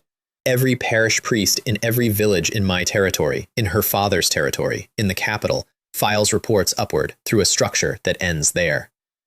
And then she said the sentence I've carried since. Counts, kings, princes, all of that is weather. The church is the climate. She was telling me because she'd worked out that I was sheltering something they'd want. She didn't say that part out loud, and I didn't ask her to. And that unspoken paragraph sat on the table between us for the rest of the audience, like a third guest. I rode out of Tulip City with a shop, a technique, a trade empire, a dance, and the sworn hatred of a prince, a count, a viscount, and an invisible brotherhood of arsonists. And the Harvest Festival prize. Did I forget to say it? Officially proclaimed before the whole court. The Count would attend the Harvest Festival in Storm territory, guest of the best young noble of the season, one Caelan Thorne. On the ride home, I laughed about the ice shop for a solid mile, and my guards politely pretended their lord wasn't cackling at a hedge. The ride home from the banquet had its own texture, part triumph, part decompression, my guards retelling the arena to each other in expanding versions, Alara riding in unusual silence because she'd overheard the stands chanting about her and didn't have a shelf to put that on yet. I pulled up beside her at some point and told her the truth as I saw it, that 10 slave-forged archers had spent their childhoods being unmade by cruelty to reach perfect, and she'd passed perfect in a year of being fed and trusted. And the difference wasn't magic, it was what people grow into when someone bothers to want them alive. She looked at me and looked away, and about a mile later said, quietly, that she used to think her eyes were the reason everything died around her, and now the whole county had watched those eyes win a shop. New shelf, built. Home turned out to have had adventures without me, which offended me slightly. The castle was repaired, the manor row at Maillet nearly done, and the whole territory was gossiping about a night thief no one could catch. Something was raiding the purple grass fields after dark, had knocked old Gareth flat on his back when he tried to defend his crop with a rake, and kept slipping barbarian patrols like smoke. The description, assembled from terrified witnesses, was big, white, fast, rude. But first, I had 2 overtrained women to talk down. Alara and Rowan met me at the gate with matching dark circles, and it took one dinner to get the truth out. During the banquet, when Count Blackiron had flared his golden chi at me, the story had come home ahead of us, and both of them had privately concluded they were too weak to protect me from a gold knight, and both had responded by training until their hands split. I sat them down and did Lord Math out loud. Blackiron was 50 years old, with a legendary family arsenal behind him. They were young women a year into their awakened talents, already out-shooting slave-forged marksmen and out-fencing knight captains. At his age, I said, you won't be his equals, you'll be his ceiling. Rowan argued. I pulled rank and prescribed sleep, and on the way out, moved by leadership instincts, I patted the nearest head, which was Briar's, who had been eavesdropping at knee height, and who announced that she accepted the head pat as payment for her silence. Extorted by a 14-year-old, standards were slipping everywhere. For Rowan, though, I had more than a lecture. Isolde's rare herb delivery had arrived by fast courier, the last ingredient for the intermediate awakening potion, and I spent the evening at the brewing pot with the system's recipe open in my head like a manual nobody else can read. Understand what this was for her. Ilara and Briar got their awakenings handed to them at the stake, 1 cup, 1 nap, wake up transformed. Rowan had clawed her way to the edge of an intermediate awakening alone, in the wild, over years, through the kind of training that leaves marks, because nobody had ever brewed her anything. She'd built her own miracle by hand, and stalled 1 step short of it, and had been stalled there for 2 years. She drank it standing up, which is very her, and then had to be caught by Ilara on the way down. The morning after, my sword captain came into the practice yard, and the yard got quiet. She moved like the air had agreed to stop arguing with her. There was a new technique flickering at her fingertips. Dance of consecutive thrusts. A stab so fast the count is a rumor. And underneath it, the part that actually matters for an army. The ability to train 100 soldiers at once and make every one of them a quarter lighter on their feet, permanently. She tried to kneel and thank me. I told her to thank herself, that she'd done the whole climb and I'd carried water for the last step. For some reason, that made it worse. She went quiet and looked at me a beat too long, and then said, not quite steadily, that in 9 years nobody had carried her anything.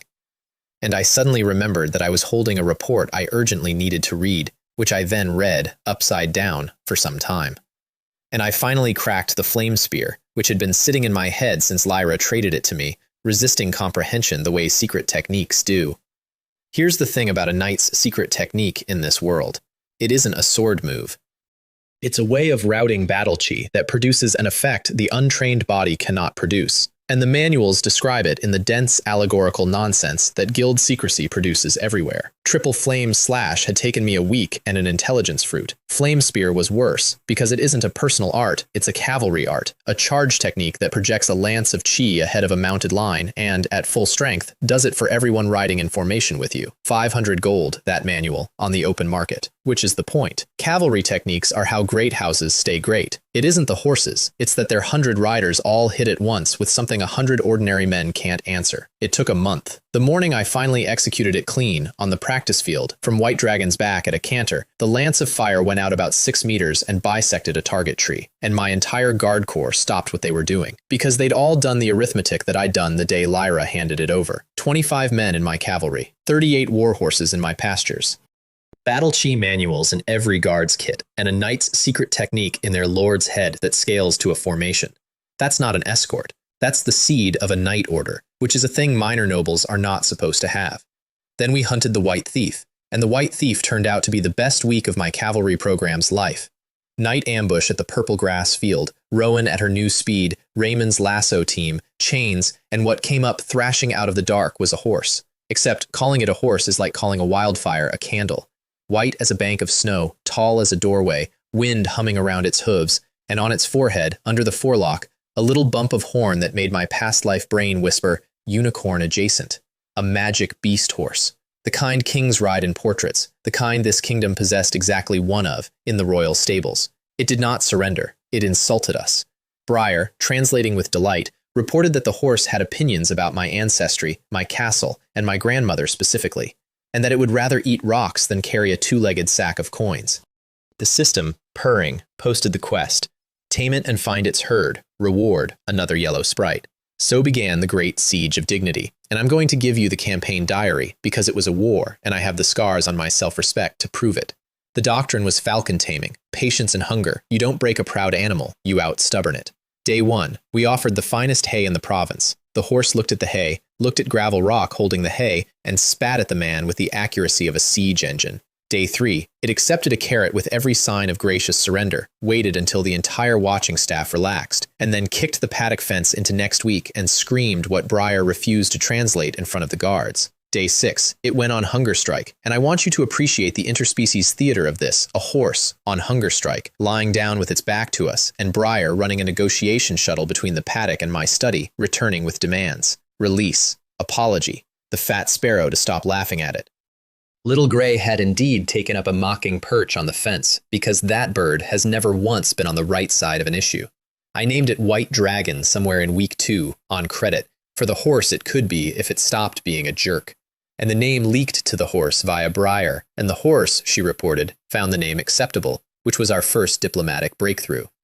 The second came from the field, where my forest patrols finally located the herd, 38 genuine war horses, refugees of the prairie raids, an entire cavalry corps on hooves hiding in my trees. We seeded the ravine paths with cut purple grass and let their stomachs do the tactics, and one morning the whole herd walked itself into the box ravine like commuters, and Raymond's team closed the gap with rope and timber, and Storm Territory acquired, in one bloodless hour, more war horses than most Count's vassals owned collectively. Which gave me my endgame against White Dragon, and it wasn't the stomach, it was the ego. I walked to his paddock, leaned on the fence, and loudly briefed Gravel Rock that since the Great White One preferred retirement, the herd needed a new king. And the honor would go to our steadiest gelding, a plow-adjacent citizen named Lightning, who would also, naturally, receive the attention of the herd's finest mares. There was a silence behind me, with weight to it. Briar, deadpan, relayed that the prisoner wished to reopen negotiations. Terms were agreed by sundown. Purple grass allowance, no bit, mutual respect codified. And when I finally swung on to his back, and he blew out one long theatrical sigh of defeat, the wind came off his hooves in little ribbons. The system stamped the quest complete. And I understood I now owned the second magic beast horse in the entire kingdom, the first belonging to the actual king. File that fact. The king's unique horse having a twin in a Jinx Lord's stable is exactly the kind of detail that starts wars at parties, and this story contains parties. While the horse sulked, the workshops delivered. The saltpeter sprite settled near Lucky Village and opened an open-pit mine of the precious Nothing Stone. And Gideon's crew finished my pet project, the catapult's little brother, a ballista, a giant crossbow on wheels that 5 men could carry at a jog. First test, we put a bolt as long as a man through 2 hung sets of leather armor and half the tree behind them at 200 meters, and the range crew went dead silent and then began to hoot like a religion being founded. I ordered 4 more built, plus a copy of Roderick's catapult, and told the carpenters that the design drawings were now a state secret ranking somewhere above my own diary. The ballista rollout also settled a doctrine argument I'd been having with my own captains. Flint, bless his door-shaped conservatism, held that real war was won by men standing close to other men with swords, and that my growing fondness for machines was, his word, unknightly. So we ran a wager exercise, his best shield line advancing on flags against a single crude ballista at 200 meters, walking pace, real course, blunted bolt. The bolt's third simulated volley retired his entire front rank on paper, and Flint stood looking at the scoring flags for a long moment, and then, being fundamentally a professional, turned to me and asked how many machines we could afford, and whether his men could crew them. That's why Flint has a career, by the way. Pride the size of a door, but it opens. And then Black Iron sent me a present. That's genuinely how the old Count saw it. Revenge by demographics. 200 serfs, all of them exiled relatives of Daughters of Misfortune, marched to my border by his son Cedric under escort and pushed across. A gift of cursed mouths to feed, meant to strain my granaries and salt my luck. The escorting officers watched from the ridge, waiting for my face to fall. My face did not fall. My face was doing complicated work, suppressing a grin. Because from where I stood, the wealthiest county in the north had just shipped me 200 free workers, every one of them from the demographic that statistically included the luckiest girls alive. I housed them in Lucky Village, put Briar's feathered surveillance on the newcomers as counterintelligence, and wrote Black Iron a letter of gushing thanks that I'm told caused a vase to die against a wall in his study. 2 spies did come in with that batch, and their story is short. They stole a salt filter, a sweet potato, and a fistful of purple grass, and ran for the border at night. And one of them made it, exactly as far as the forest, where 38 uncaptured war horses were, at that time, still hiding. Because that's actually how we found the herd, a fleeing spy stumbling into a ravine of hooves. The land of doom reconciles everything, even espionage, into agriculture. Which brings me to the loudest secret in my workshop. With the saltpeter mine running, I'd started the experiments I'd been salivating over since the sprite market. Charcoal, easy. Sulfur, purchasable from the alchemist stalls in Tulip City as a medicine ingredient. And yes, I bought this world's future in small, polite quantities from a man who wrapped it in paper. Saltpeter, mine, by the cartload. 3 ingredients, 1 ratio to find, and a memory from a world away insisting the numbers were roughly 75, 15, 10. The finding took a month in a shed I built well away from anything I liked, with a rule posted at the door that no one under 16 entered, which Breyer treated as a personal insult and a challenge. Batch after batch, ground by hand, tested in thimble amounts. The early mixes fizzed and sulked. The middle mixes burned fast and did nothing but stink, and I kept adjusting and grinding finer, and keeping notes in a code I invented badly, and thinking about the meteor calendar ticking down. The night the mix finally spoke, it spoke a word this world had never heard. A thimble of powder in a sealed clay pot, a fuse of soaked cord. And I was still walking backward when the shed's night went white and the crack came off the hills twice. It rattled the castle shutters 400 meters away. Every guard on the wall sprinted to the yard. Rowan arrived over a fence with her sword drawn, and they all found their lord standing in the grass, eyebrows lightly singed, ears ringing, laughing at a smoking hole in the ground like an idiot who has just met his oldest friend in a strange country. Gunpowder. 6 months ahead of an apocalypse, in a world of swords. Development moved fast after that, because there's no research phase when you already know the answers, only an engineering one. Clay grenades first, thin-walled, packed and fused, then iron-shelled versions once Gideon stopped objecting on the grounds that iron was for honest work. The field demonstration became the most talked-about event in my army's history, and I ran it by handing a live one to Flint and one to Raymond and having them walk out to the range while I explained fuse timing from a comfortable distance, which I maintain was pedagogically sound and which both men describe differently. The blast put a crater in the turf, and both of them flat on their soles. There was a silence with smoke drifting through it. Then Raymond got up, walked to the edge of the hole, looked into it for a long moment, and asked, in a voice of pure religious hunger, whether he could throw the next one. That's my whole army in one man. 30 seconds from terror to requisition. But I stopped the demonstration there and gave the speech that mattered more than the crater. I told them that, in the world these ideas come from, this powder had 100 years of men throwing themselves onto it to prove they were brave, and that I would be running a different program. No heroes trading themselves for craters. No one holds a lit fuse for effect. Every man walks home with me. Make them repeat it, I told the captains. They repeated it. Raymond repeated it loudest, which, given his enthusiasm, was either reassuring or the exact opposite. I looked at the hole afterward and had one thought, clear as a bell. The meteors are going to need bigger craters to compete. Somewhere in those weeks, my own cultivation crossed into high bronze, the chi in my channels going from rope to river mist. And I marked the occasion the way I'd started marking all of them, by sparring Rowan and losing slightly less badly. She'd taken over my personal training with the severity of a woman repaying a debt through violence, and our dawn sessions had become castle theater, guards drifting by the yard with breakfast to watch the Lord get corrected. But the numbers were real. A year ago, this body couldn't hold a seed of chi. Now, I was 1 tier from the silver wall, at a pace that would have gotten me dissected for study in the capital, and between the fruits, the techniques, and Rowan's tuition, my honest combat class had quietly risen from enthusiastic to genuinely dangerous. I tried not to let it go to my head. The world would shortly arrange several tests of whether it had. The sea phase began with an arrest. Patrols caught a weathered man snooping around my beached ghost ship, taking measurements with his hands and muttering. And when they dragged him in, expecting a spy, we got a resume instead. Captain Griffith, a real deep-water shipmaster, formerly of Count Blackiron's coastal fleet, formerly meaning until the night he witnessed the fleet commander enjoying an affair he shouldn't have witnessed, got thrown overboard for his eyesight, and survived because a murloc bit through his ropes trying to eat him. Saved by the appetite of his attacker. That's the kind of luck my territory attracts, and I hired it on the spot.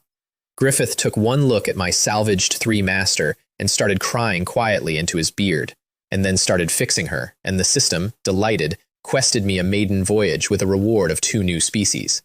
Meanwhile, the gunpowder program entered its public testing phase, and by public, I mean I traumatized my own command staff. 3 powder ratios, 3 clay grenades, and a demonstration where I made Flint and Raymond each carry one out to the range, lit, while I explained fuse timing from a relaxing distance.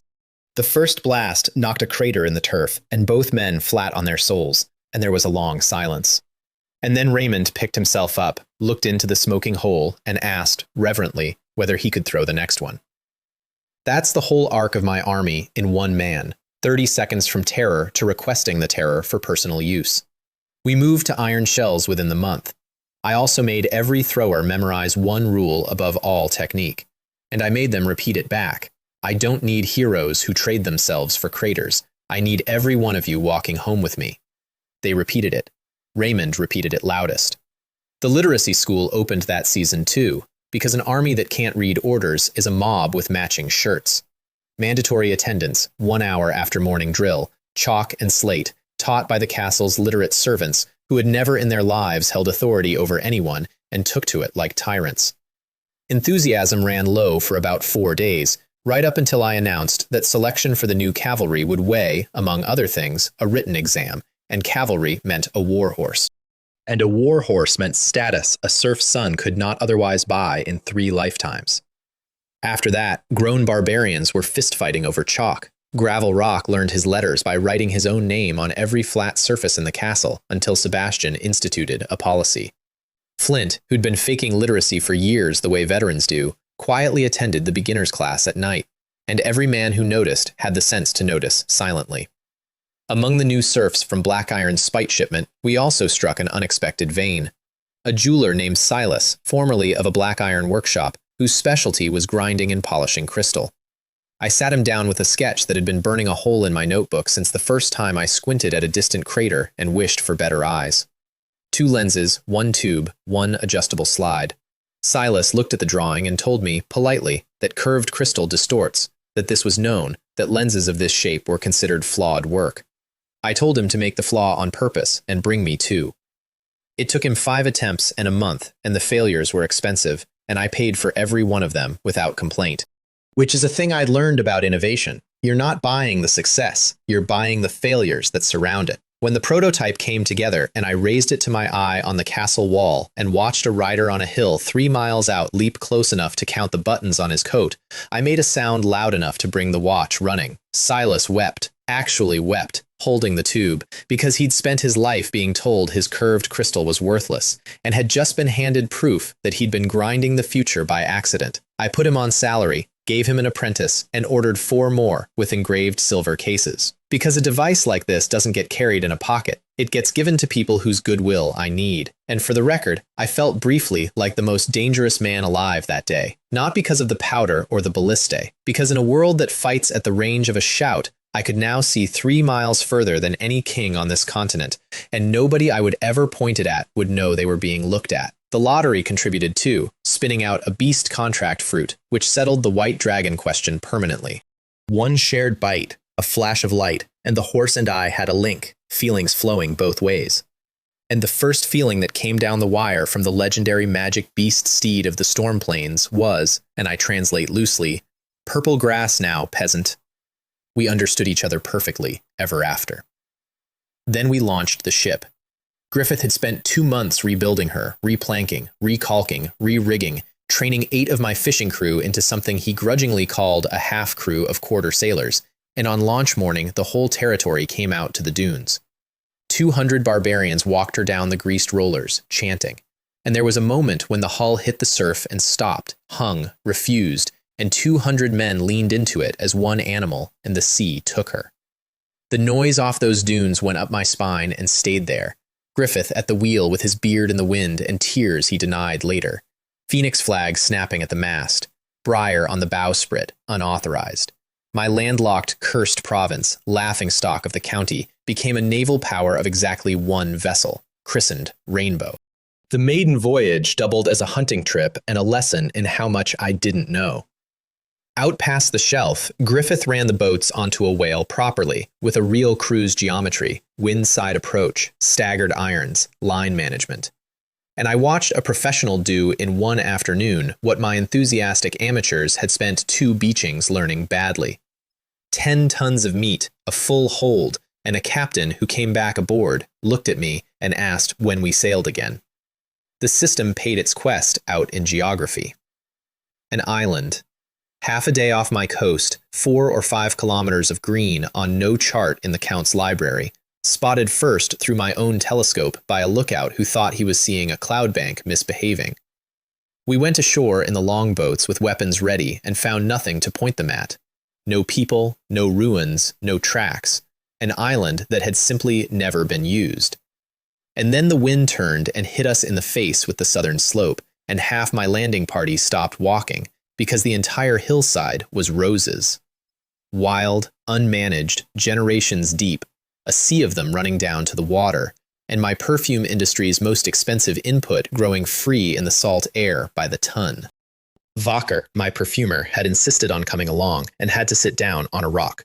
He sat there saying numbers to himself. I let him. The rest of the survey kept escalating. Fresh water in a lake at the center, clean and cold. Wild apples, strawberries in the clearings, which Breyer located within 9 minutes of landing by a method she declined to explain. And on the eastern slope, a tangle of gnarled old vines, heavy with clusters of small, dark fruit that made this body's inherited memories go completely blank. Because the mainland had lost the species centuries ago in some war nobody bothered to record properly. Grapes. I stood in front of those vines, making a noise Griffith later described as religious, because grapes mean wine, and this world has beer, sour, cloudy, warm, and cider for the ladies, and that's the whole menu of civilization's oldest pleasure. Wine would land on this continent like a meteor with a marketing department. Then the shallows delivered the closer. Rainbow clams, shells like oil on water, and inside them pearls that pull moisture out of the air and never stop. Little self-refilling springs you can hold in one hand. Drop one in a basin and wake up to a full basin. In the desert, principalities, they'd be worth a caravan each. In my fountain sculptures, they'd shortly be worth something better, which is 60 noble households failing to figure out where the water comes from. We named it Rainbow Island before we left the beach, garrisoned it with a rotating detail and a signal fire protocol, and gave Griffith the captaincy of both the ship and the route. And I marked it in my private ledger as the future secret home of everything I couldn't afford to have stolen. The sugar refinery, the powder mill, the salt process, all the things that turn a territory into a target when the wrong lord learns where they live. An island you can only reach by a ship nobody else owns is the best safe in the world. 10 clay jars of crushed grape went into the castle storeroom that same week. My grandmother's method from a world away, stems out, skins in, a little of the wild yeast that lives on the fruit's own bloom, sealed and left to argue with itself in the dark. I want to be honest that I did not know if it would work. I'd watched my grandmother do this maybe 4 times as a child in a country kitchen, and everything I retained was vibes and a warning about airtight lids. Clara asked what we were making, and I said wine, and she asked what wine was, and I discovered that I could not describe it. Like beer, but not. Like fruit, but strong. Red as garnet, I said, and clear, and it tastes like a warm afternoon. And Clara looked at me with the specific patience of a professional listening to an amateur, and went to fetch a guard for the storeroom door anyway. I told her that if anyone touched those jars before I said so, the punishment would be drinking nothing but beer for a year, and Clara, who has tasted the beer in this world, went pale and posted the guard personally. Those jars are still down there as I tell you this, fermenting quietly under a phoenix banner on a schedule of their own, waiting for a night I haven't had yet. The Count's advance man arrived as the jars burbled, a personal servant named Walter, delivering festival logistics, 10 barrels of beer, 200 gin of beast meat, and, over a discreet cup, a tip worth more than all of it.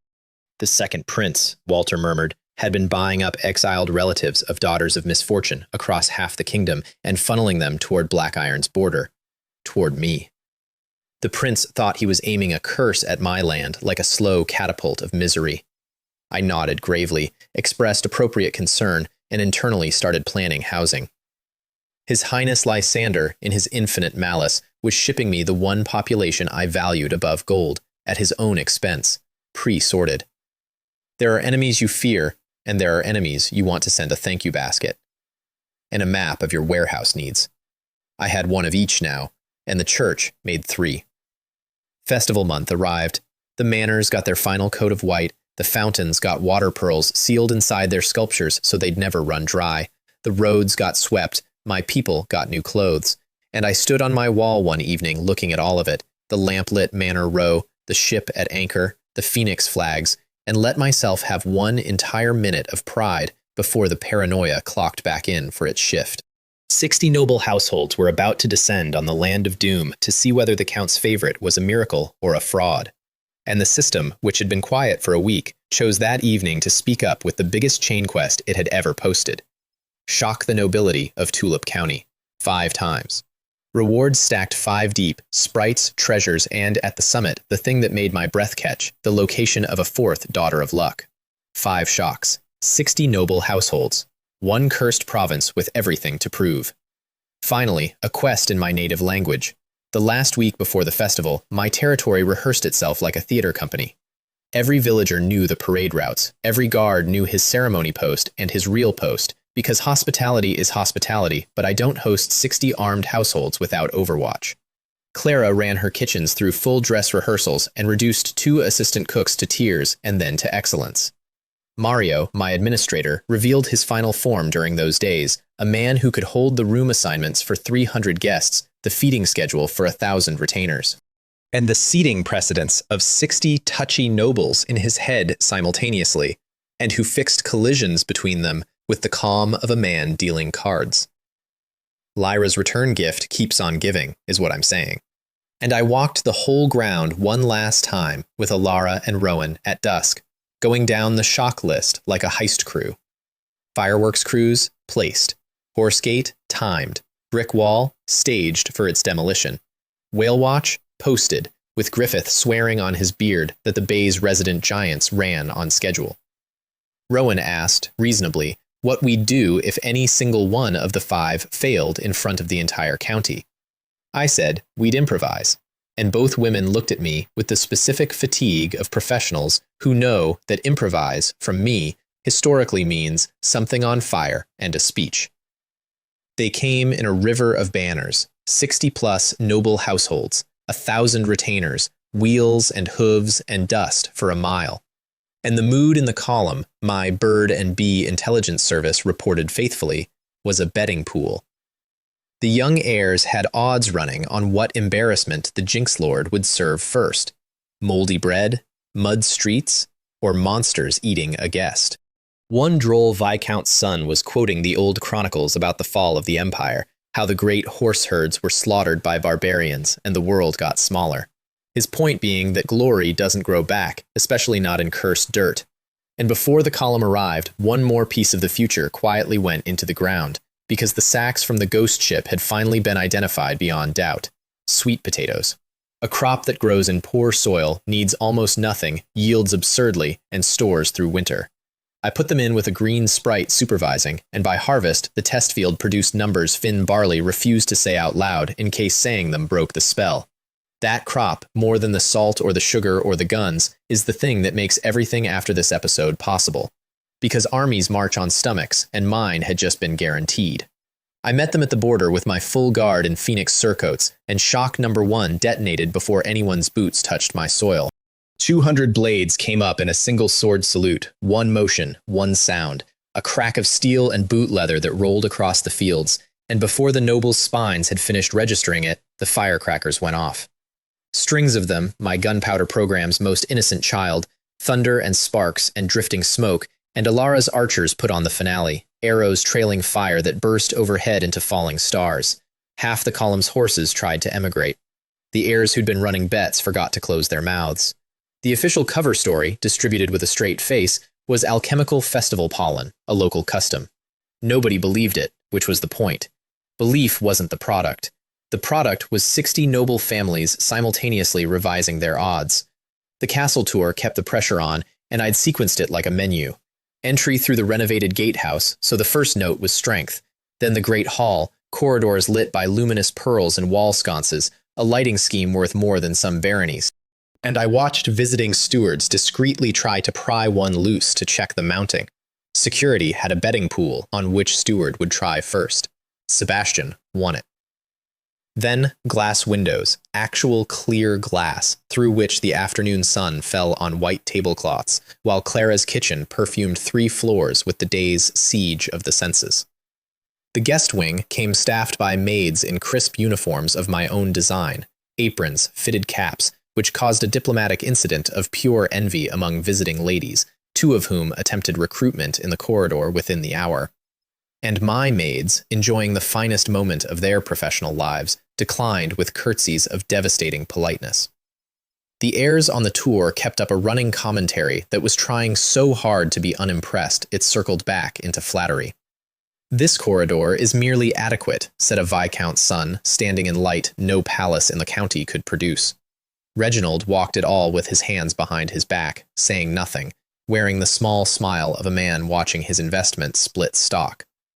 Lyra walked it differently. She kept drifting to the edges of rooms, watching people instead of pearls, standing where she could see the doorways. And it took me most of the tour to work out that she wasn't bored, she was working. And at some point, on a quiet stair between the second floor and the gallery, with the noise of the tour going on somewhere below us, she told me something in that flat voice she uses for things that cost her, an explanation, unasked for, of why she freezes rooms. Her talent had a side to it that nobody outside her household knew. She feels the shape of intentions. Not thoughts, she was careful about that. Not words, just the grasping thing under a face, the angle of the want. Every compliment she has ever received arrived pre-peeled. Every suitor who ever bowed over her hand came with the transaction visible underneath, the county, the title, the bloodline, the leverage. Every friend at every party since she was 9. Imagine being 9 and learning that. Imagine a childhood of birthdays where you can feel what the room is actually there for. That's the whole answer to the flower of the tulip, by the way. The ice everybody complains about isn't arrogance. It's what's left of a person who has never once in her life been approached by someone who wasn't reaching for something behind her. Then she looked at me, the way you check a ledger line twice, and said that I read as exactly what I appear to be doing, which in her experience was a kind of unicorn. I pointed out that I appear to be doing quite a lot of scheming. She said, yes, obvious scheming, right there on the surface, and that it was restful. I have been called many things. Restful is the one I've thought about most. And in the same breath, without ceremony, she dropped the formal address and told me to call her Lyra. Just Lyra. Then she walked on ahead, as if the stair had been empty the whole time, and Tessa, trailing 3 steps behind us, was making a face like a firework about to go off from sheer matchmaking joy. Lunch introduced the county's aristocracy to ice cream, and the introduction had stages. Stage 1, suspicion, cold food in autumn being against several folk beliefs. Stage 2, the first spoonful, and the table-wide silence of 60 aristocrats simultaneously reorganizing their understanding of dessert. Stage 3, negotiation, wherein 2 separate noble matriarchs attempted to hire away my kitchen staff inside the hour, one of them offering a dowry-grade sum for, quote, the frost cook, there being no frost cook, there being a saltpeter basin, and a lord with a childhood memory of a freezer. Breyer, self-appointed dessert sommelier, held court at the children's table, explaining flavors with the gravity of a wine master, and extracted from her noble-born audience, in exchange for tasting priority, a tribute system she administered with terrifying competence. That child will run a guild someday, possibly a country. My sister Serafina arrived with her whole academy flock that day too, and got to experience the season's strangest status inversion. Girls who'd once quietly pitied her wardrobe, now angling for invitations through her. Because she was the sister of the ice cream, the perfume, the Phoenix land. She handled it with a grace I choose to believe is also genetic. Ulrich, meanwhile, had stationed himself at the oyster grill in a host's apron he'd awarded himself, and was delivering an improvised advertisement about the effects of grilled oysters on a man's vigor, 5 fingers raised, voice dropping to a confidential boom, to an audience of middle-aged barons who kept glancing at their wives. Sales, I'm told, were vigorous. Cormac bought a barrel. Let me give you shock 1 in slow motion, because I'd spent 2 weeks engineering 4 seconds. The column had halted at my border marker, which is where a host greets guests. 60 households, 1,000 retainers, all of them arranged in the road with the particular boredom of people expecting a formality. Reginald at the front, Lyra beside him, the heirs at the back running their betting pool. My 200 were drawn up on the rise behind me in phoenix surcoats, and on my signal they came to the salute, and 200 blades left 200 scabbards in one sound. Not a ragged scrape, one sound, like a single enormous lock turning, and the horses in the front rank of that column shied as a body.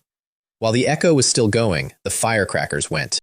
I'd had the crews digging emplacements along both sides of the road for a week, strings of them, paper-wrapped, fused in sequence. And they went off in a rolling wave up the length of the entire column. Crack, crack, crack, crack, smoke jetting, sparks in the autumn grass, a sound this world's ears have no file for. Then Ilara's archers, on the ridge, put up the finale, arrows trailing burning cord that burst overhead into slow falling stars. Reader, half the column's horses tried to emigrate. A viscount went off the back of his. 2 baronesses screamed and then immediately pretended they hadn't. The heirs who'd been running odds on my public humiliation sat in their saddles with their mouths open, and behind them 1,000 retainers were craning to see, and somewhere down the line a serf-born groom started clapping and got the whole rear of the column doing it. The official explanation, which I delivered with a bow and a completely straight face, was that this was a traditional Storm Territory festival greeting employing alchemical pollen. Nobody believed a word of it. Reginald, on his horse, gave me a look with a laugh buried 3 layers down in it. Belief was never the product. The product was 60 noble families instantaneously revising every odds they'd made on the road. Shock 2 was scheduled for the afternoon, and the heirs walked into it, on schedule, and mouth first. On the tour past my paddocks, one of them made the obvious joke about the Jinx Lord's cavalry dreams, given that everyone knew war horses couldn't be bred south of the prairie. On cue, because I am a showman and I'd paid for the cue, the far gate opened and 38 war horses came around the hill at a full rolling thunder, manes and dust and drumfire, with the fire lizards pacing the flank like armored outriders, and Briar standing on Fireball 1's back with her arms out like the world's smallest, smuggest hood ornament. And then White Dragon cleared the fence, cleared it, wind singing off his hooves, trotted through 60 frozen nobles, and put his enormous royal head on my shoulder, sighing like a put-upon employee, on cue, for which he had negotiated an entire barrel of purple grass, and worth every stalk. Let me spell out what those nobles were actually looking at, because the horses alone would have been the story. 38 war horses is not a stable, it's a cavalry arm. In this county, a baron with 8 mounted men is a serious baron. Ulrich, one of the wealthiest merchants in a coronet in the region, fields 8. The reason is simple, and everyone in that crowd knew it. This side of the continent cannot breed proper war horses. The grasslands belong to the prairie tribes. And every mount in the county has been bought at ruinous prices from the north. A knight with 38 of them is a knight who has either robbed a king or found a miracle. And then, on top of that, White Dragon cleared the fence.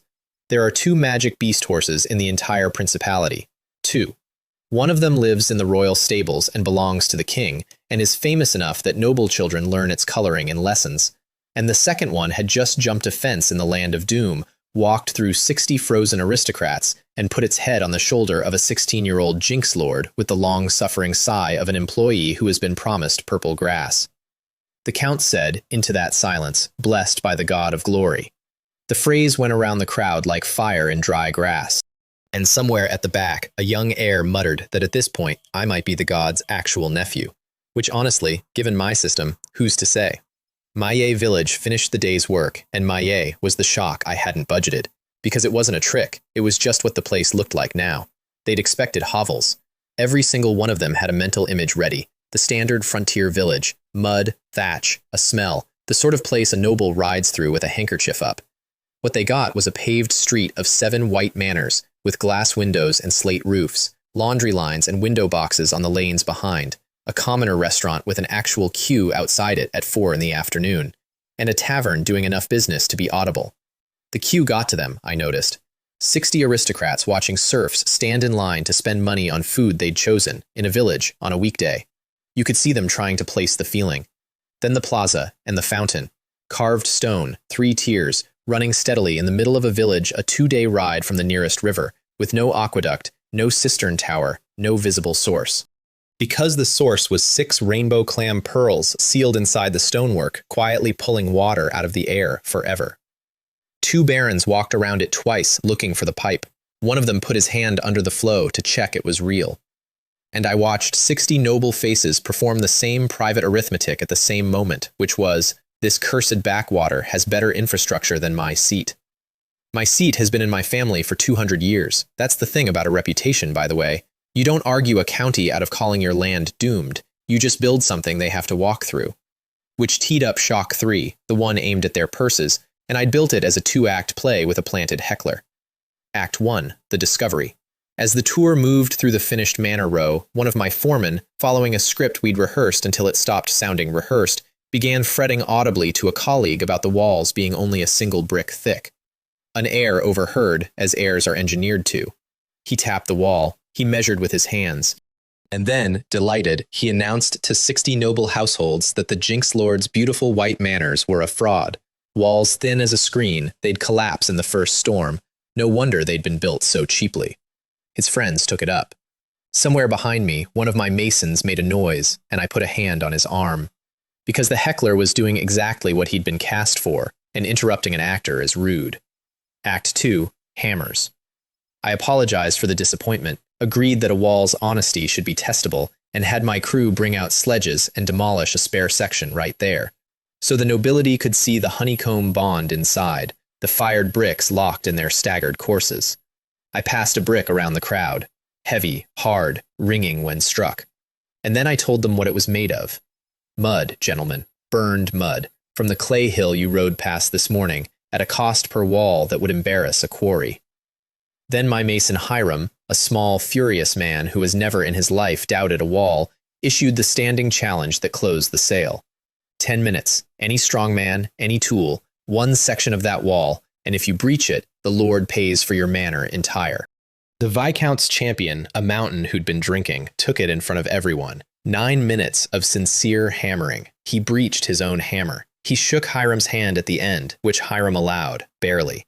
By sunset, I had 5 construction contracts signed with deposits taken, 1,300 square meters of noble manor commissioned at 50 silvers the square meter, and a formal partnership inked with Ulrich, 35% to him for logistics, labor recruitment, and duchy-wide sales. Because an empire of bricks needs a salesman with a green suit and no shame. Ulrich signed it standing up, using a mason's back as a desk, already listing the towns he'd starred in. And the heckler heir, my unpaid co-star, spent the rest of the festival being congratulated by strangers for his role in the demonstration, which he accepted, because a noble will take credit for weather.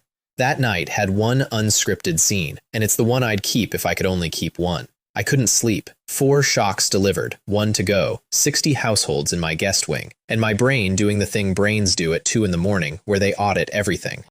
So I walked the castle gardens, and out past the hedge line, in the little clearing where the fruit trees are, I found Lyra running sword forms in the moonlight.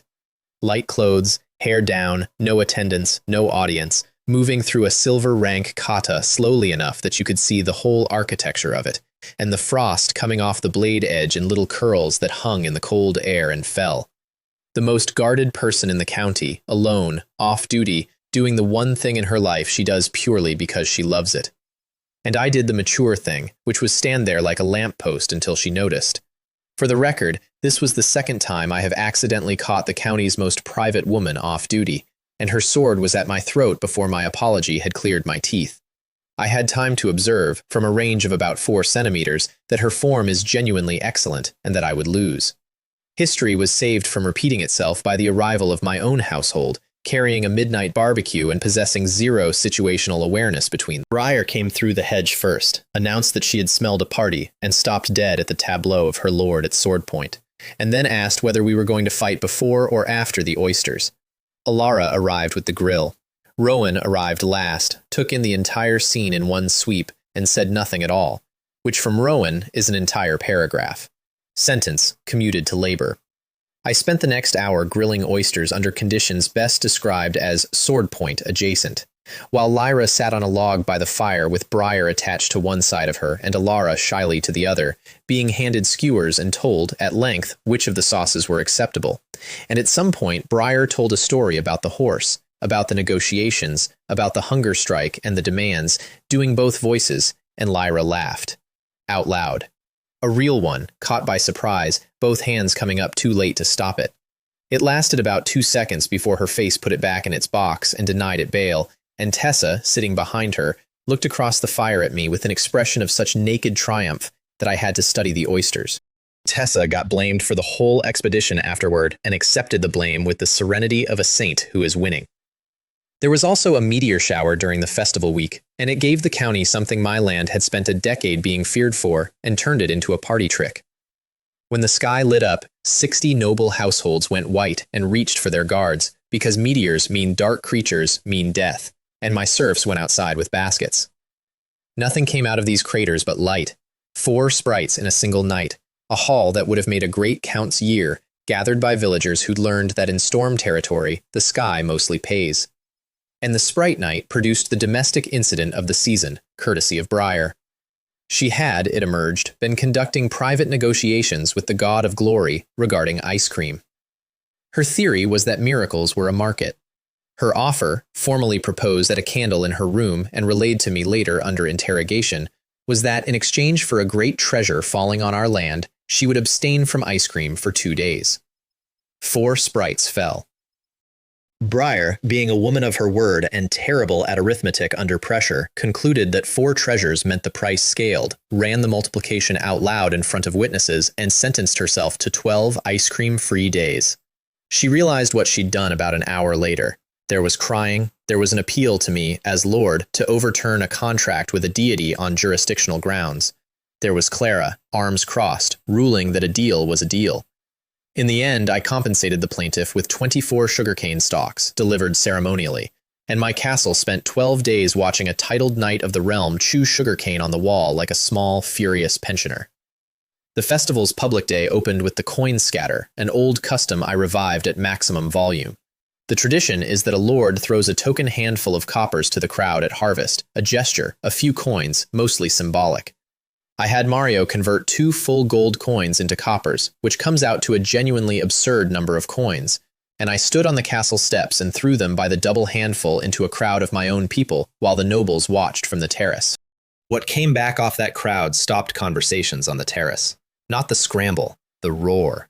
My serfs cheering their lord, at volume, unprompted, with no bailiff walking the line to encourage enthusiasm, which is a thing several of those noble households genuinely require at home. One elderly baroness asked her host, audibly, how it was arranged. It wasn't arranged. That's what nobody up there could price.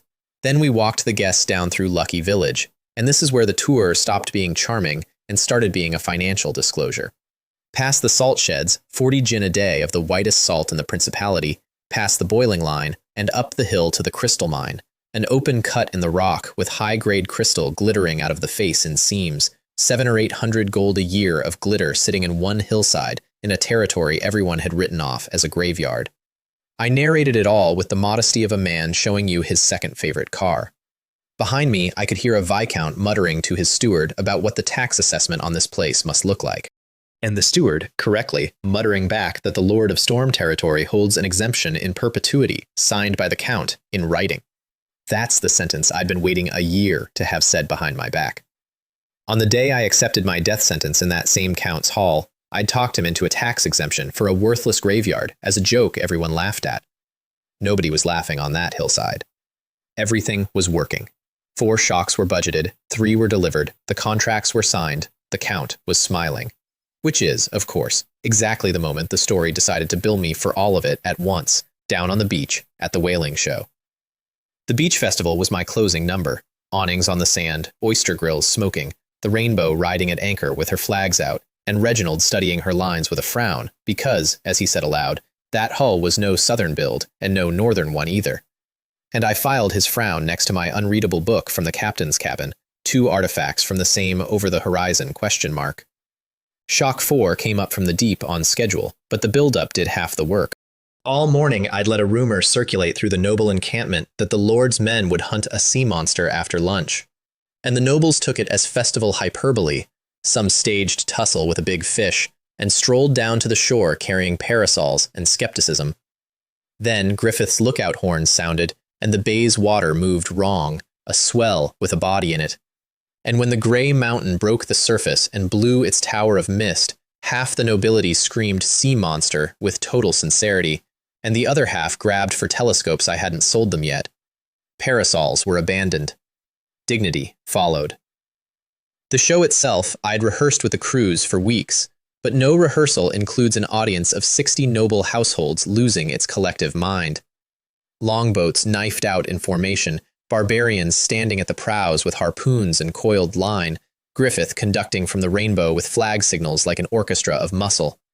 And then Raymond jumped. Off the prow, across open water, onto the whale's back, harpoon planted in the same motion. And he stood up on the moving island of it and roared his tribe's victory cry across the bay. I heard, distinctly, a baroness behind me whisper that she wished to be introduced. The heirs who'd been betting on my embarrassment were now standing in the surf, boots soaked, shrieking like boys at their first tournament, offering each other odds on each harpoon throw, converted in a single afternoon from critics to fans, the oldest alchemy there is. Barrel floats wore the giant down through the afternoon, Griffith's innovation delivered from my sketch, every planted harpoon dragging its own buoyancy tax. And when the tide brought the spent colossus into the shallows, something happened I didn't stage and couldn't have. 50 nobles, drunk on spectacle and festival wine, waded into the ropes and hauled with the crews, battle chi steaming off silk sleeves, Count's cousins heaving in rhythm with barbarian chants they didn't know the words to, and even Reginald had his sleeves rolled, and afterward the whole beach smelled of salt and triumph and expensive laundry ruined forever. Nobles, it turns out, are exactly as easy to entertain as anyone. Nobody had ever tried. The bonfires went up at dusk. Beast meat, candied fruit, wine of honey, the whole beach glowing, young nobles and my serf's children chasing crabs by torchlight. And the noble daughters, my sister's academy flock at the center, waded into the shallows to play in the phosphorescent surf. That's when the sea reminded me whose neighborhood this used to be. I'd cleared this beach twice, once with barbarians and fire, once with the whole army as a live fire exercise, and both times the survivors had gone into the deep water and stayed there. And I had allowed myself the exact mistake I lecture my captains about, which is confusing a beaten enemy with a gone one. There were still hundreds of them out past the shelf. And that night, the water was full of blood and whale offal from the day's butchering, and the shallows were full of splashing, laughing, unarmored young women. The fires on the sand had drawn every hungry thing within a mile to the edge of the light. They came in low, no rush, no war cries, just the water going wrong in patches. And they did the one thing fish heads do better than fight. They grabbed. 2 girls went off their feet at once, screams cutting off into churn, and the beach turned instantly into the worst thing a battlefield can be, which is a knot of drawn steel that cannot strike. Because 60 armed nobles were standing in the surf, watching hostages being dragged into black water they couldn't see into. Lyra didn't hesitate. That's the part I need you to keep. The ice princess, the heir who calculates everything, hit the water in her banquet dress, sword frosting the surf, and cut both girls free of their captors in 4 strokes, and had turned to herd them ashore when 3 more shapes hit her from the deep side. And the flower of the tulip, who I learned in that exact moment cannot swim, went under. The world went narrow and loud. Rowan was already knifing through the waves with her new speed, and Alara had waded to her thighs and was putting arrows into any head that broke the surface, calling her shots to herself in a flat voice. And the nobles were shouting orders at each other that meant nothing because you cannot order a black sea to give something back.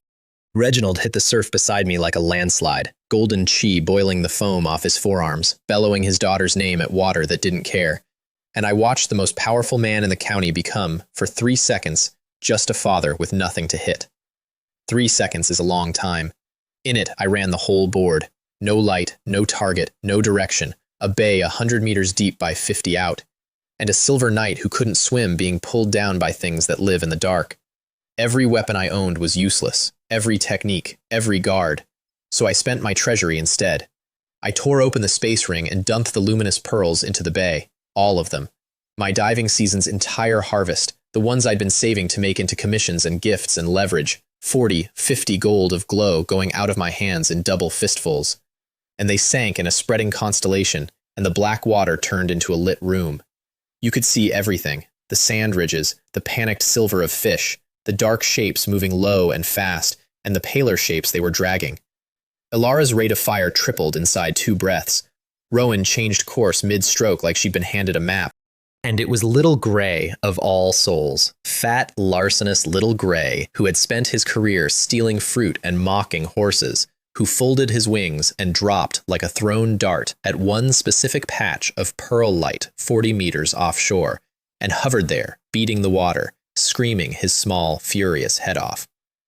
I went where the bird pointed. I found her by her hair, drifting, 3 murlocs still dragging at her, and what happened to them happened fast, and I didn't slow down to watch. I got her up into the air and ashore, and she wasn't breathing. Here's where 2 worlds collided on a beach in front of the entire county.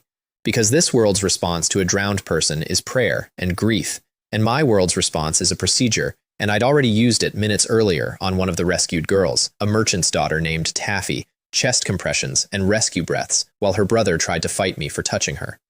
Until she coughed up seawater, and his fists turned into a hug mid-swing.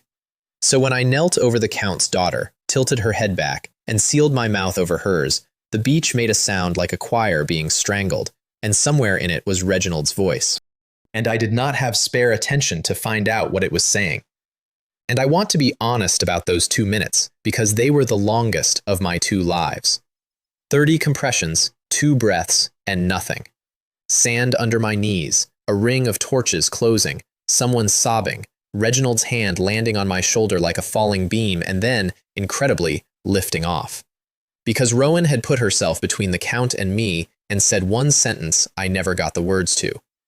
30 more. 2 more. Nothing. Her lips were cold, and there was a voice in my head that was entirely my own doing the arithmetic of how long she'd been under. And I told that voice to shut up and kept counting out loud. Because when the technique is all you have, you do the technique, and you do it past the point where it feels like anything but ceremony over a dead girl in front of her father. She came back on the 4th cycle, coughed hard, seawater and sand, seized a breath with her whole ribcage, and opened her eyes an inch from mine, with my hands laced on her sternum, her father, 60 noble houses, and every academy girl in the county watching. She punched me. Silver Knight, from the ground, no wind-up. I took it fully in the shoulder and sat down in the sand. And I want to be clear, fair, completely fair. And then, mid-punch, mid-fury, her eyes went wide, because her talent, the one that reads intentions, had caught up with her fist. She was staring at the shape of what I'd actually done, the pearls, the water, the breath, the fact that she was alive. And the fury slid off her face and left something bare underneath it that she would normally never let 60 households see, and she looked away, and the beach pretended very loudly to have been watching the whale this whole time. The system chimed in my skull like a bell in a cathedral. 5th shock, complete. And the reward line unrolled, the location of the 4th daughter of luck, incoming. I sat there in the wet sand, shoulder throbbing, absurdly rich in every way that would matter later, watching Lyra's maids bundle her toward the fires. Reginald found me before the night ended. The Count of Tulip, the Golden Mountain, sat down next to me on a driftwood log like a farmer at a fence, quiet for a while, and then said that he owed me past what a lord owes a vassal, and that I should name anything. Anything. Title, land, gold. His court had heard him say it. I'd love to tell you I wasn't tempted. A better county, a viscount's chain, a vault of gold. But I'd spent months learning what this world runs on, and it isn't any of those. It's debts that great men remember owing. So I asked for the smallest thing on the menu. Clear my beach of murlocs, your excellency, that's all. Let my fishermen work in peace. He stared at me for a long moment. I could feel the nobles behind us doing their own math and arriving at the word idiot in 60 simultaneous dialects. Because a favor from a great count is the rarest currency on the continent, and I had just spent it on pest control. Then he laughed, one short bark, the laugh of a man watching someone fold a winning hand to keep the opponent at the table. Because Reginald could read the actual invoice. A title granted is a debt closed. A favor spent small is a favor a great man keeps feeling he owes. And a lord who asks for his fishermen's safety in front of 60 households, while his fishermen's families listen from the fires, is a lord buying something that isn't for sale in any market. That same night, 500 tulip knights rode down my beach with torches. It went on until dawn, up and down the coast, into the shallows, and out to the shelf, a professional extermination performed by the finest cavalry order in the county in a state of collective fury. And by sunrise, the Murloc nation of Stormcoast, 2,000 strong, the plague that had starved my province for a decade, was a closed chapter of local history. No one, the Count remarked, wiping down his blade personally on the sand, touches my daughter. Do the accounting on that night with me. I gave away every pearl I owned and a favor worth a barony. I received, in exchange, a coastline cleared by someone else's army, a debt in the heart of the most powerful man in the county, and 60 noble households who now tell the story at their own dinner tables of the Jinx Lord who dumped a fortune into the sea to light the way for a drowning girl. Cheapest transaction of my life. The farewells the next day were their own little festival, and I stood at the gate for 4 hours, shaking hands with a county that had arrived to laugh at me. Nobles who'd come composing jokes left composing invitations. Baron Gawain, my father's old drinking companion, took my hand in both of his and apologized for something he never specified, which I assume was a year of dinner table jokes. 3 separate households asked whether their second sons might spend a season in my guard, which in this world is a request to be trained and a signal of alliance. And I said yes to all 3, because sons in your barracks are the cheapest treaty ever written. Ulrich left with signed contracts and a hangover of the spirit, already dictating letters to his factors from the carriage. Cormac left with a normal hangover. The academy girls left with perfume and my sister's phone number, so to speak. And Seraphina left with the sudden weighty status of being the sister, which she carried like she'd been born to it. And Lyra's carriage paused at the gate. She didn't say anything. I didn't say anything. Anything either of us could have said would have been said in front of 100 people, and both of us know exactly how that gets repeated by dinner. So we did the nod. The one that carries a sealed envelope that neither party wants opened in public. She held it a beat longer than protocol requires, and then the carriage moved, and Tessa hung out the window and waved with both arms, sufficient enthusiasm for the entire family. And the girls of my own castle closed the arc that evening in the only appropriate way. The 4 of them ambushed me at dinner with what Briar insisted on calling a formal petition, delivered standing, with Rowan reading it out in a voice of absolute military neutrality. In the event that any member of the household should suffer drowning, the petition ran, the Lord is to administer the revival procedure personally, without delegation, in accordance with the precedent established on the beach. Ilara went red to the ears halfway through and would not look up from the table. Rowan kept her face perfectly straight, which is somehow worse. Clara, from the kitchen door, contributed that the policy should extend to the staff. And Briar, who did not understand one single thing about what she was signing, asked to be included twice, on the grounds that she could not swim and liked to be first in queues.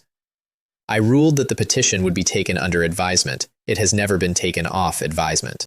It comes up roughly monthly, so here's the ledger, closed and totaled. A year ago, they handed a dead man's title to a spare son, wrapped a mass grave in ribbon, and applauded themselves for the joke. That boy owned 10 gold coins, 10 guards, and a life expectancy measured in weather. The joke now has a flag. The land of doom has a standing army the neighboring counts quietly count in their sleep, a navy of 1 and growing. Salt, sugar, ice, perfume, bricks, cavalry, thunder in clay pots, a count's friendship in writing. And the count's daughter's debt, priced at exactly 3 unnamed favors. The girls this world burned run my war machine, and my kitchen, and my heart, and the beach where monsters ruled is where the county's nobility now begs to summer. And I want to name the thing I'm actually proud of, because it isn't in that list. 14 months ago, in the square of a starving village, a crowd of frightened, decent, ordinary people stacked firewood around a girl, because that is what the world had taught them was hygiene. Those same people, this autumn, stood in a plaza and cheered until they were hoarse for a masked archer they all know perfectly well has gold rings in her eyes, and not one of them has ever said the word misfortune out loud in my territory again. That's the whole thing. That's what the salt and the sugar and the bricks and the cannon in a clay pot were for. You can't argue a world out of burning people. You can only build a place where burning them costs something, and then make that place too useful to burn down. But sit with me one more minute, because none of that is the real ending. The real ending is a list. The church that collects the girls I protect has my province on some quiet map, and a man of theirs already burned alive in a count's castle rather than speak my name. The second prince of this kingdom is spending his own gold to ship me curses that keep turning into blessings, and princes audit their investments eventually. And under all of it, patient as winter, my system's fourth quest ticks toward its date, 6 months and closing, when the sky over every territory in this duchy opens at once. The only man alive holding the forecast is a spare son the capital still calls the Jinx Lord. They gave me a death sentence with a ribbon on it. I'm keeping the ribbon.